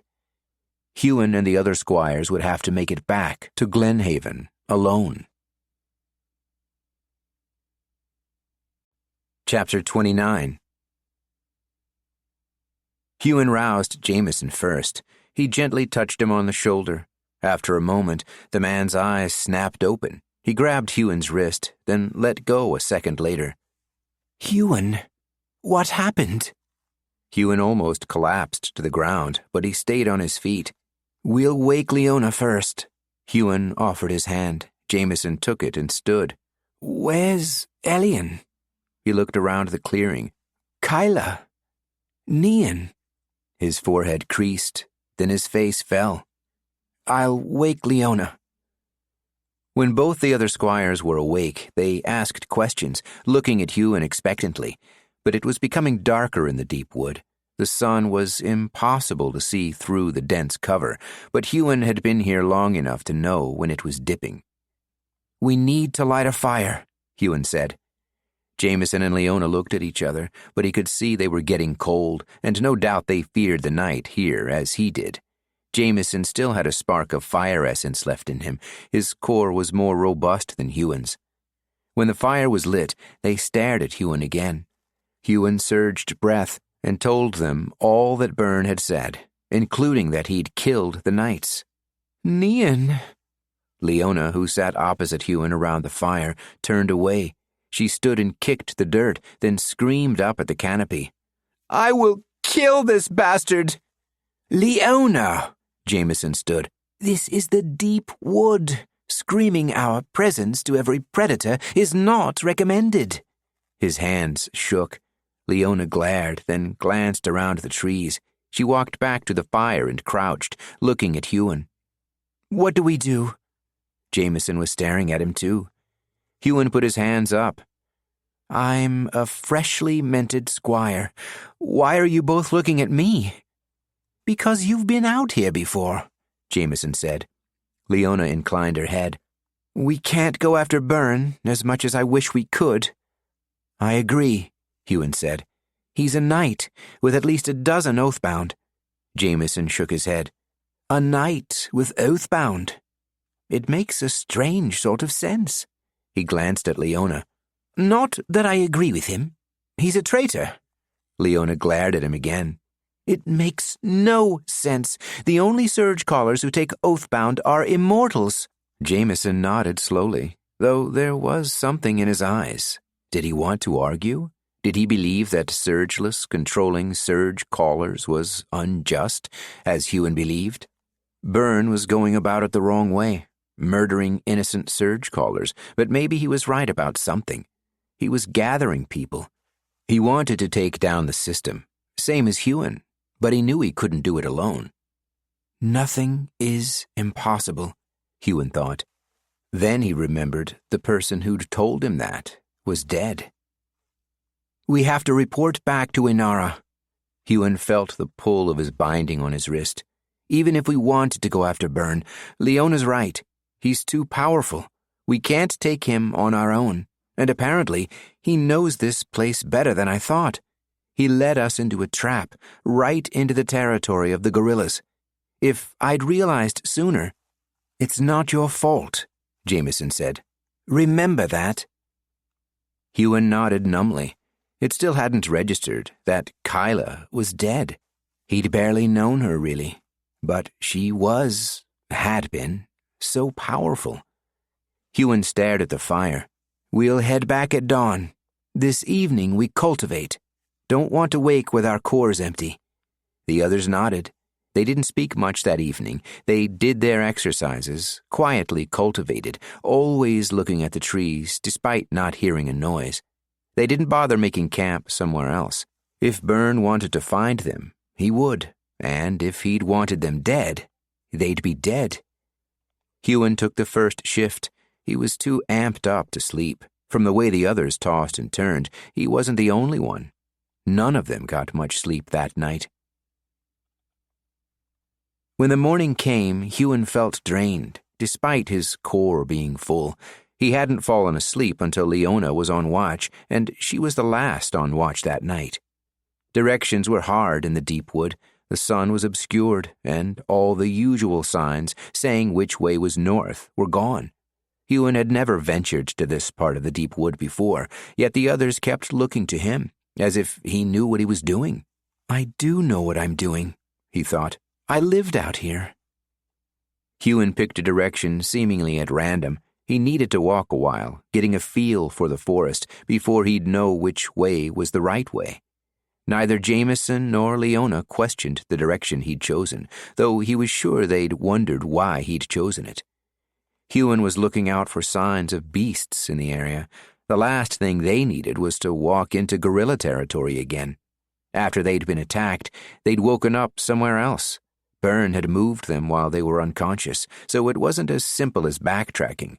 Huon had to find their path again. None of them had weapons. Byrne must have taken those to arm his people, but he'd left them with their armor. Huon wasn't sure if that was a kindness or if he'd simply been too lazy to take it from them. Does he hope we die out here, lost and alone? After a few hours, Huon finally found somewhere he recognized. He didn't find the path they'd taken coming in, but rather a clearing he'd once camped in with Byrne. By the time they'd made it there, their canteens had run dry. Huon's stomach ached too. None of them had eaten since early the day before. Huon stopped in the clearing. "We should make camp here." "There's still more daylight." Liona peered at the dark canopy above. "Isn't there?" Huon nodded. "A few more hours, but we need to hunt. Find a water source. We can't hunt during the night." Jameson and Liona glanced at each other, but they didn't argue. Jameson gathered firewood, while Liona went off in search of water. Apparently, she wasn't only a wind surger. She was quite attuned to water essence and could feel it in the air. That's an ability Huon wished he'd had when he was younger. Huon made spears. They could probably hunt with their bare hands, or Jameson could launch a fireball, but that idea didn't sit well with him. They were in dangerous territory. They needed weapons. He just wished he had a knife to whittle the edges. He was about to use a trick he'd used in the past, one he remembered reading when he was young, hardening and sharpening the top against hot coals, when he realized they had Jameson, and Jameson was an earth surger. Once they had a fire going, Huon watched Jameson manipulate earth essence. Jameson collected small rocks. One at a time, he shaped them into spear points, then affixed them to the ends of the sticks Huon had found. Jameson pointed to the tip of the spear. "The stone forms around the top." He stabbed it into the earth a couple of times. "It should hold." He also collected a few larger rocks, forming them into 3 stone knives. Huon took his spear, tucking the knife Jameson passed to him under his belt. "Stay in the camp, so you're here when Liona gets back." He glanced around the trees. "Hopefully I can find some easy game." Jameson tapped him on the shoulder. "Be careful out there." The deep wood was quiet, at least as quiet as a forest gets during the day. Birds trilled from high branches, too high for Huon's spear. He spotted one, perched among the canopy. Even if he had a bow, he doubted he'd be able to fell it. Walking through the forest alone, carrying a makeshift spear, felt different to how it had been with the knights. It reminded him of the time before he'd been oathbound, when he'd roamed the wilds free. It hadn't been an easy existence. It had been lonely, dangerous. Sometimes he'd gone days without food. In the beginning, sometimes weeks. But it had been his life. Hadn't it? At times he used to wonder if he were living or just surviving. He'd never had a goal. He'd just gone from one day to the next. Except now, he was stronger. He was a squire, not a page. He could double surge essence. He could cultivate fire. He could sense everything around him so much more acutely. Those senses were working harder than ever as he made his way through the undergrowth. He tread carefully and quietly. Doing so reminded him of Knighthood, of how easily she moved through the woods. He'd wanted to ask her when she'd learnt how to do that. The other knights had looked clumsy compared to her, but now he'd never get the chance. A noise sounded to his right. Huon focused on it. He licked his lips, hoping it was something to hunt, then felt inside his core.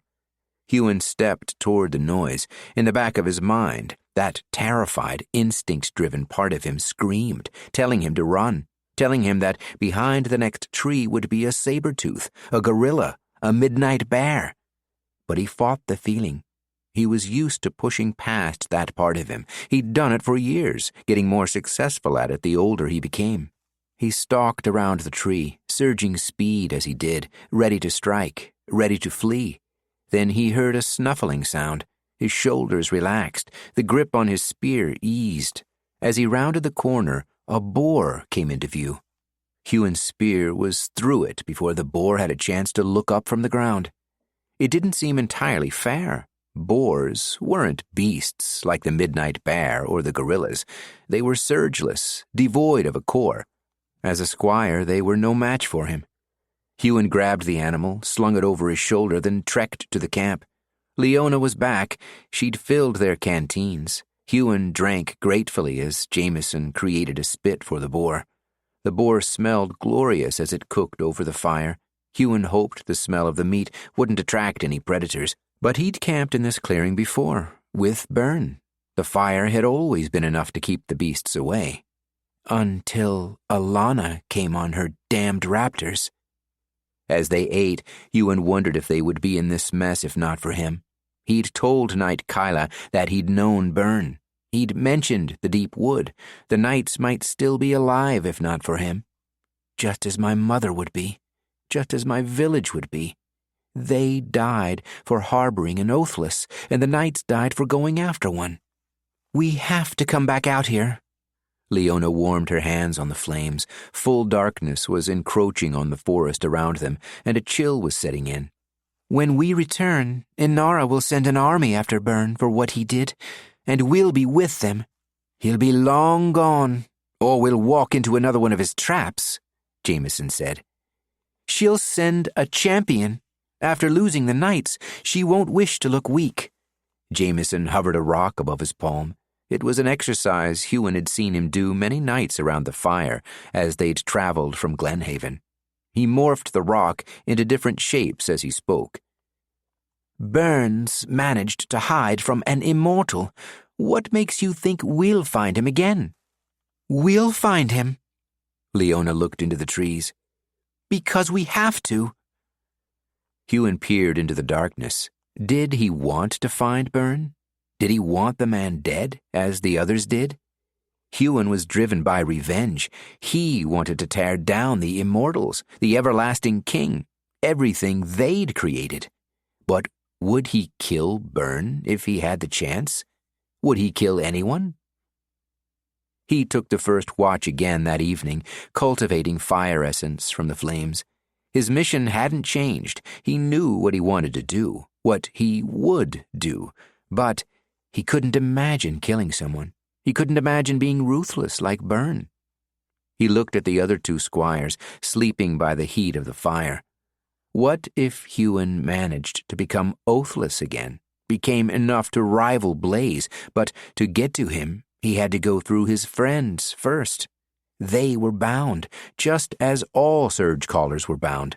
They would have to fight him, and if he wanted to succeed... If I continue down this path, I'll end up just like Byrne.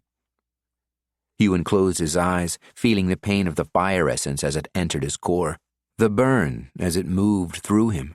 Crowley had been a horrible Oathmaster. There were injustices throughout the entire system. Byrne being sold, treated horribly. Jameson attacked by Surgeless with no way to fight back. Huon almost getting killed because Crowley wanted more money. But Huon was past that. Inara had taken him in, and life in the House of Tyrol had been good. All the squires, all the knights, champions, legends, they weren't his enemy, were they? Huon touched his face, feeling the slightly rough skin where he'd been marked. Even that fire surger in the arena had spared Huon's life when he'd realized he could, and had likely been punished for it. Huon spent his watch cultivating and surging the flames, growing his control over them. That he could do this at all, something that had initially been so terrifying, showed how far he'd come. Knight Kyla told him not to limit himself. Was he limiting himself with his goal of killing the immortals? Had doing so made him become isolated from those around him? He'd never spoken to the other fighters at Crowley's compound. They'd never spoken to him either. But he'd never even tried. When he, Jameson, and Liona were talking, Huon was the quiet one. He didn't want to get too close. Making friends wasn't part of his goal. What if I changed my goal? What if it was enough just to be safe? If he tried to change how the world was run, if he became what he needed to become, he'd end up exactly like Byrne. That was the last thing he wanted. Chapter 30. The next 3 days were pleasingly uneventful.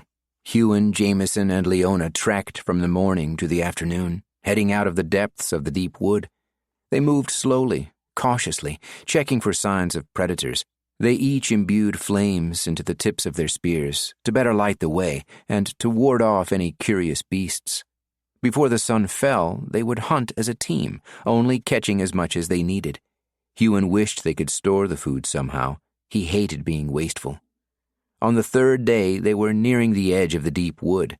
Soon, the skies would clear of branches. The sun, the clouds, the moon, all would be within view once more. Huon longed to feel that warmth on his skin, longed to look into something other than darkness. He was sure they were almost there, but it was getting too late to travel. If he were wrong, they'd be caught out at night in the true darkness of the wood, when the worst of the predators roamed.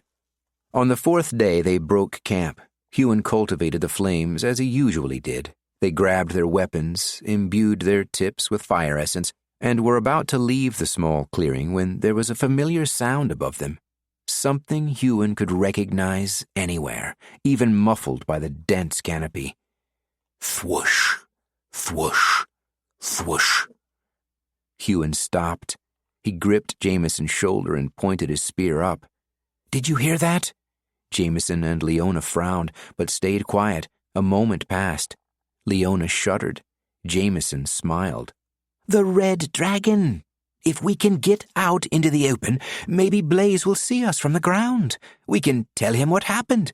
He'll take out Byrne in one fell swoop." It was Huon's turn to shudder. The very thought of being in Blaze's presence, let alone talking to him, made a chill run up his spine. But how could he argue? Liona nodded. "Double surge speed until we can get out of this place?" They both looked at Huon. Huon could shake his head, tell them it was dangerous, but he'd be lying. They were so close to being out of here. As much as he didn't want to face Blaze, it was the best plan they had. He nodded, double-surged speed, and led the way. Then they heard the dragon roar. Huon almost slammed into a tree. He'd heard that noise before, and he knew what would follow. The red dragon was about to torch the deep wood. "Run faster!" Flames rained down on them. A vicious noise cut through the quiet air. The dragon's breath. The canopy burst into flame. Fire spread through the dense forest as if it were alive and hungry. Branches ahead began to fall. Waves of heat battered the squires. The way ahead was blocked. Huon shifted directions, throwing a glance over his shoulder to ensure the others followed. But the dragon was lighting the forest in a line. Blaze was blocking escape from the deep wood.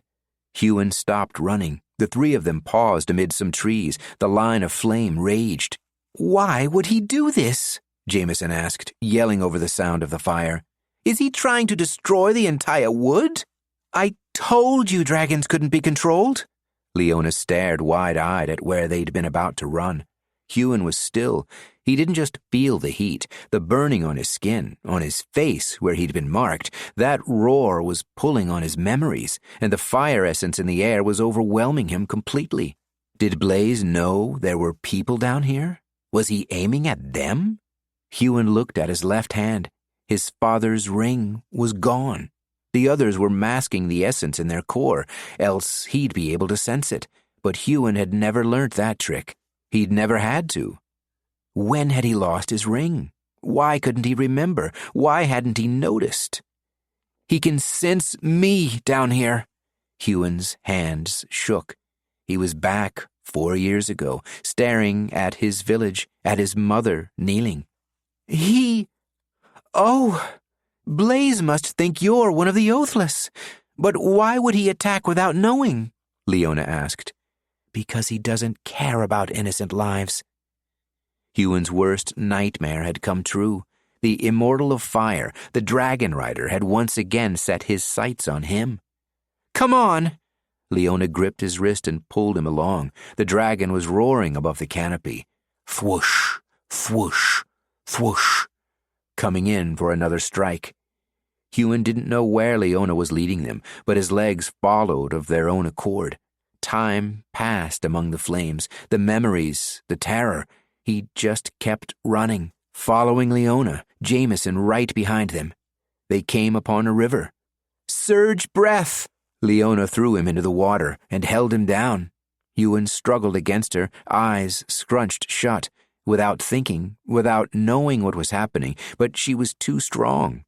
Finally, he forced himself to relax and surged breath. He opened his eyes. Jameson and Liona were under the water with him. Above the surface, fire raged. The water warmed. Huon was grateful that he'd never ceased his breath cultivation habits. When they'd entered the water, his breath essence had been full. He didn't know how long it would last. He hadn't tested his limits properly since becoming a squire. He made sure to only surge so much, just enough that he didn't need to breathe. Minutes passed with them huddled under the water. They held hands in a circle, unable to talk. Huon felt their fear. Blaze is after me. Again. Except, after a while, the flames eased, the water cooled, the way above them seemed clear. Jameson made a break to the surface, but Liona pulled him back down, shaking her head. She pointed to the river floor. Huon was inclined to agree. There was no way to tell if the dragon had moved on, and his core was still half full with breath. It would be a while until he needed to breathe, though Huon wondered if this were futile. If the immortal could sense his essence, hiding in a river wouldn't do any good. Eventually, Liona beckoned them to rise to the surface. Huon drew a deep breath. His body didn't need it. He could have lasted a few more minutes down there. But it didn't feel right, not being able to breathe for so long. The others did the same, then all their eyes turned to the canopy. Even where the river flowed, the trees of the deep wood obscured the sky, the branches long enough to cover them. But it wasn't branches they saw when they looked up. It was flames, raging heat, tearing at whatever it could catch. Huon strained his hearing. No dragon's roar, no thwoosh, thwoosh of giant wings flapping.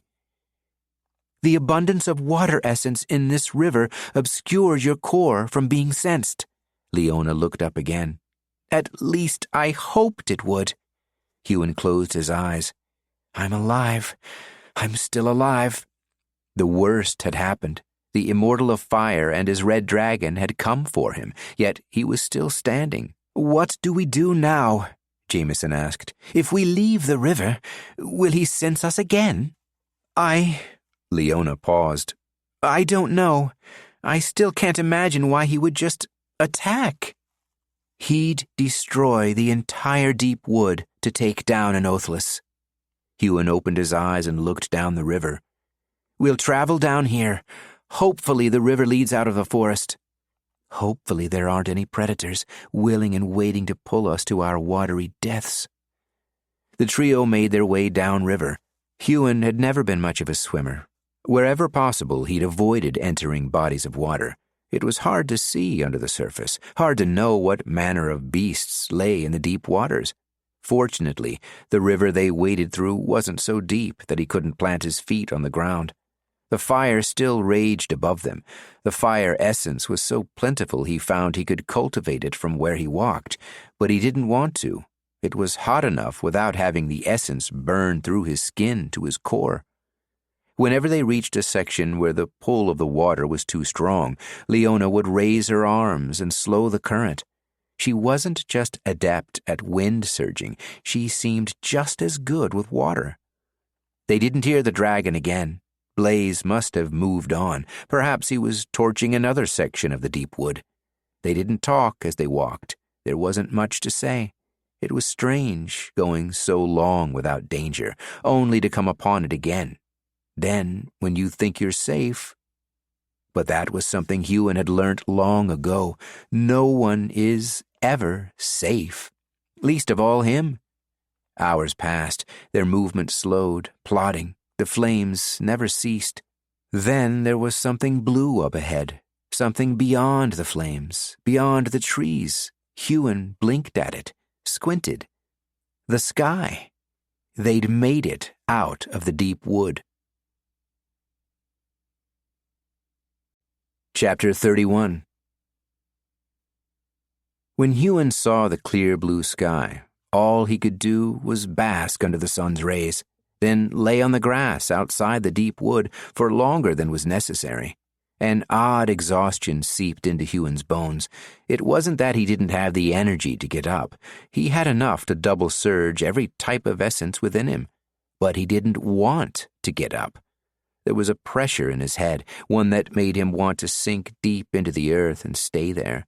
But out here, out of the water, Blaze would be able to sense him again. Huon closed his eyes, took a breath. All he tasted was smoke. He coughed, sighed, then made himself get to his feet. "We have to move." "He won't attack us if he sees us."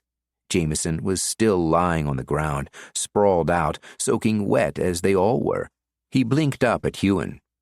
"Right?" Huon peered at the sky. The red dragon wasn't in sight. "Let's not find out." He offered a hand to Jameson and Liona each, pulling them up from the ground. They were wet and tired. He couldn't wait to get back to the house of Tyrol and having a standing bath with hot water. What a selfish thought, after the knights were killed. A bath is the least of my priorities. Huon looked across the clear plains, glad he could see more than a foot away. The evening was almost on them, the sun about to fall below the far mountain peaks. "We'll make some distance. Double surge run until one of us is low, but not too low. Don't want to be caught with a core empty of speed or stamina if the dragon comes again." Or something else, Huon thought, though what could be worse than the red dragon? They began running. It felt good to have so much clear space ahead of him, room to move, room to sprint. A rumbling began, a sound altogether different than the flames raging at their back. The ground vibrated, as if the earth were about to quake. Then he heard the screeches, the roars, the squeals. Huon looked behind him, and he wasn't the only one. The others were glancing back, too. "What is that?" Liona yelled as they ran. A single beast ran out of the deep wood, a large wolf-like creature with two curved horns. It was even bigger than the saber-tooth, and it wasn't alone. Hundreds of beasts sped out of the deep wood after it, all along the tree line, fleeing from the dragon's flames. Huon didn't stop to stare, especially when he saw one beast that looked particularly terrifying. A giant spider with pure black legs and dozens of glowing eyes.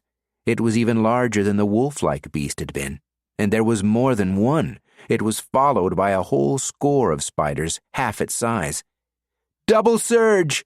Huon yelled, but he didn't have to. The other two were already gaining speed. What could be worse than the red dragon? Why'd he have to go and think something like that? Something cawed above their heads, once again reminding Huon that no matter how fast he could run, something else could travel faster.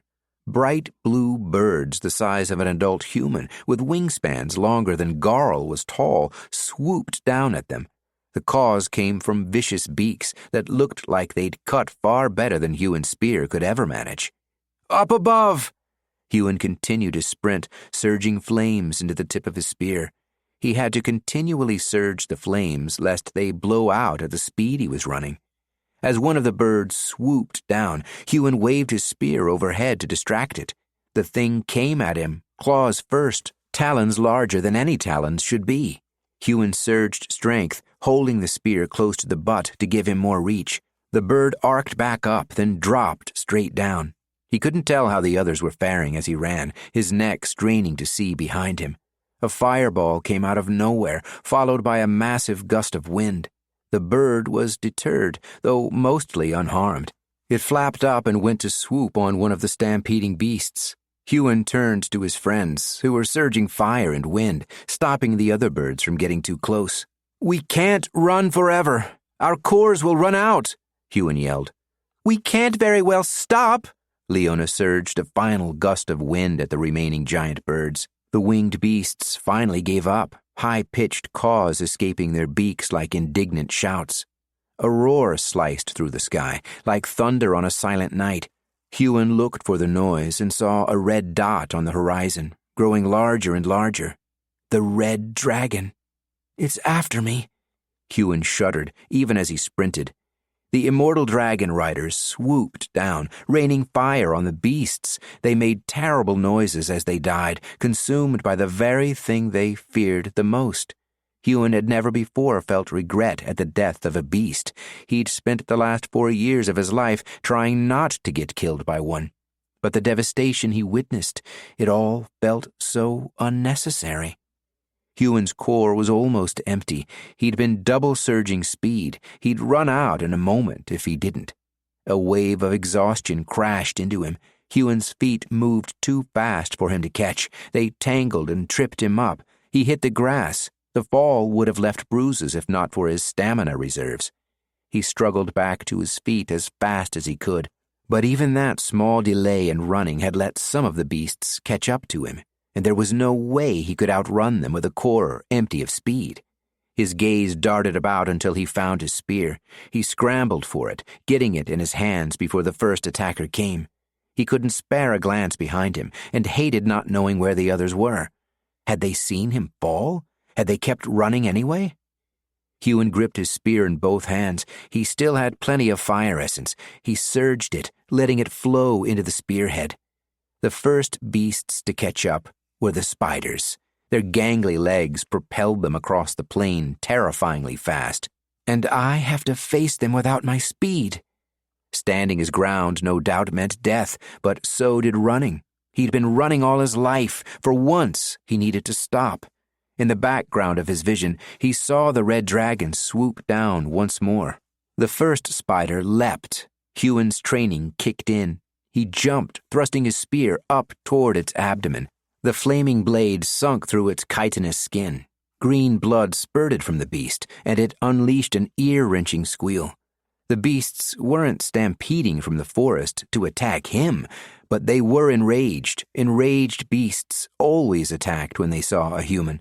Except maybe Huon should have tried to keep running despite emptying his speed reserve, because the beast's squeal ensured every one of its kin's attention diverted straight to him.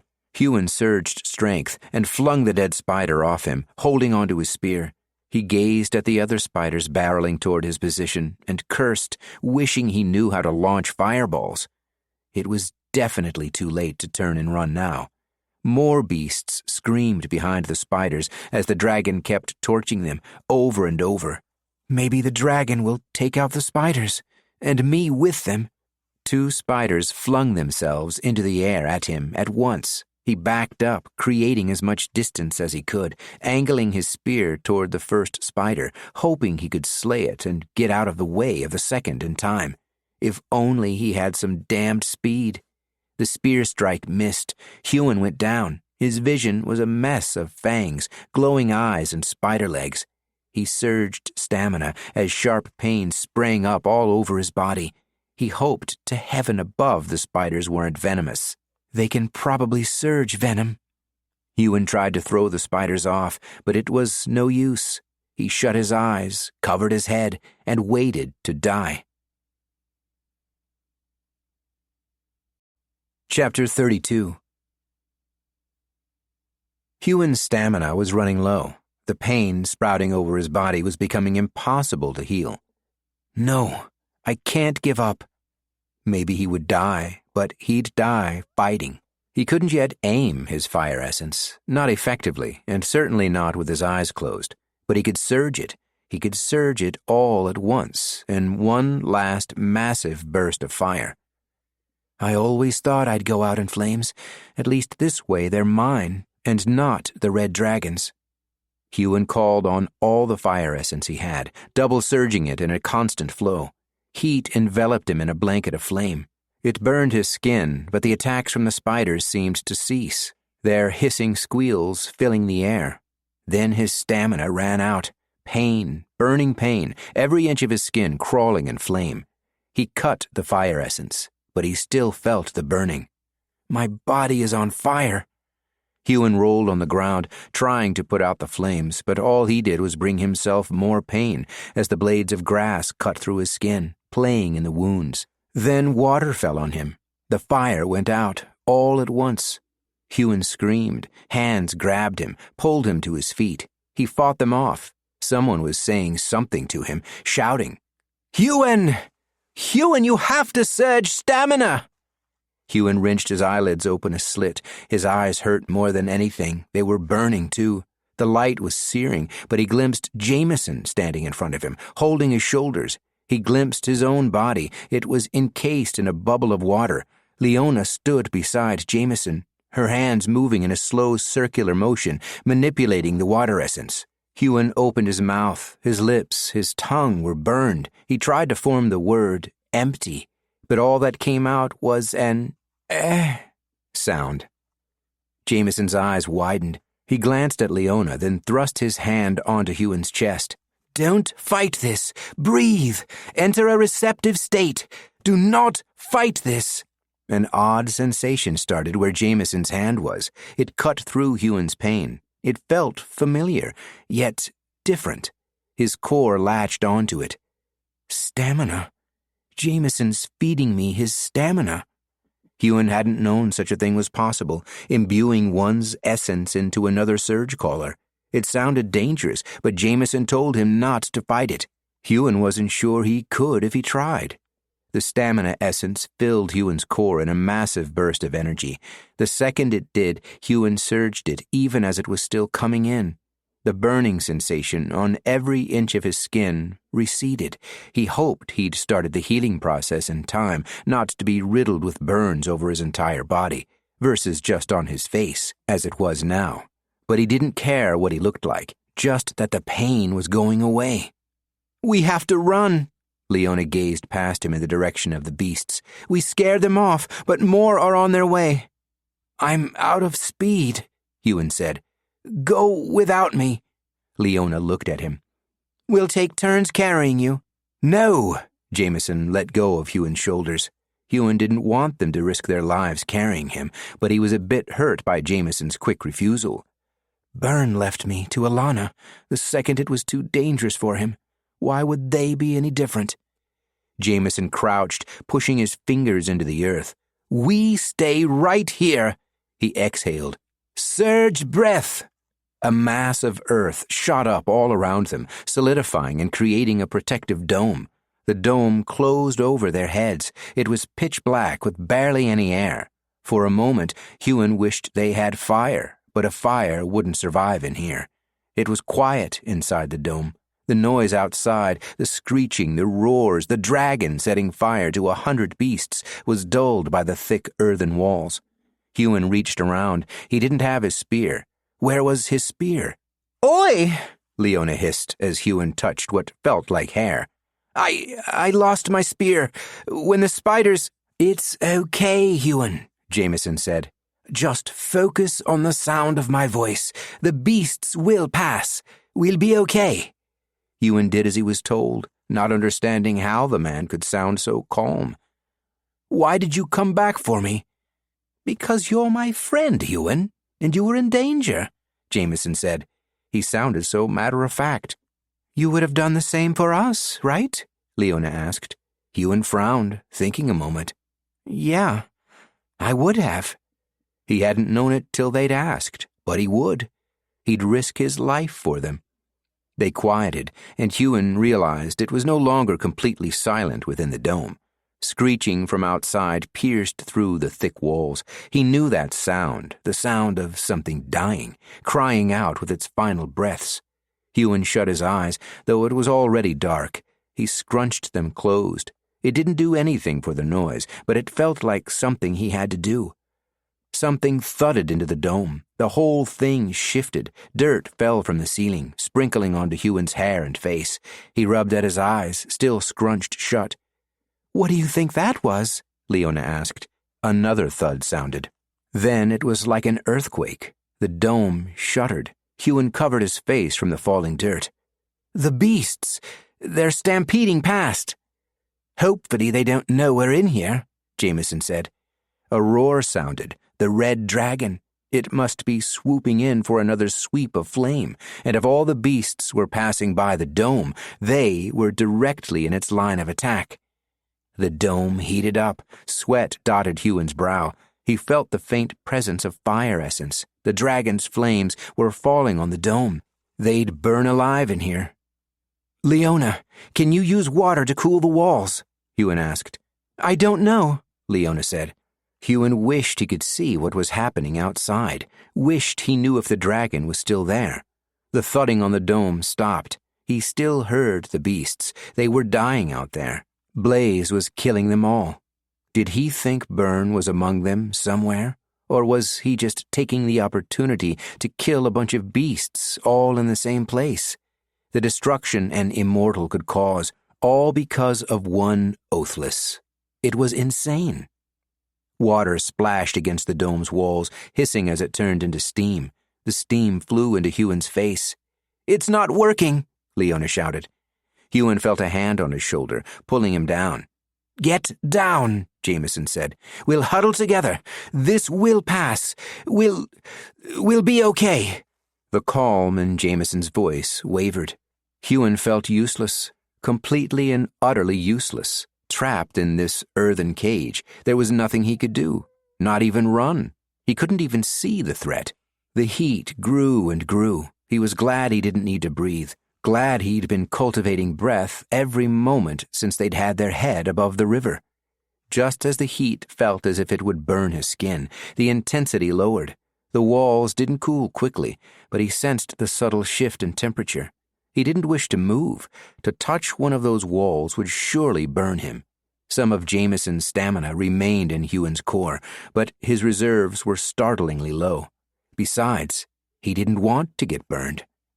They stayed there, huddled as time passed. Then the noise stopped, the walls cooled, and all was quiet. Huon strained his hearing, but the sound of the beasts, the roar of the dragon, had subsided to nothing. I think they've passed, Huon whispered. He wasn't sure why he whispered. No one could hear them outside the dome, not unless they yelled. I'll create a hole to look through. Jameson shifted. Huon felt him stand up. Ow! Jameson hissed. He must have touched the wall. Liona? Right. Liona moved too, her hand coming off Huon's shoulder. Then he felt something in the silence, a different essence, one unfamiliar, like the opposite of flame. Can I feel her using water essence? Somehow it took him back to when they were under the surface of the river, surging breath to stay alive as the dragon torched the deep wood. Had I felt it then and not realized it? Try again, Liona said. A moment later, a small circle of light appeared. Huon scrunched his eyes shut, then opened them slowly, adjusting to the light. He surged strength to open them fully. Jameson stepped in front of the hole, covering the light with his head. What do you see? Huon asked. Jameson pushed his face close. The grass is still burning. There are dead beasts everywhere, but nothing is moving. He stepped back from the hole and beckoned Huon. Huon approached the hole, blinking from the strength of the light. He looked out. The plain was littered with the bodies of dead beasts. The spiders they'd fought were curled up, still on fire. The giant wolf-like beast with the curved horns looked like it had been sliced to ribbons by the red dragon's claws. There were even animals among the beasts, boars, deer, rats, though the animals were harder to see amongst their larger, more ferocious cousins. Then a figure stepped into view, wearing a red cloak. Huon recoiled from the hole, pointing, hand shaking. Blaze! Liona jumped to get a glimpse out of the hole, then froze when her gaze must have found the immortal. He's walking toward us. What do we do? Nothing, Jameson said. We've done nothing wrong. We're oathbound to the House of Tyrol. We can explain why we're here, what happened to the knights. He put a hand on the wall. Before Huon thought to argue, the dome crumbled around them. Even if the dome had stayed up, it would do nothing against the power of an immortal. He could just punch through it, perhaps even break it with a thought. Immortals had access to all manner of powerful essence. But Blaze would have melted the walls with his touch. Huon felt like a coward cowering behind Jameson and Liona. He didn't want to look at the immortal, but he couldn't take his eyes off him. The red dragon was to the left, sitting quietly. It had been out of view of the small hole Jameson had made in the dome, and so they hadn't seen it perched among the beasts it had just killed. None of the squires stepped forward. They were all shaking. At least Huon wasn't the only one afraid, though their fear brought him no comfort. He knew why he feared the Immortal of Fire, not why his friends might. Blaze threw off his hood, the cloak cut down the middle, showing his glowing red armor. Huon wasn't sure how many different essences the armor was imbued with, or what made it shimmer the way it did. It was full plate armor, and the red of it reminded him of blood and flames. The Immortal of Fire walked almost casually toward them. He radiated more heat than the flames in the deep wood had. Was his armor hot? Is that why it glowed like metal left in a fire? The immortal tugged his cloak out of the way, revealing the sword at his hip. It was the largest sword Huon had ever seen. It must have required a constant surge of essence just to be wielded. Then again, the natural strength of an immortal was far higher than that of lower-ranked surgecallers. When the mind advanced, so did the body, to be reforged into something stronger. Blaze's natural strength could have been as much as Huon's double surge, more. He certainly moved easily enough in all the armor he wore. Blaze surveyed the three of them. Jameson was the first to move, the only one who seemed to be thinking straight. He unbuckled the bracer at his wrist, letting it fall to the ground as he pulled down his sleeve. Lord Immortal, we are oathbound to Inora of the House of Tyrol. He nudged Liona, who did the same, pulling down her sleeve. Huon took longer to gain his senses, but followed their lead, still staring into the eyes of the immortal.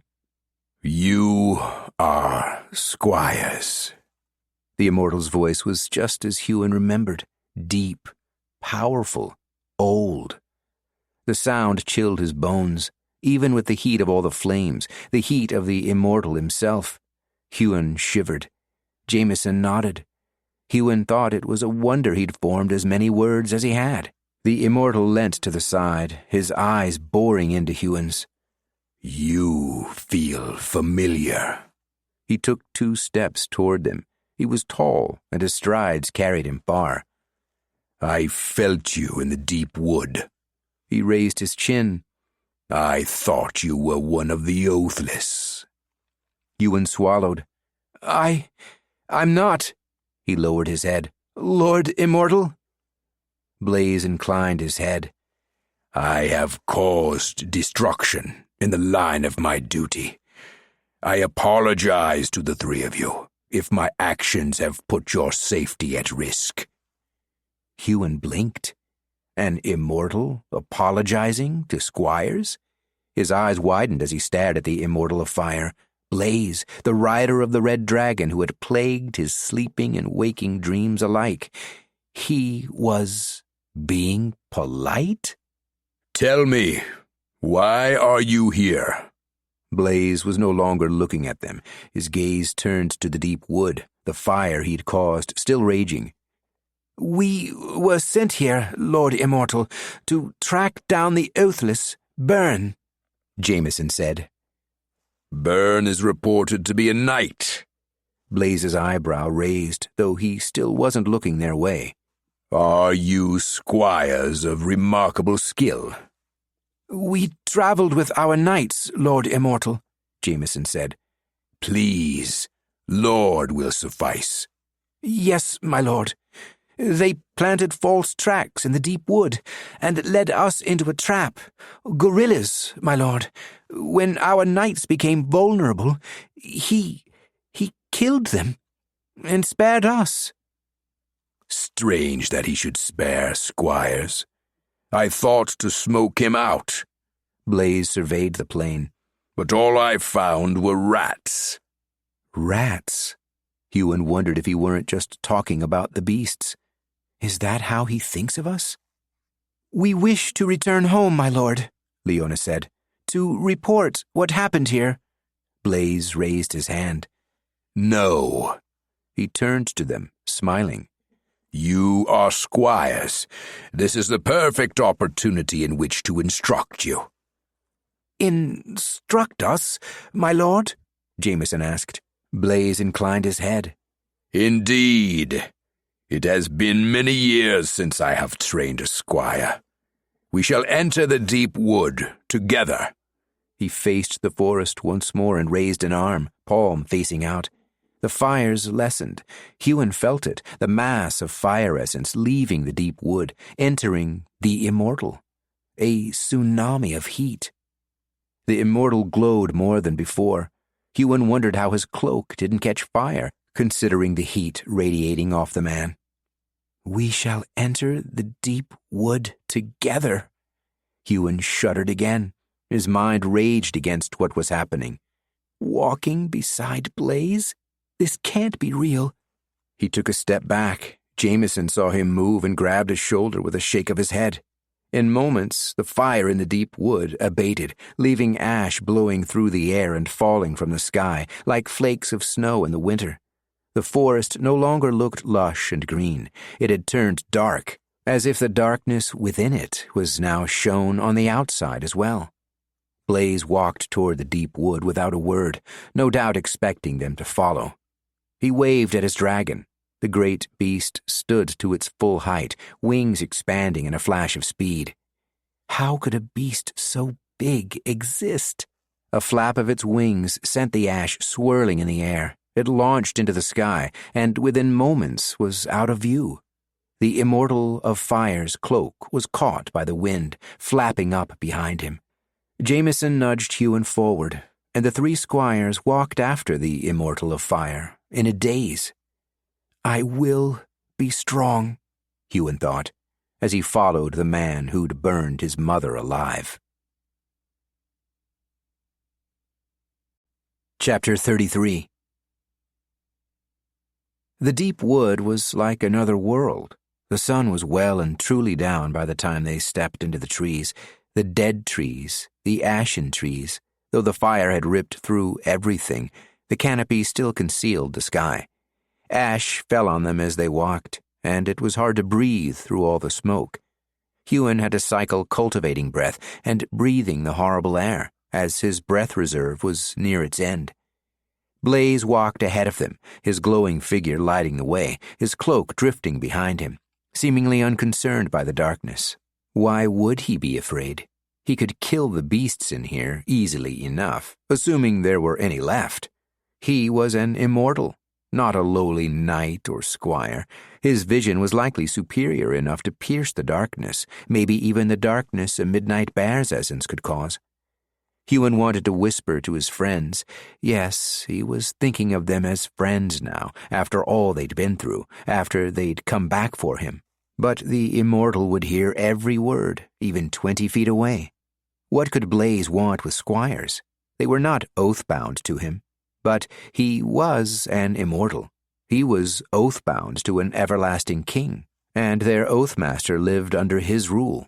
Therefore they were honor-bound to serve any immortal. They had no choice but to follow. Jameson and Liona glanced at each other.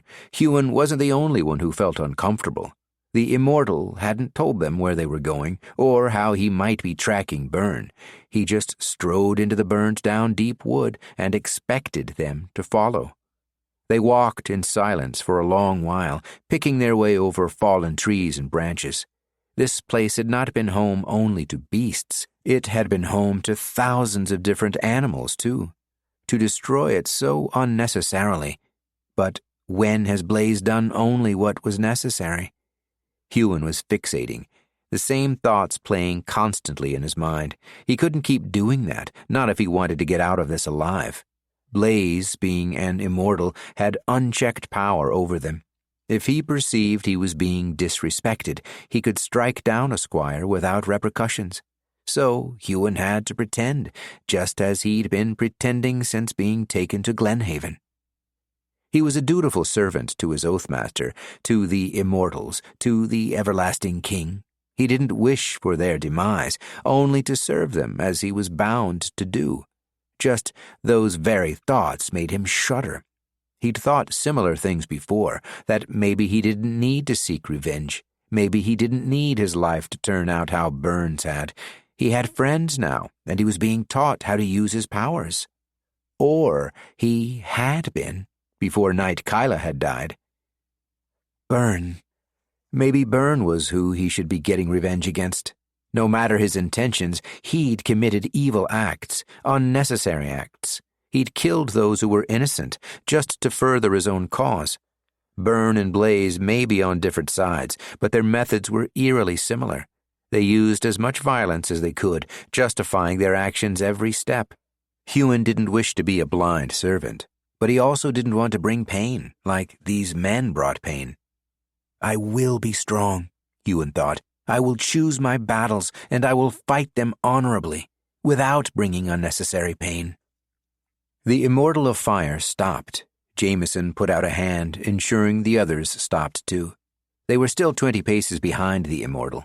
Huon gazed around, straining his senses, trying to hear, see, feel what made the Immortal stop. But the forest was quiet. Not the normal quiet of the deep wood at night, where there were still noises about the forest. It was dead silent. The beasts, the animals, had been scared away, and the darkness, with ash covering everything, was even more complete than it had been before. Huon's vision had no chance at penetrating the gloom. Instead of peering into the darkness, Huon peered at the Immortal. This was the man who'd destroyed his life. This was the one he wanted to destroy in return. More fire essence radiated off Blaze than had radiated off the entire forest when it was in flames. How could it be possible for one man to be so powerful? How could it be possible for any person in this world to be so powerful? How could Huon dream of competing with him? The Immortal's head turned. The movement was so sharp, Huon didn't see his head move. Rather, where it had been facing forward, now it was facing to the left. What level of surge was that? Or was it simply the natural speed for his level of advancement? Huon's senses kicked in. He followed where Blaze's gaze went. He heard something, out in the blackened trees, but it was too dark. Even if there was someone there, he wouldn't see them. Then his vision darkened further. The glow from the Immortal disappeared. Huon gripped Jameson's arm beside him before the light was completely gone. He'd felt this before, the darkness, the way it seeped into his vision.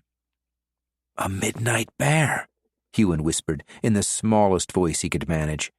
It must be standing out there, in the darkness. But why would it surge its essence when there was an Immortal nearby?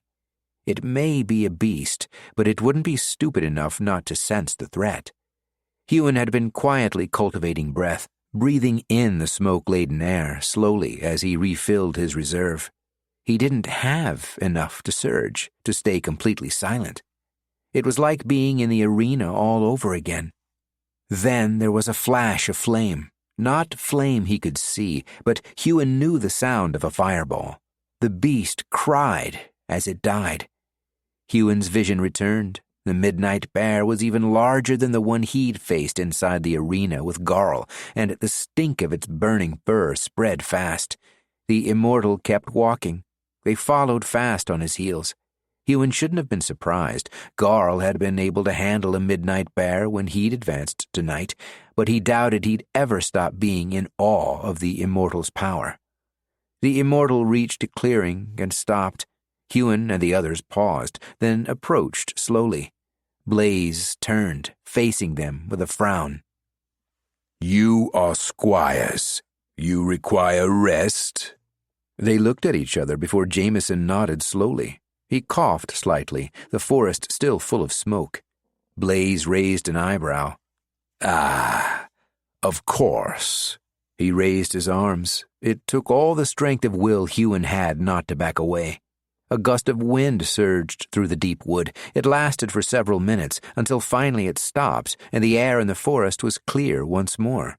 Huon took a deep, sweet breath. He could still smell the ash, and the smoke would linger on their clothes until they washed, but it was sweet nonetheless. "Make camp." Blaze dropped to sitting cross-legged in a flash of movement. "I will keep watch through the night." They did as they were told. The burned-down trees weren't great as firewood, and they'd all had enough of fire, so they didn't make one, despite the cold night.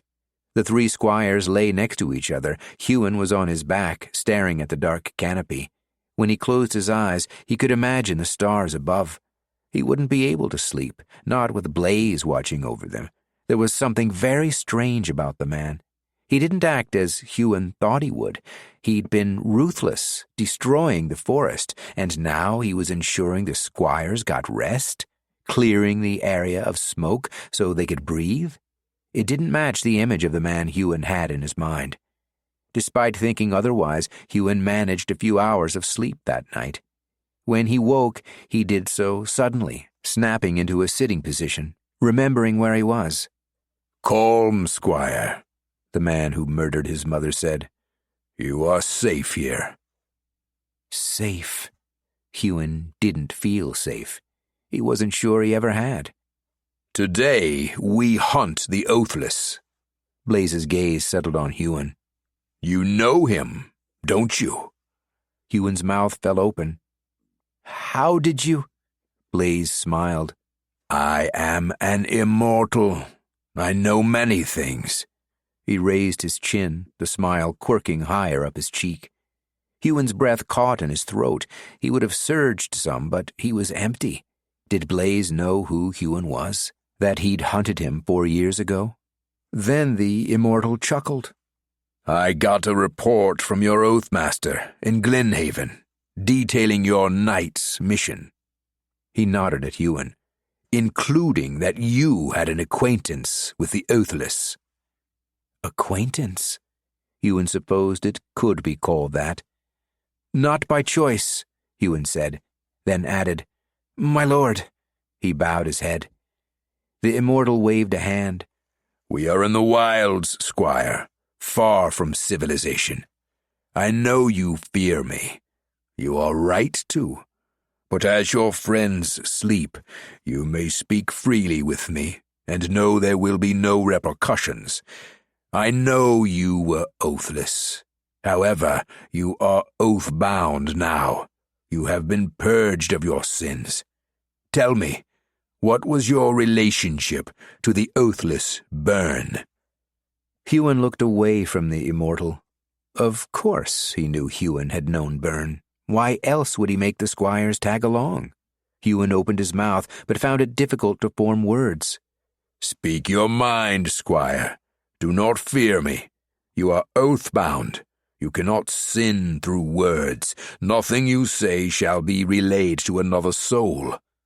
Now, speak." The last word was more than just a command. It seemed to hit Huon in his gut. He started speaking without intending to, without wanting to. "I was sleeping in a cave in the Greenway when I heard screams. I ran to them. and found a saber-tooth fighting a squire and two surgeless on the ground. A saber-tooth? Blaze licked his top lip. A squire can take such a beast. He let it injure him. He let his Oathmaster die. Blaze nodded. The Oathmaster was not diligent enough in the wording of his commands. This is not uncommon. What happened next? I attacked the saber-tooth. Yet you were only a page, and oathless yourself. Why risk your life? How much does he already know about this? Huon wondered. I did not want to run again. Again? Anger burned in Huon's chest. He locked eyes with the immortal. That is not relevant to Burn. Blaze leant back, resting his hand on the ground behind him. Interesting. Speak. Tell me anyway. Huon tried to shut his mouth, but he couldn't. He would surge strength if he had any. I always run. The immortal waved his hand in a continue motion. Huon couldn't keep the words at bay. I ran when you came for me 4 years ago, when my village was burned to the ground, when you made my mother kneel in the square, when you made her watch as her friends died. You killed her because she kept me safe. You killed her because I was oathless, and you could not control me. The last of what he said was yelled. He heard the others shift. Had they woken? He couldn't take his eyes off Blaze to check. Huon trembled all over. The immortal frowned, staring at Huon intently, as though he were looking into his soul. I remember that day. His voice was flat, devoid of emotion. Your mother's screams.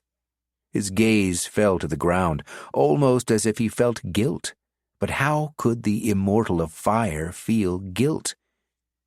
You hate me, don't you? You'd kill me, were you able, wouldn't you? Huon gritted his teeth, trying as hard as he could to keep his mouth closed. Speak! Yes, I want revenge. I dream of it. Train for it. Huon shuddered, taking a massive breath. He wanted to get up, run, but he was rooted to the spot, not able to do anything but speak when he was made to, and stare into the eyes of the immortal. Blaze nodded, slowly. He waved a hand, and whatever control he had over Huon disappeared. Huon fell forward where he sat, hands slapping the ground, chest heaving. I understand your thirst for revenge, Squire, and I understand your hate for me. I will not punish you for it. You are oathbound, and so you cannot act on your own will. He sighed. I have lived a long time. I was an immortal before the everlasting king was even born. I was a legend of Lundholm, a champion of Trawul, a knight of the realm of Arasaveth, and once squire to a knight who became... well, that's not important. Huon raised his head, surprised he was still breathing. He glanced to the side. The others were awake, looking intently at the immortal, as he was. I have seen a realm where surgecallers rule, a realm where they were bound by themselves. There were surgecaller oathmasters, but not surgeless. There was chaos, pain, war. He raised his hand, facing his palm up. We treated the surgeless as slaves, made them do everything for us. Mine, build, farm, serve in every way. How was that fair when we are so much stronger than them? We can mine ore more effectively, cut fallow, build homes. Fire bloomed in his palm, but it wasn't normal fire. It hovered into the air in front of him, slowly forming into shapes. The everlasting king was surgeless, a scientist. He invented the surge gems for his master, but realized what they were capable of. The fire rose high, the shape forming into a man. The form flickered, but its depiction was clear. A broad-shouldered man holding a gem in each hand. He faced the heavens, arms spread out before him, and surged fire from his mouth. He amassed more power than we thought possible. He broke away from his master and began to unite the Surgeless, who outnumbered the Surgecallers 5-1. The Immortal sighed again. No one thought to stop them. Surgeless are weak, after all. He smiled, then pulled off the bracer around his forearm, showing the tattoo, the emblem of the everlasting king, a figure of 8 on its side, the symbol for infinity. He defeated us, dueling us one by one, building the immortals to his will and killing those who refused. Before the binding, there were far more of us. He put the bracer back on. He united 5 realms before the rest of the continent banded together, halting his advance. He has ruled over those 5 realms as one since then, creating order, peace between the Surgecallers and the Surgeless. The fire vanished. Blaze closed his hand. I am tasked with maintaining that order. We must be governed. We do not have the right to govern ourselves. All we bring is death when we do. That is why we can be bound, and they cannot. I did not want to kill your mother, but an example had to be made. He lowered his head, looking at the ground. It is my duty to bring order, and I must be ruthless in its deliverance. There was no passion in his voice. The Immortal stood. Break camp. We move in minutes. Blaze's words sunk in slowly. On the surface, he sounded as if he believed in the everlasting king's rule, but the way he spoke told a different story. It is my duty to bring order, and I must be ruthless in its deliverance. Huon sat there for a long moment as the other 2 squires broke camp. He'd confessed his goal to the Immortal, not just the Immortal, but his new friends had heard. And yet, he lived. Blaze had not struck him down. He was reminded of his last fight in the arena, where he would have died but for the specific word used in an Oathmaster's order. Kill the page. Is that why Blaze spared him? Because he hadn't been ordered to kill Oathbound, only Oathless? Had he the choice, would the Immortal of Fire have spared Huon's mother? Chapter 34. They reached a part of the deep wood that had been spared from the flames, and the Immortal of Fire caught Burn's scent. Huon didn't want to watch what would happen when Blaze caught Burn and the others. As horrible as Burn was, Huon was frightened for him. Not because he still had any feelings of friendship toward the man, but because he knew the pain Blaze could cause. The 3 squires followed well behind the Immortal, who sprinted through the forest at a pace they could only just keep up with. I still don't know why he brought us, Liona said. We're just slowing him down. He'd be far faster on his own. Huon didn't reply. He'd been quiet since that morning, when Blaze had made him confess his true feelings and what happened to his mother. The others hadn't asked about it. Huon wasn't sure if he appreciated that or not. Did they hate him now? He'd never had an opportunity to make friends before. Maybe they had never considered him a friend in the first place, and now only tolerated his presence because they were bound to the same master. I'm not sure, Jameson said, but it's an honor, isn't it? Watching an immortal work, hearing him tell stories of the time before the binding. It's strange to imagine the realm ever having been that way. Huon had been thinking the same thing. The time before the binding, it sounded like the realm he wished to create, not the war and the chaos, not the subjugation of the Surgeless, who then subjugated the Surgecallers in turn, but a world where Surgecallers could govern themselves, lead themselves, be free without being hunted for it. Hunted, like what they were doing now. Byrne wouldn't be this hunted if he hadn't killed Crowley and those squires. But what had Huon done as a 12-year-old to have everything he knew destroyed? It's strange to imagine that there are other realms still that way, Liona said. Huon's attention snapped to her as they ran, and the immortal's words played through his mind. Words that, at the time, he'd been too frightened to understand the consequence of. He united 5 realms before the rest of the continent banded together, halting his advance. That's where the honor-bound went when they did their years of service. They stepped out of the everlasting king's realm, trying to expand his domain. That's where my father died. He'd never thought about what life could be like out there. All he knew was it was terribly dangerous. The Immortal of Fire raised a fist. They all froze, becoming silent. The Oathless were close. Huon gripped his spear tightly. Not that he would be needed for this fight. Then Blaze disappeared. The wind around them moved in an odd way, became still. I've created a bubble of air around us, so we can talk without alerting our targets. Huon flinched. He whirled around to see Blaze standing behind them. How? How had he moved so fast? Huon knew immortals could do amazing things, but this? Blaze rummaged in his cloak and pulled out some surge gems, passing 2 to each of them. "What's this, my lord?" Jameson asked. Blaze smiled. Immortal-level strength and speed essence. Huon almost dropped the surge gems in his shock. My lord?" He held the surge gems delicately, 1 in each hand.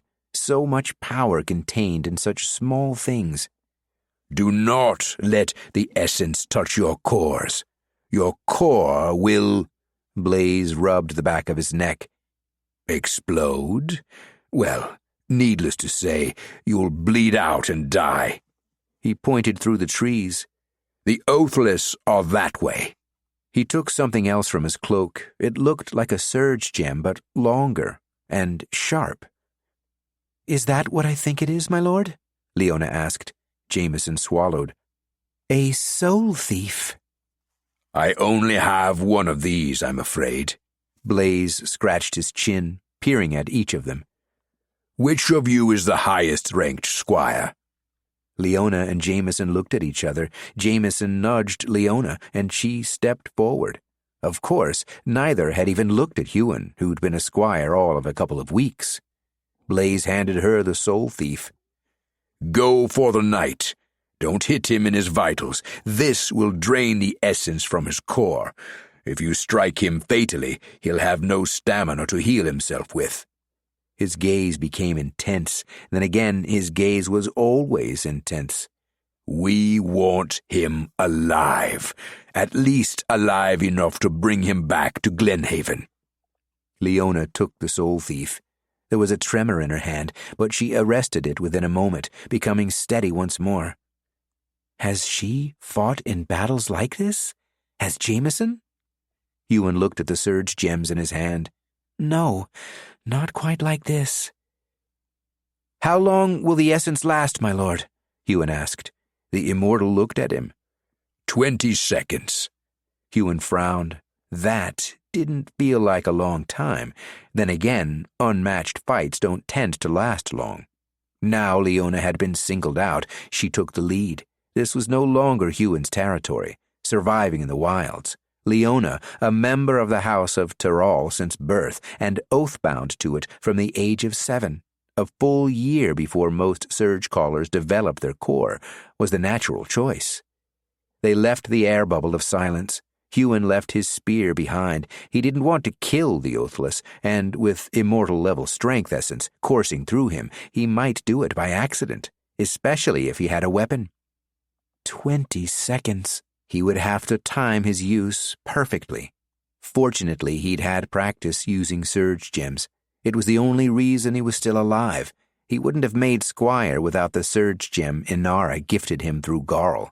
He held 1 in each hand, surging his own speed and breath as he went, creeping silently behind Liona and Jameson. The other two squires had also left their weapons behind, except for Liona, who wielded a new weapon, the Soul Thief. Huon hadn't known such a thing was possible, to empty the reserve of any Surgecaller with one strike. It was too powerful, unimaginably so.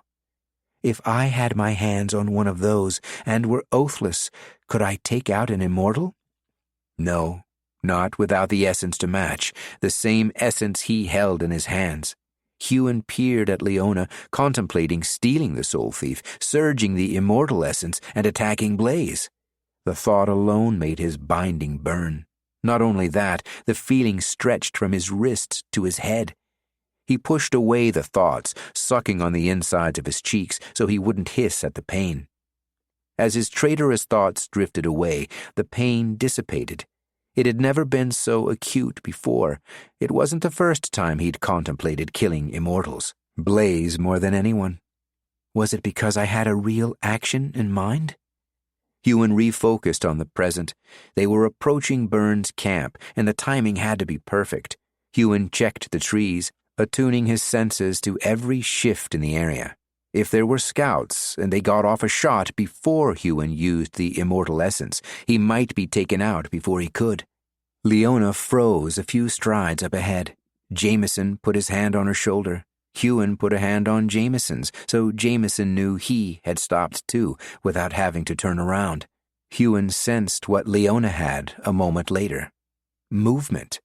He strained his hearing to its limit and was able to hear the crackling of a fire cutting through the sounds of the deep wood.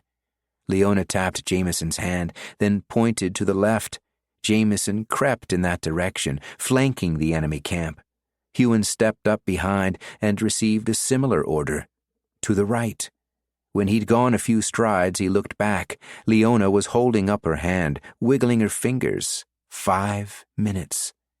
Creeping through the forest after prey was something Huon was used to, only the prey wasn't usually people. Clutching the surge gems in his hands, he tried to move swiftly and quietly, like Knighthood would. The thought of the night stung him. Whatever regret he might feel for what would soon happen to Byrne after he was caught drifted away at the memory of her. She hadn't been his friend. No, they had never spoken outside of his training, but she had been a good instructor, a good knight. He wanted to advance, grow in skill, and she had been giving him that opportunity. Besides, whatever connection Huon had to her, she simply hadn't deserved to die. It wasn't her fault she was oathbound. Byrne went looking for trouble. Now he found it. Huon made it into position. He spotted a scout up one of the trees and hoped the others would notice him too. He felt like he had an advantage moving through the wilderness. The others might be better trained. They might have more essence to draw upon. But he'd survived in places like this for years, and hunting had been a large part of that survival. He pressed up against a tree, poking his head just past it, peering through the brush. Byrne. He was there, sitting by the fire, cultivating essence. His Oathbound were around him, fighters of varying ages, though none looked as old as 40. That was something he'd noticed while at Crowley's compound. None of Crowley's squires had been over 40. Huon had assumed they'd advanced to knights by then, but perhaps those who hadn't advanced had simply died. They were all armed. Had Huon made the right choice, leaving behind his spear? But with immortal-level strength and speed, he was unlikely to take a hit. Huon looked to the opposite side of the clearing, through the trees, trying to spot if Jameson were there, but he couldn't find him. He looked to where he thought Liona was likely to be, but couldn't find her either. That was probably a good thing. He'd been counting in his head as he crept toward Byrne's camp. He was sure it was almost time to attack. He steeled himself. 20 seconds, and gripped his surge gems tightly. Byrne is Leona's target. Incapacitate the closest squire. All the non-lethal hand-to-hand moves he knew ran through his mind. 20 seconds. It didn't feel like enough. It would have to be. Huon activated the surge gems, and immortal essence pulsed through him. Chapter 35. The power was incredible. It danced through his entire body. He vibrated with unimaginable strength and speed. It wasn't just his body that was fast. His mind was, too. 20 seconds. It felt like a lifetime. Huon came around the tree. His gaze dashed about the clearing as he sped toward the first Squire. Liona and Jameson sped into the clearing at exactly the same time. Huon's first target had just started to face him when Huon struck him in the side of the head with his palm. Before the man had hit the ground, Huon swept the leg of a woman a few strides away. From the corner of his eye, he glimpsed Liona angling toward Byrne. He was still sitting by the fire. He was pulling something from his pocket. As a knight, he moved faster than the squires, but he was nowhere near as fast as Liona. Huon couldn't help but watch as Liona reached Byrne. She stabbed him with the soul thief before his hand was out of his coat pocket. Except Byrne wasn't there anymore. Leona's strike hit nothing but air. Byrne had disappeared. Huon looked around frantically, taking out the last few of Byrne's squires before the immortal essence ran out. Every one of them lay on the ground, nursing various injuries or having been knocked unconscious, but Byrne was nowhere to be seen. "What happened?" Jameson asked, his words rapid, sped up by the speed essence. "Where in the realm is he?" "Illusion essence. He knew we were coming. He must have." Liona ran a hand through her hair, sweat spotting her brow. Huon felt the essence ebbing away, his body straining to hold on to the strength and speed. "We're almost out of time." "Blaze will be disappointed," Liona whispered. "He shouldn't have sent us alone," Huon thought, still wondering how Byrne had managed to escape. Illusion essence, as far as Huon knew, was incredibly rare. How had Byrne managed to cultivate it and use it so effectively?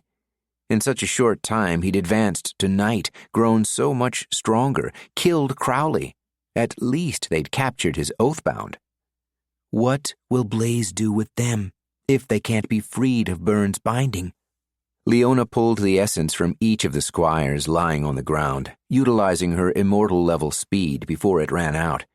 Huon looked up at the trees, wondering if Byrne was perched up in one, hiding. If he was doing a good job of it. Huon shut his eyes as the last of the immortal essence left him. His body felt drained in more ways than one. It wasn't used to the strain of moving so quickly, and he lacked immortal-level stamina to counterbalance the feeling. Huon fell to one knee, more exhausted than he should be. Byrne had slipped from their grasp once again. We... Liona let out a long breath. She must be fighting the after-effects of using immortal essence as much as he was, but she seemed to be dealing with it far better. She straightened, head up. "We must tell Blaze what happened. Fast! Byrne can't have gotten far." "How did he know we'd be here?" Jameson asked. Like Liona, he was still standing, though he looked more tired than Huon had ever seen him. Huon struggled to his feet, surging his own strength to do so, which only felt inadequate after tasting immortal essence. "Maybe he didn't. He strikes me as the type to always have a plan. Maybe he's rarely in the camp. He had to be the one using that essence. None of the others were knights," Liona said. Huon frowned, peering down at one of the squires. He was one of the ones still conscious. He'd made it back to his knees and was staring at them, but with his core empty, he didn't look like he would attack. But there was something in his hand, a dull surge gem. Unless the illusion essence came from a surge gem, like our strength and speed did. Huon walked up to the man, wrenching the gem from his grasp. Huon cupped it in his right hand and closed his eyes, trying to feel what essence had been in it before. It had definitely been a knight-level essence, but it had a strange feeling to it, not one of the basic physical or elemental surges. Huon opened his eyes and handed the gem to Liona. She didn't have to close her eyes to examine it. Liona looked at Jameson. "Huon's right. Byrne could be long gone." Huon surveyed the camp, counting the squires. 8 squires. "What's that?" Jameson asked. Even including the scouts, there were only 8. Byrne took 12 squires from Crowley's compound. Where are the other 4? Long gone. The imposing figure of Blaze turned up in the middle of the clearing, as if from nowhere.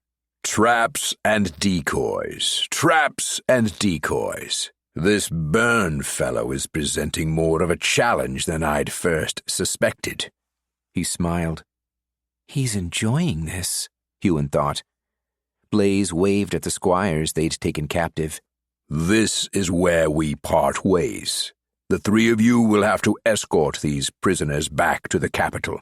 They can't be bound to a new Oathmaster until Byrne's hold has been relinquished. Huon suppressed a sigh of relief. These squires may have chosen to go with Byrne, but that didn't mean they shared his views. Huon had worried Blaze would kill them if he couldn't break their bonds by killing Byrne. Had the squires denied Byrne at Crowley's compound, they would have died just as the others had. Or maybe all the squires together could have defeated him. Huon shrugged that thought away. He wouldn't have fought. He would have chosen as they had. The squires hung their heads. How did they feel about getting caught? Relieved that they may be free of Byrne soon? Or were they loyalists to the Oathless, truly sharing his goal? Blaze didn't stick around. Huon wondered if one of the others would argue about the assignment, but wasn't given the chance to find out. The 3 squires of House Terral looked at each other. Then Liona burst into action, falling back into her leadership role without discussion. Tough vines were gathered, and they used them as rope, properly restraining the squires oathbound to Byrne. 8 prisoners versus the 3 of them. Even if the prisoners' cores were empty, it was still a dangerous thing, transporting them across so much territory. If they kept the prisoners' cores empty, it would make the travel far longer. Without access to their stamina and speed reserves, it could turn a week's journey into a month. Longer if they couldn't make their prisoners jog. They had to abandon much of the prisoners' weapons. As the 3 squires gathered together all their supplies, however, they found their knights' weapons, though curiously not their armor. Jameson took Knight Elian's warhammer, Liona took Knight Nian's halberd, and Huon took Knight Kyla's sword, bow, and quiver. Though he was more used to a spear than a sword, he could only carry one weapon. Using her weapons felt right, like he was helping her live on, as foolish as that sounded. Byrne's Oathbound were silent during all of this. Huon wondered if he should try talking to them. What if they knew where Byrne was? But Blaze hadn't bothered interrogating them. Who was Huon to doubt the immortal? Doubt him? I wish to do more than that. Huon still wondered if his newfound friends were still his friends, or if his forced confessions to Blaze had made them shun him. Huon held Knight Kyla's bow in his left hand, an arrow nocked in his right. He walked at the back of the procession. They'd raided the camp for supplies, finding a small store of salted meat and some canteens. The food wouldn't last the journey, but it would get them a few days from the deep wood, at least. The prisoners carried these supplies, shuffling forward, bound together by the vines. It would be a long walk to Glenhaven. Chapter 36. They let the prisoners cycle breath and stamina on the journey to Glenhaven. Every time they stopped to make camp, Liona would drain their reserves with the soul thief. Weeks passed this way. Huon would hunt, becoming increasingly proficient with Kyla's bow as the days went by. He would have liked to hunt with Jameson and Liona, but they had to leave 2 of them guarding the prisoners at all times. As it was just Huon hunting, he had to catch enough food by himself to feed all 11 of them.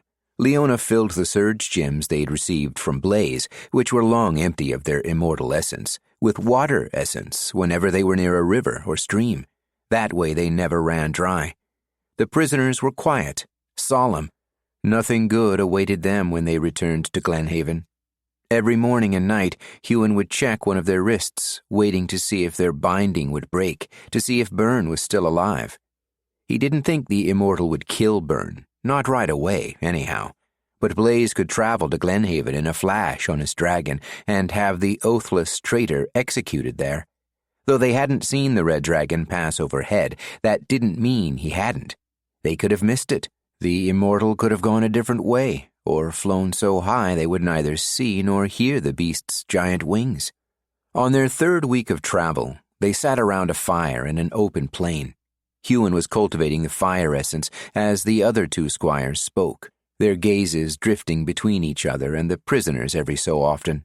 But they still barely spoke to Huon. He'd felt a shift ever since Blaze made him confess his desire for revenge. They hate me. I might as well be one of the prisoners. They're only traveling with me because they have to, because I'm bound to the same Oathmaster. Huon took a bite of his food, still cultivating fire essence as he did. He didn't have to hold his hands toward the fire now. It was more like his body was breathing it in. The burning that came with it almost felt normal. It went quiet. Liona and Jameson had been talking about who their new knights might be when they returned to Glenhaven. Though they spoke about it somberly, their knights had been dead for weeks now. The reality of it was slowly sinking in. Huon mourned Kyla, but he'd only known her briefly. The others had known their knights since they'd become squires years ago. Huon glanced up, wondering why they'd gone quiet. They were staring at him. He returned his gaze to the fire and chewed on the meat, listening to the crackling flames. "Did Blaze really kill your mother?" Jameson's voice was barely above a whisper. Huon's forehead knotted. He didn't look away from the flames. He slowly opened his mouth to reply, but only found one word. "Yes." "I'm sorry for your loss," Jameson said. A weight lifted from Huon's chest, one he hadn't noticed had been there. He dragged his head up and forced himself to look at Jameson. His vision blurred, but it wasn't from the heat of the fire. He'd spoken to so few people about what had happened, gone through all that pain alone. He was still alone, really, but at least someone had acknowledged his loss. "Thank you." Jameson nodded, but his gaze fell away to the prisoners eating their own dinner, in silence as they always did. "Your mother broke the law." Liona stared at Huon. "She harbored an Oathless." Huon's eyes watered. He stood and stepped away from the fire, throwing his unfinished food to the ground. He knew what his mother had done. Did that make it okay? Did that justify Blaze in Leona's eyes? "Liona," Jameson said. "What? She must have known the severity of her crime." Huon whirled, fire essence surging through him, sparking over his hands. "She just wanted to protect me. What right does anyone have to take a child from their parents? What right?" Jameson stood, stepping between Huon and Liona. He put a hand on Huon's chest with light pressure. "Calm yourself, Huon. She's not your enemy." Huon stopped himself from surging strength, from pushing him out of the way. He took a breath, a real breath, and looked at his hands. He'd surged his fire essence, and his clenched fists were encased in flame. He turned away from them, willing his body to relax, willing the fire to dissipate. His hands were burned, the skin melting. He hadn't even registered the pain.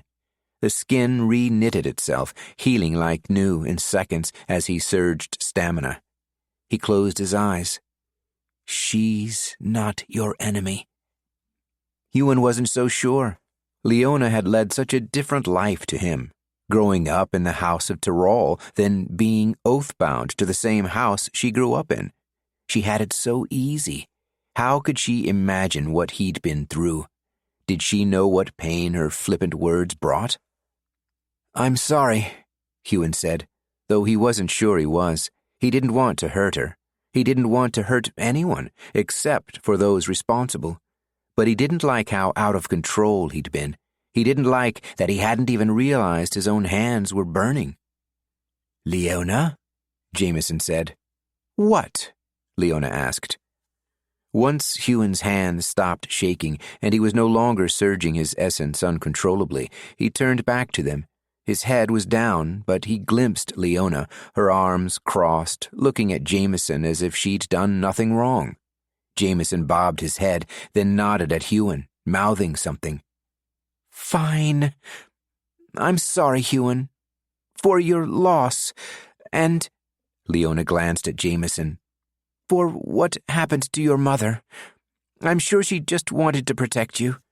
She half turned away, whispering under her breath, probably not realizing he'd hear. From a life of honor. Excuse me? Huon rooted himself to the spot, ensuring his hands were by his side and his core calm. Liona jutted her chin. Why wouldn't your mother want you to serve the realm? Why wouldn't you want to serve the realm? Jameson threw up his hands, sighed, and turned away. My father died in the service of the realm, near the end of his 2 years as honor-bound. Huon opened his hands, flexed his fingers, trying not to ball them into fists. You should be proud of him. Your mother should have been proud of him. He did his duty. Liona was standing now, pointing at the ground on each of the last few words she'd said. Duty? Our duty is being enslaved, treated as if we're nothing. Do you know what I went through before Inara bound me? I was oath-bound to Crowley, the man Byrne killed. He bribed another Oathmaster to order his Oathbound to kill me in the arena. You know why he wanted me dead? Because it meant more money. Inara didn't take me on out of charity either. I would have died had I not advanced during that match. She knew that, and she let me fight, wanted me to fight. Why should I wish to serve them? Be proud? Be glad Inara is not hearing you speak like this. Why? Would she punish me for speaking my mind? Huon, Jameson began. No, maybe you two can be content. Jameson grabbed his shoulder and whipped him around. One of the prisoners is missing. Huon faced the prisoners and did a head count. 7. Jameson was right. How did this happen? Liona walked toward the prisoners. Where are they? She surged wind, blowing it in the faces of the men and women bound by ropes. The prisoners didn't glance up. They hadn't even spoken to each other that night. That was strange, wasn't it? He hadn't seen them whisper or glance at one another, not in the past day. One of the other prisoners disappeared, right in front of their eyes. Illusions. Huon reached out to touch the closest prisoner. His hand went right through. Then that man disappeared too. The others soon followed. How? How long have they been illusions? Jameson stood beside Huon. He'd taken up his warhammer, Knight Elian's warhammer. Liona looked out around the bare plain. Even at night, the moonlight was enough that they could see to the edges of the expansive area. There wasn't a soul in sight. How did they do this? Leona's voice sounded calm. Too calm, like she was forcing it to be even, to get control of herself. It was comforting and scary at the same time that she'd managed to shift her mood so effectively. We searched them, Jameson said. They didn't have any more surge gems. Huon surveyed the area. For someone to have created that illusion, they would have to be close, wouldn't they? They could be disguising themselves, hiding as a clump of grass. It must have been Byrne. They couldn't have done this themselves. He picked up Knight Kyla's sword. He didn't unsheath it, but simply holding it made him feel better, if only slightly. Liona picked up Knight Nian's halberd. If it's Byrne, we can't face him. If it's Byrne, why wouldn't he just kill us? Huon looked at the others. He's a knight. He could have torn through us in moments. He let us go, Jameson said. Perhaps he has some honor. Honor? Liona scoffed. He killed innocents. That is the furthest thing from honorable. He killed them because they did not agree with him. We can't agree with him because we're oathbound, Huon said.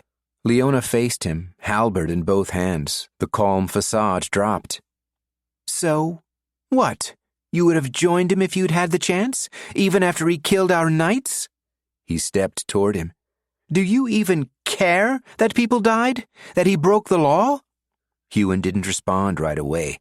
He'd found Byrne's acts deplorable, his methods unconscionable, but would he have joined him had he the chance? What Byrne did was wrong. Liona flinched back. That's it? It was wrong? But you still believe in his goal, don't you? Jameson took a step. We shouldn't be fighting among ourselves. Say it! Liona lowered her halberd, the blade almost pointing at Huon. Huon stepped back. She wouldn't attack him, would she? They'd sparred countless times on their journey to the deep wood, and she'd always left him flat on his arse. I agree with his goal. Liona looked about to take a swipe at him. Jameson stood between them, glancing back and forth. He still had his warhammer in hand, but he hardly looked as if he wanted to use it. We have to get back to Glenhaven. We can't go after the prisoners. They're lost. Whether it was Byrne who freed them or not, they'll have had time to cultivate, and the odds aren't in our favor. If we stay here, all we're doing is leaving ourselves open if they decide to come back and kill us. Leona's knuckles turned white. She was gripping the halberd so hard. She looked like she was surging strength. The halberd must have been tough to withstand that. Then again, it was made for a knight. Fine. She turned and began breaking camp, draining the fire of its essence, something Huon might normally do. We can move faster without the prisoners. She faced Jameson. Your core is full? Jameson nodded. Good. No point waiting until morning. Liona scooped up her canteen, strapped it to her belt, and put her hands on her hips, waiting for the other two. She didn't look at Huon, and Huon was perfectly fine with that. Chapter 37. They returned to Glenhaven, defeated. When they arrived at the House of Tyrol, they were ushered to Inara's office in the left wing of the palatial fortress. Dead? Inara put her head in her hands. All three? Leona's head was bowed low. Yes, my lady. Inara let out a long sigh. 3 knights. Years' worth of training and supplies, gone in one fell swoop. She splayed her fingers, looking at the squires between the gaps. He hasn't been caught, you know. The Immortal of Fire hasn't brought him back for justice. She scoffed. If Teral were in charge of the search, he'd be captured by now. We'll look like fools losing 3 knights to one newly minted, and my squires returning empty-handed. That's it? Years of training and supplies? That's what she mentions? Huon glanced at Liona, looking for any break in her expression, but there was none. Jameson's forehead, on the other hand, had become deeply lined. Do you have any good news to deliver? Inara dropped her hand, looking at each of them in turn. We're still alive, Huon wanted to say. When none of them spoke, they were dismissed. Huon was the last to leave Inara's office. He shut the door and turned to the others. Liona was already halfway down the hall. Huon hadn't had a chance to speak with Jameson alone. Jameson glanced at Huon, then followed in Leona's wake without so much as a word. Huon was left standing there, watching them leave. He'd been a fool to speak his mind. He was lucky Liona hadn't told Inara about him, about his stupid goals. What did he think would happen once they'd found out how he really felt about being Oathbound? Did he think they would join him on his quest? They had lived different lives to his, grown up thinking this was the way of things. Huon had thought Jameson, at least, considering what he'd gone through, might react differently. If only Huon could speak to him, talk to him about the time he was attacked by those surgeless teens when he was a rickshaw-pulling page. Huon walked to his room. For the second time that year, he'd thought he'd finally made a friend. Now he was alone again, even in a palace full of people. Byrne understood. He knows how I feel. Those were dangerous thoughts, but they were true. He pushed the door to his room open. His room. At least he still had that. The thought of sleeping on a real bed was at least a nice one. He was emotionally, if not physically, exhausted. Sparking fire essence, he lit the candle at his desk. He and the other squires had run all night, then straight through the next day, and daylight was fading fast. He opened the window shutters, letting in the evening breeze. The wind fluttered the papers on his desk. Strange. Huon couldn't recall leaving any papers on his table. He walked to his desk. An envelope sat on it with a circular wax seal, a perfect circle. It reminded him of the binding tattoo on an Oathless. Brows raised, Huon pulled up his chair and sat. Under the flickering candlelight, he opened the letter, retrieving the note inside. Dear Huon, I should never have abandoned you to Liona. You have always been free, and you deserve to be free once more. Watch your wrist and wait. There will be much confusion and panic. Use the surge gem in the far left drawer of your desk and check the envelope. There's something you lost inside. B. P.S. Set this note on fire. Huon's heart raced. He picked up the envelope. There was a weight to it. He turned it upside down and something metallic fell on his desk. His father's ring. I thought I'd never see this again. It felt warm to the touch, as it always did. Had Byrne taken this from me? Huon pulled the drawer open. A surge gem was inside, just as the note said. That he left untouched. Watch your wrist and wait. Byrne wasn't going after Inara. Huon looked around the room, examining his bed, his bookshelf, trying to see if anything had been moved. Was Byrne really here to set him free? Huon was oathbound to protect Inara, but the note never said anything about killing her. It was a similar loophole to how Byrne let his own Oathmaster die. The instructions given to Oathless, as Blaze had said, were often not specific enough. He took the note and sat on the bed, staring at the words. I should never have abandoned you. Was this what he wanted? Yes, I want to be free.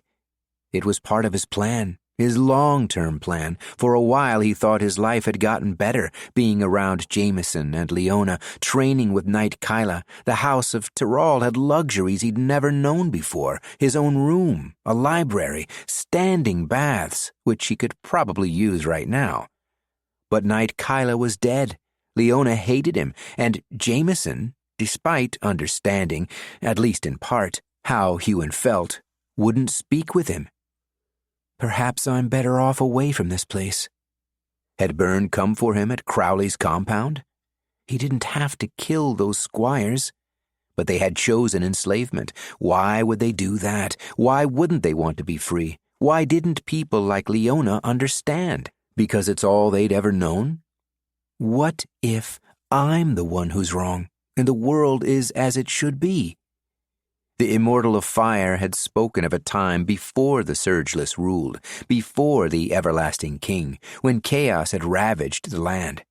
He'd united 5 realms and brought peace. But at what cost, and what else was out there beyond this realm? Inara hadn't cared when she'd heard the knights had died. Not about them, at least. She'd cared that she'd lost years of training and supplies. Money. That's all she cared about. Just because she treated them better than Crowley would didn't mean they weren't slaves. She only treats us well so we'll come back when we're knights, not because she cares. Will Byrne kill innocents on his way to take down Inara? Will they be given a choice like the squires at Crowley's compound were? Would they choose to be free this time? Except Crowley's compound was nothing like this place. Byrne wouldn't be able to take any surgecallers with him. There were too many knights, even champions. Huon stood. What if he talked to Jameson and made him understand? Jameson had apologized to Huon when he'd heard that Blaze had killed Huon's mother. He understood. He knew the kind of pain Huon had felt. He knew how horrible it was to be oathbound, how the Surgeless treated them, how they thought it was okay. Surgecallers were so much stronger than Surgeless. They shouldn't be controlled. Jameson had been pelted with rocks, and if he'd fought back, he would have been punished instead of them. How was that fair? How was that just? Why would he want to do his duty after something like that?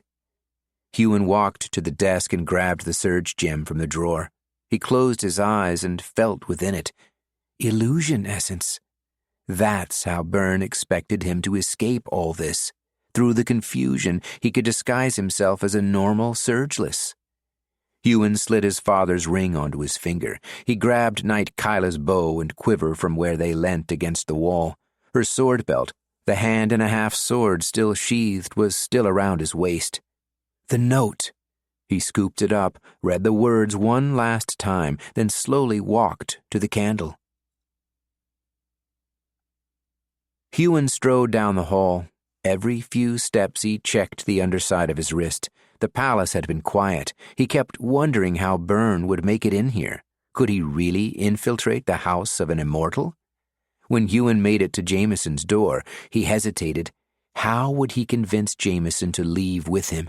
Jameson was stronger than Huon. He'd easily be able to overpower him. If I had the soul thief... He pushed that thought down. He wasn't here to kidnap Jameson, only talk with him. Huon knocked. The door opened a second later. Jameson's hair was wet, and he wore only his trousers. He must have bathed already. He frowned when he saw Huon. "What is it?" Huon opened his mouth, but wasn't sure what to say.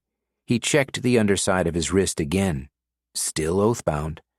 Jameson sighed, opening the door a little farther. "Get in." Huon inclined his head and walked in. Jameson's room was the same size as Huon's, with identical furniture. There were a lot more books on his shelf. There were books everywhere, actually, stacked up on his desk, beside his bed, even against the wall.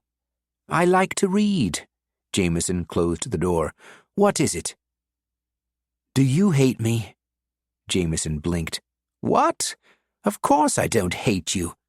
Huon leant his bow against the wall. Glad Jameson hadn't asked about why he'd come fully armored. He tapped the pocket his surge gem was in, feeling the lump. Good. Still there. Then he glanced at his wrist again. Jameson sat on his bed. "Look, I understand. You have every right to be angry." "You didn't say that when Liona was..." Huon sighed. "You know. I've known Liona for years now. She's loyal. Pissing her off is the last thing I wanted to do." "Do you agree with her?" Jameson looked away. "The world is the way it is, Huon. It's not a right and just place. There are problems with the system, but there's nothing we can do about that." "So, what? You're just content living as a slave? What other option is there?" Huon shut his eyes. He'd barely been convinced to escape, and he'd only been oathbound for 2 months. Did he really think he could convince Jameson? "Maybe I'm here because I know I can't escape in front of Jameson. Maybe I don't want to escape at all." He looked at his wrist again. "That binding is a part of you," Jameson said. "It always will be. That's just something you'll have to accept. When you do, I'm sure Liona will come around." Huon sighed. He stepped toward the door, ready to leave. Then he stopped. "If you had a choice, if you suddenly became Oathless and were able to escape all this house, this city, would you do it? And spend the rest of my life hunted by the Immortal of Fire? No, I couldn't live like that." Without another word, Huon picked up his bow and left. He didn't look at Jameson. There was no point. He wouldn't be able to convince him. As the door shut behind Huon, he glanced at his hand one more time. The tattoo. It was a perfect circle. Inara was dead, and Huon was oathless once more. Chapter 38. The tower bells rang. Huon touched the surge gem in his pocket. Am I really doing this? But it was now or never. If he hesitated, he wouldn't have another chance. The hallways buzzed with activity. Surgecallers were ducking their heads out of their rooms, checking their wrists. What happens when an Oathmaster as powerful as Inara dies, with so many Oathbound, now Oathless? An immortal will come. The Immortal of Earth, Tyrol. This was his house. He would clean up the mess. Huon slipped into a quiet hallway and ducked behind a pillar. Clutching the surge gem, he felt the illusion essence within.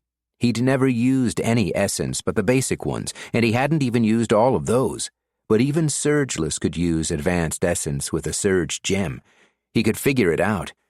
Shutting his eyes, he imagined himself as one of the Surgeless attendants he'd seen around the palace. The surge gem seemed to help guide him in its use. That must be why Surgeless could use them so easily. He felt a tingle as the essence enveloped him.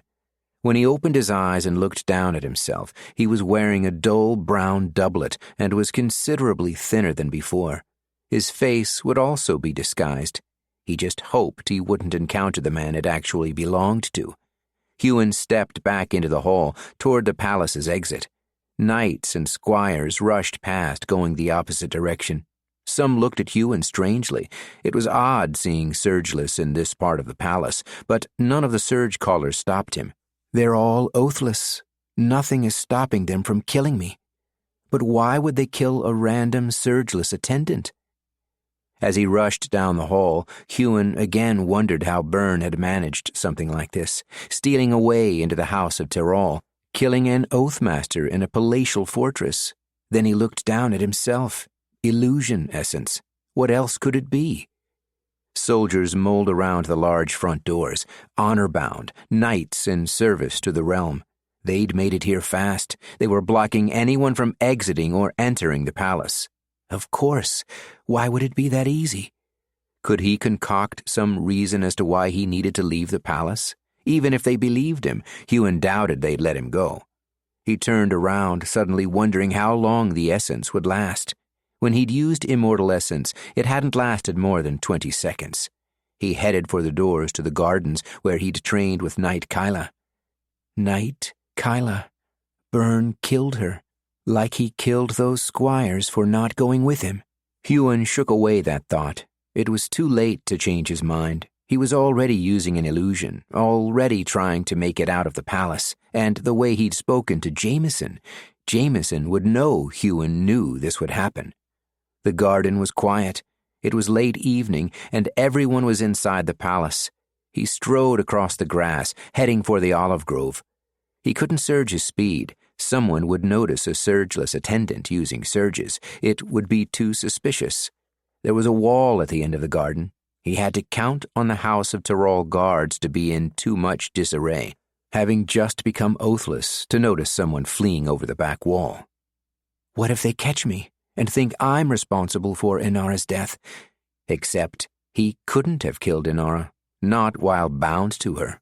Still, if they caught him. He passed the olive grove and made it to the back wall. It was tall and sheer. The more he looked at it, the less confident he was about this plan.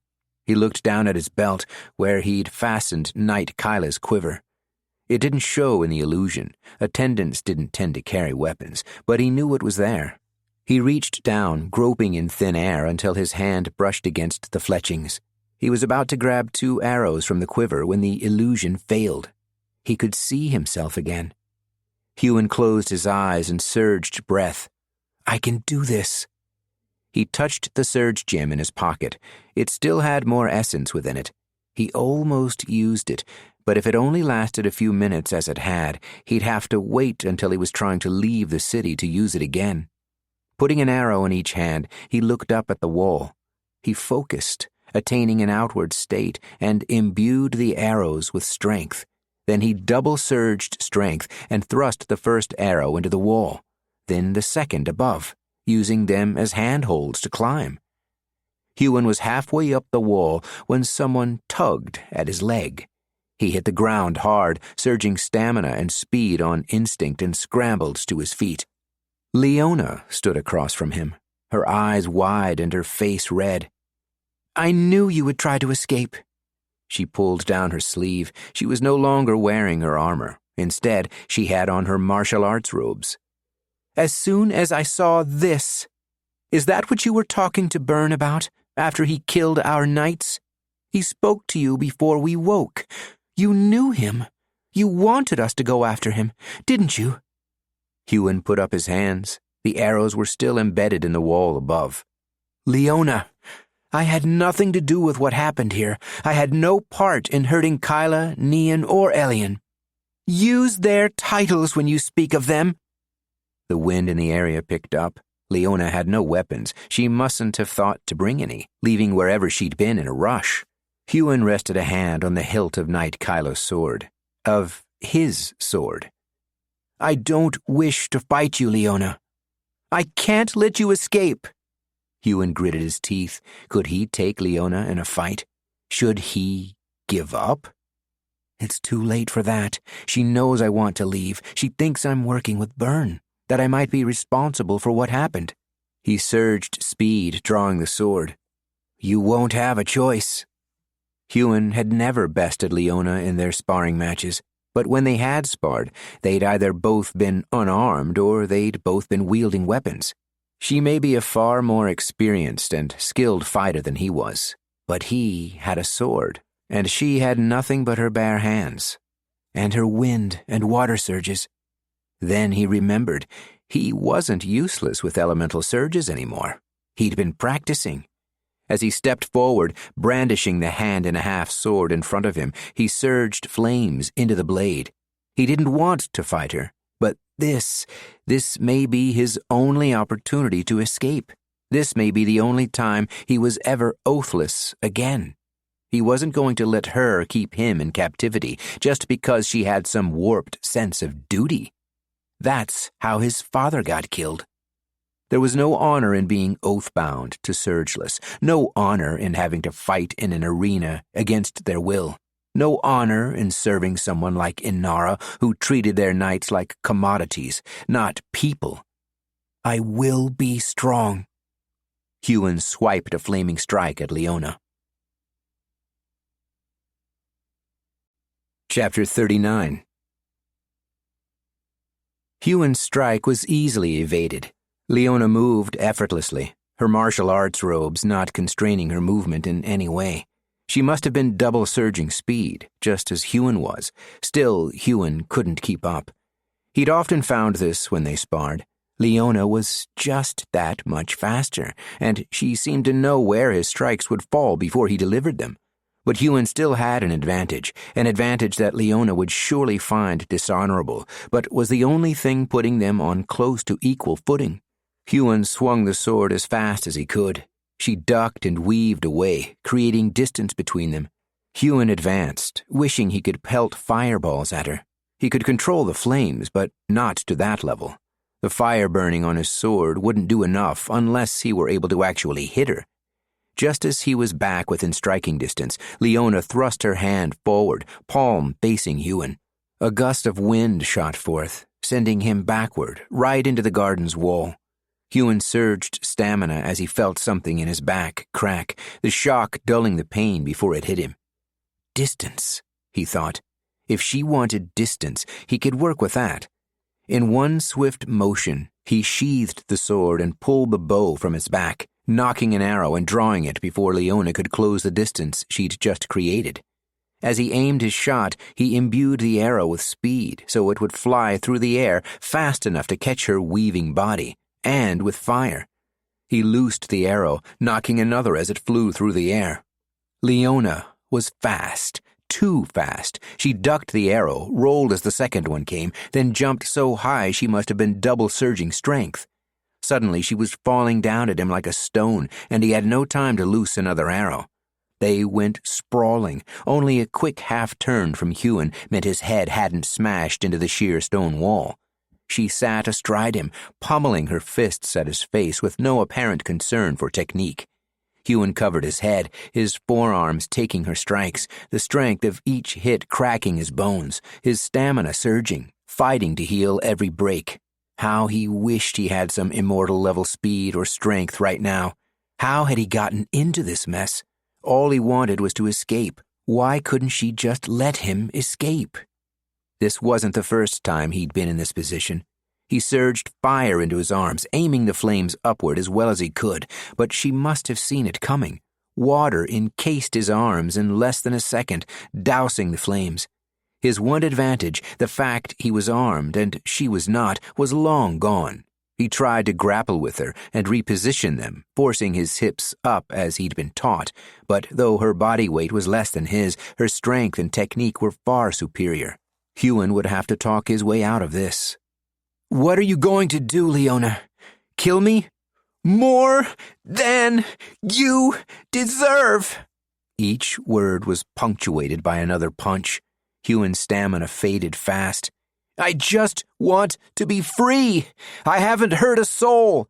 I lived in the wilds for 4 years and never hurt a soul. You shirked your duty. You ran from it. It's not enslavement. They're not using us." Liona was breathing hard. Had she run out of breath to surge? Were her reserves close to empty? "Good people have died under their service. It wasn't for nothing." The last few punches were harder than the others. He felt a gust of wind behind them, as if she were using the very air to strengthen her strikes. "My parents didn't die for nothing." Her parents, Huon thought as he took the barrage of punches. Her parents died in service, just like my father did. Huon double-surged his strength, though he was running low. He managed to grab her wrists, halting her punches for a moment. He hadn't tried this before, because he knew it would just drain his essence and he wouldn't be able to push her off. "We're the same, Liona. Don't you get that?" Huon stared into her eyes. There was a rage deep inside them. She looked like she would gladly kill him. "Gods, I hope I read this right. We both lost people we love to the service of honor. Did you hear how Inara treated the deaths of our knights? That's how they treat all our deaths. It's not about duty or honor.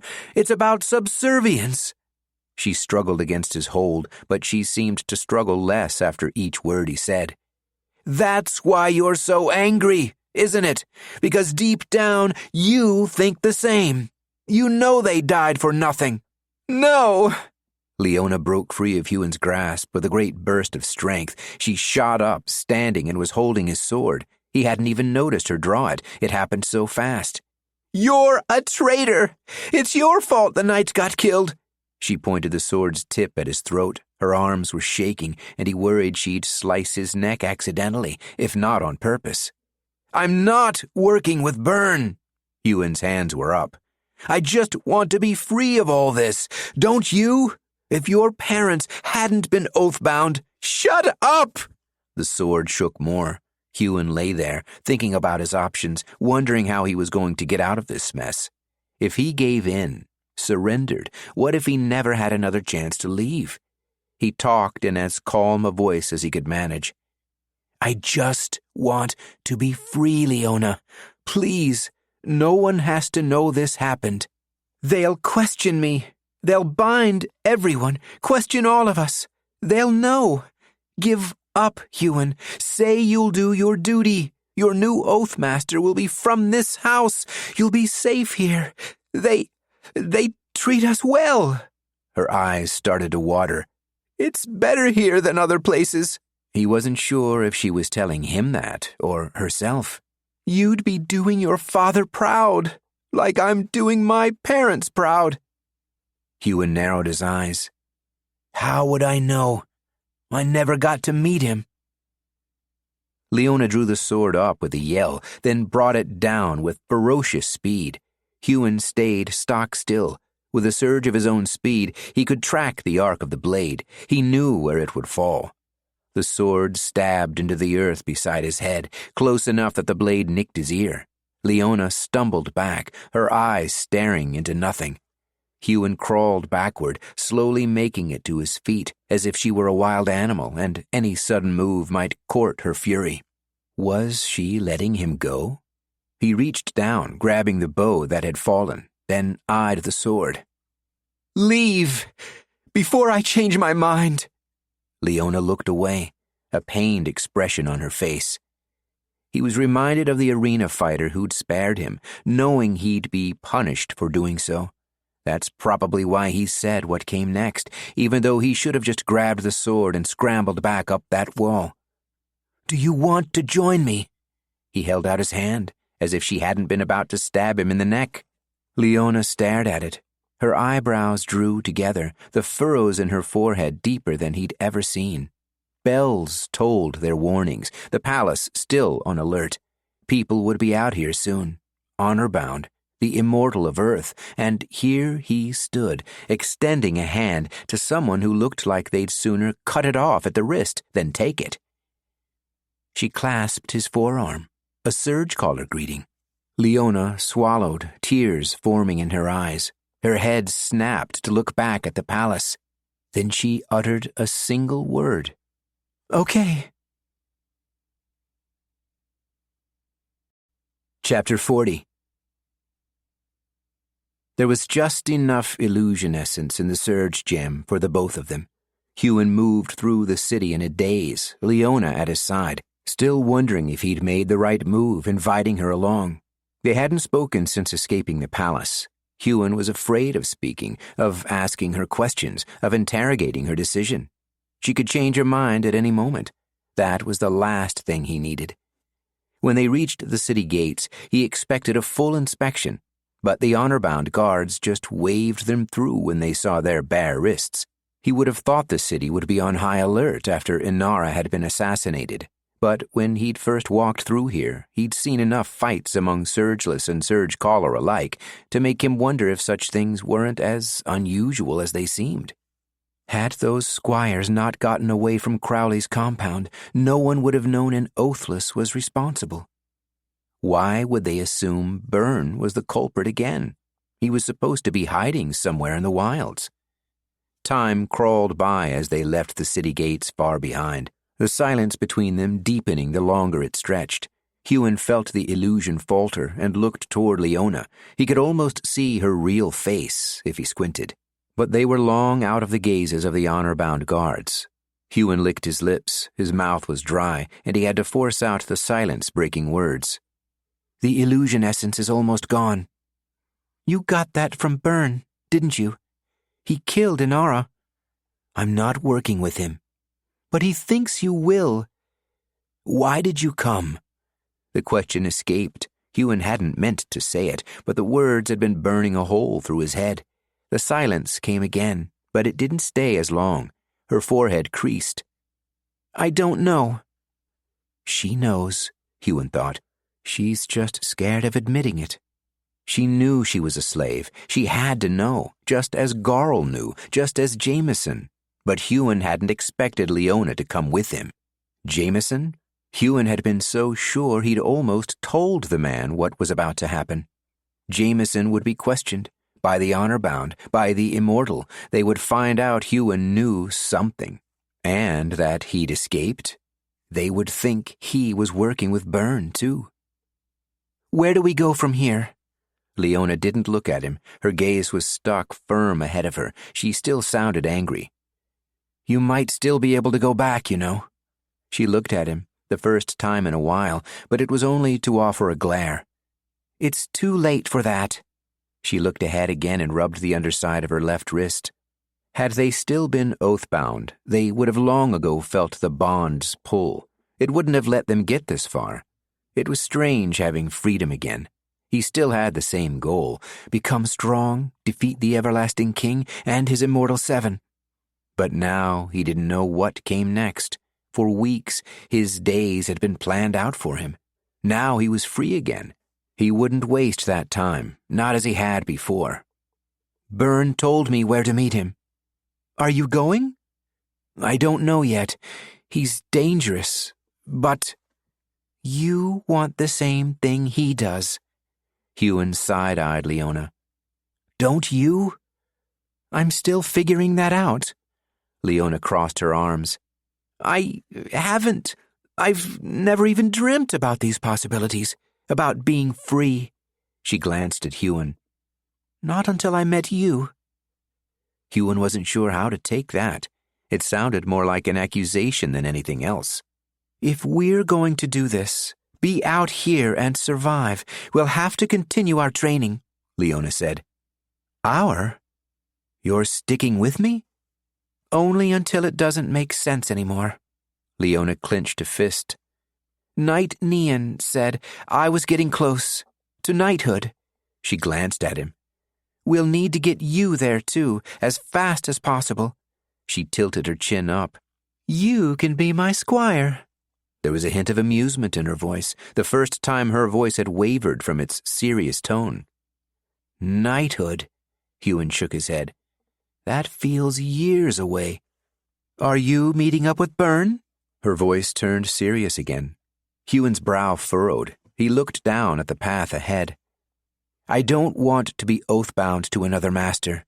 He remembered being bound by Crowley, almost killed for being a page, for money. Surgecaller or not. Besides, he killed our knights. I don't know that I could ever work with him after that. At least we agree there. I'd sooner kill the bastard.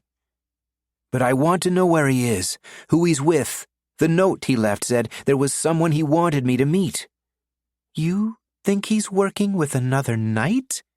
Maybe someone stronger. It seemed an odd thing to put in the letter. He risked a lot killing Inara. I can't imagine it was just for me. He's up to something. Liona eyed him. Of course he's up to something, assuming he got out of Glenhaven alive. Huon had wondered that. But after all Byrne had done, escaping capture from Blaze, Huon had trouble imagining him being caught. Blaze. He'd be after them too now. Meeting the Immortal hadn't made Huon any less afraid. If anything, he had more of an appreciation as to how powerful they were. Immortal essence. The world had slowed almost to a halt, and he could have crushed natural steel in his bare hands. He wanted that. Knighthood was the next step, but it wasn't the last. Huon and Liona headed to the Green Way, toward the forest where he'd first met Byrne. He rubbed his wrist, touched the sword hilt at his waist. The last time he'd been there, he'd been a page. Now he was a squire. But there was still so much farther to go. Night fell.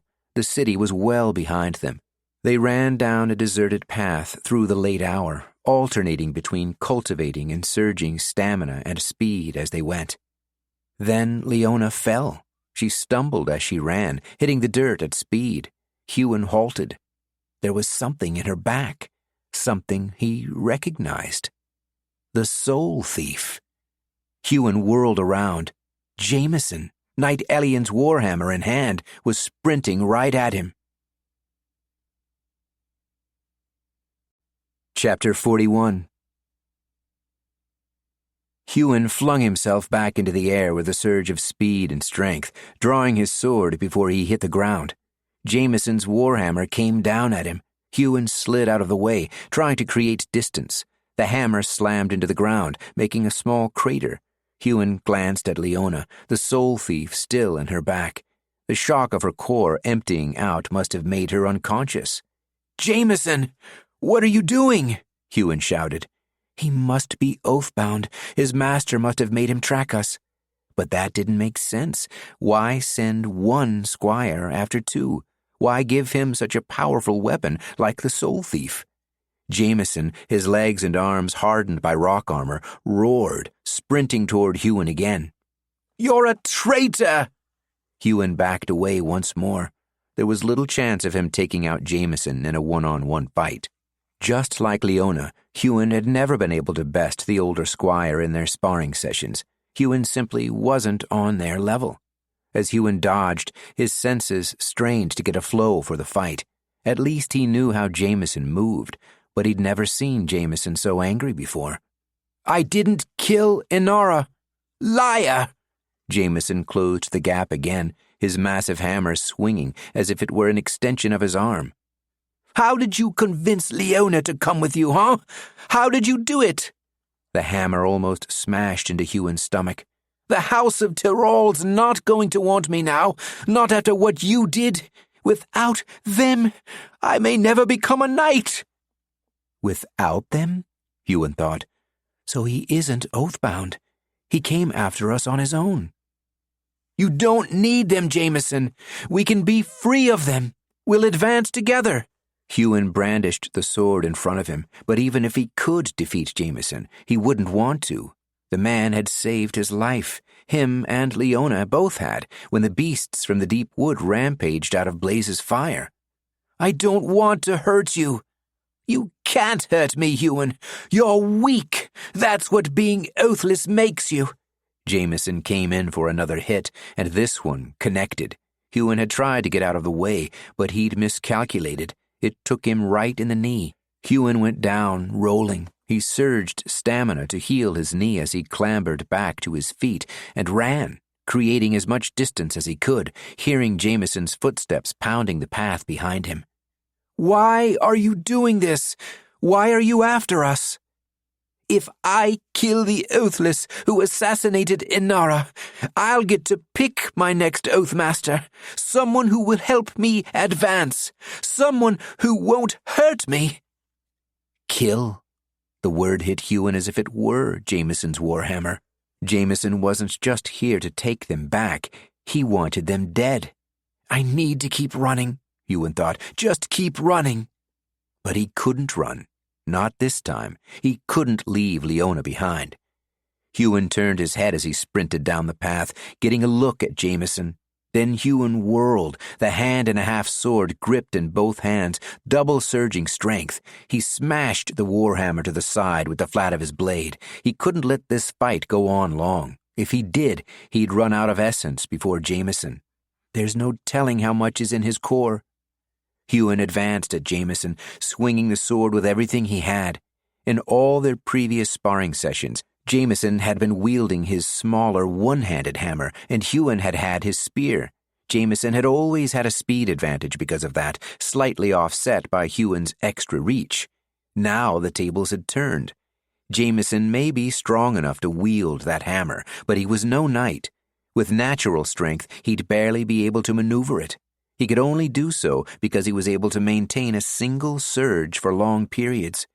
Huon's sword, on the other hand, was light enough even without surging, and he still had more reach. Maybe he could win this. With each strike, Huon was getting the feel of the fight even more. It was different to fighting Liona. She truly was the best of the three of them. Huon matched Jameson's speed, if not his power, except he still felt himself holding back. He slashed at Jameson's side, at his legs, arms, but he never went for the head. He didn't want to kill Jameson. Huon gritted his teeth, batting away another of Jameson's strikes. Sweat beaded his forehead, and he could feel his muscles straining, his body working harder than it ever had. Even in his training with Knight Kyla, or fighting the beasts outside the deep wood, he didn't think he'd ever pushed himself this hard. The longer the fight lasted, the angrier Jameson became. Huon backed off, surging fire up his sword. You can walk away, Jameson. I can't. Jameson stepped back. He took a hand away from the handle of his warhammer. A rock shot from the ground right into his hand. It shifted, becoming smaller, denser. Jameson pelted it at Huon. Huon jumped out of the way. Maybe Huon could match Jameson with the weapons they were wielding, but he simply wasn't good enough with fire or any of the other elemental surges to fight at range. He wished he still had Knight Kyla's bow, but he'd given it to Liona after they'd left Glenhaven. I need to be ruthless.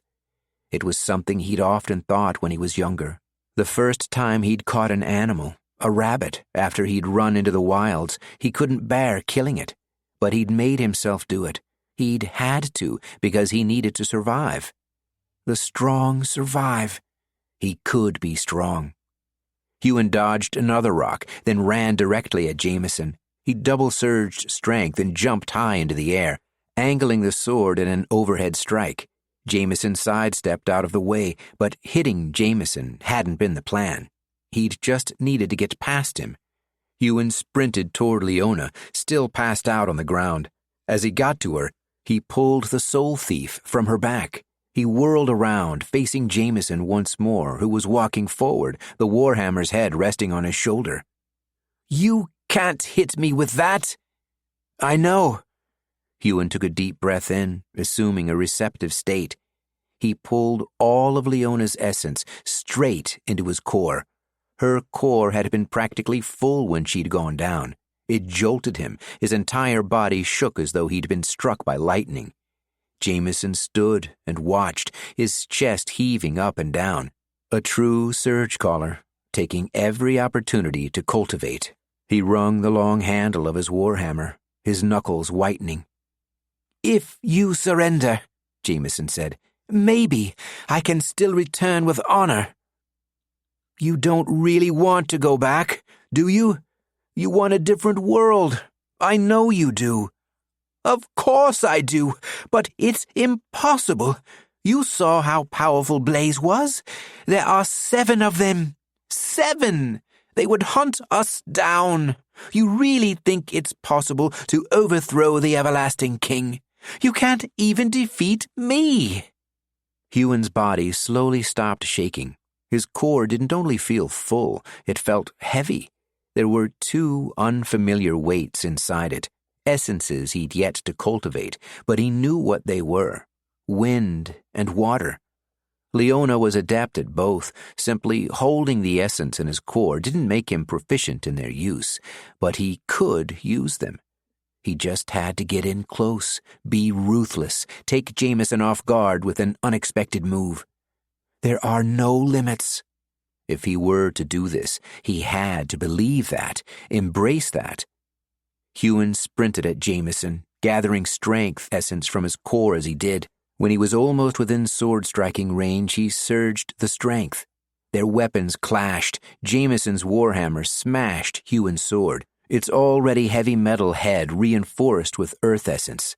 Jameson slapped every one of Huon's strikes out of the way, and it no longer felt like Huon had a speed advantage at all. No limits.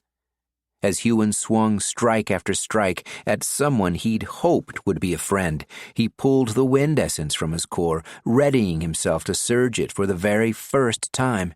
He hoped it was like using fire, which he was still trying to get a handle on. He focused the wind essence not on his hands or even his sword, but on the bottom of his right foot, waiting for an opportunity to kick. If his plan worked, the strike wouldn't need to make contact. Jameson bent to the left, smashing Huon's sword away. He overextended a fraction more than he should have, anger fueling his movement instead of training. Huon thrust a snapping front kick right at his middle. Jameson was too fast. He managed to get an inch out of the way, but that's all Huon needed. Wind essence double-surged from Huon's foot. He'd seen Liona perform these wind strikes before. He'd felt their power. As he'd kicked, he'd imagined exactly what it looked like as she did it. The sudden force, the way the wind picked up around them, not just at the point of impact. No limits, he thought. I can achieve anything. Jameson was jolted back. The force was nowhere near as concentrated as it would have been from one of Leona's strikes, but it was just enough to give Huon the advantage. Huon put the pressure on, attacking as fast as he could from every possible angle. Jameson managed to block the first few, then his defense faltered. He took a hit in his side. Jameson's ringmail took the brunt of the strike, but Huon's sword was imbued with strength and fire. It cut some of the rings. Though he didn't break through, the force of the strike would have left Jameson with at least a broken rib. A rib his stamina would heal. Huon hit him again, over and over. Some of the strikes were still blocked, but more and more were getting through.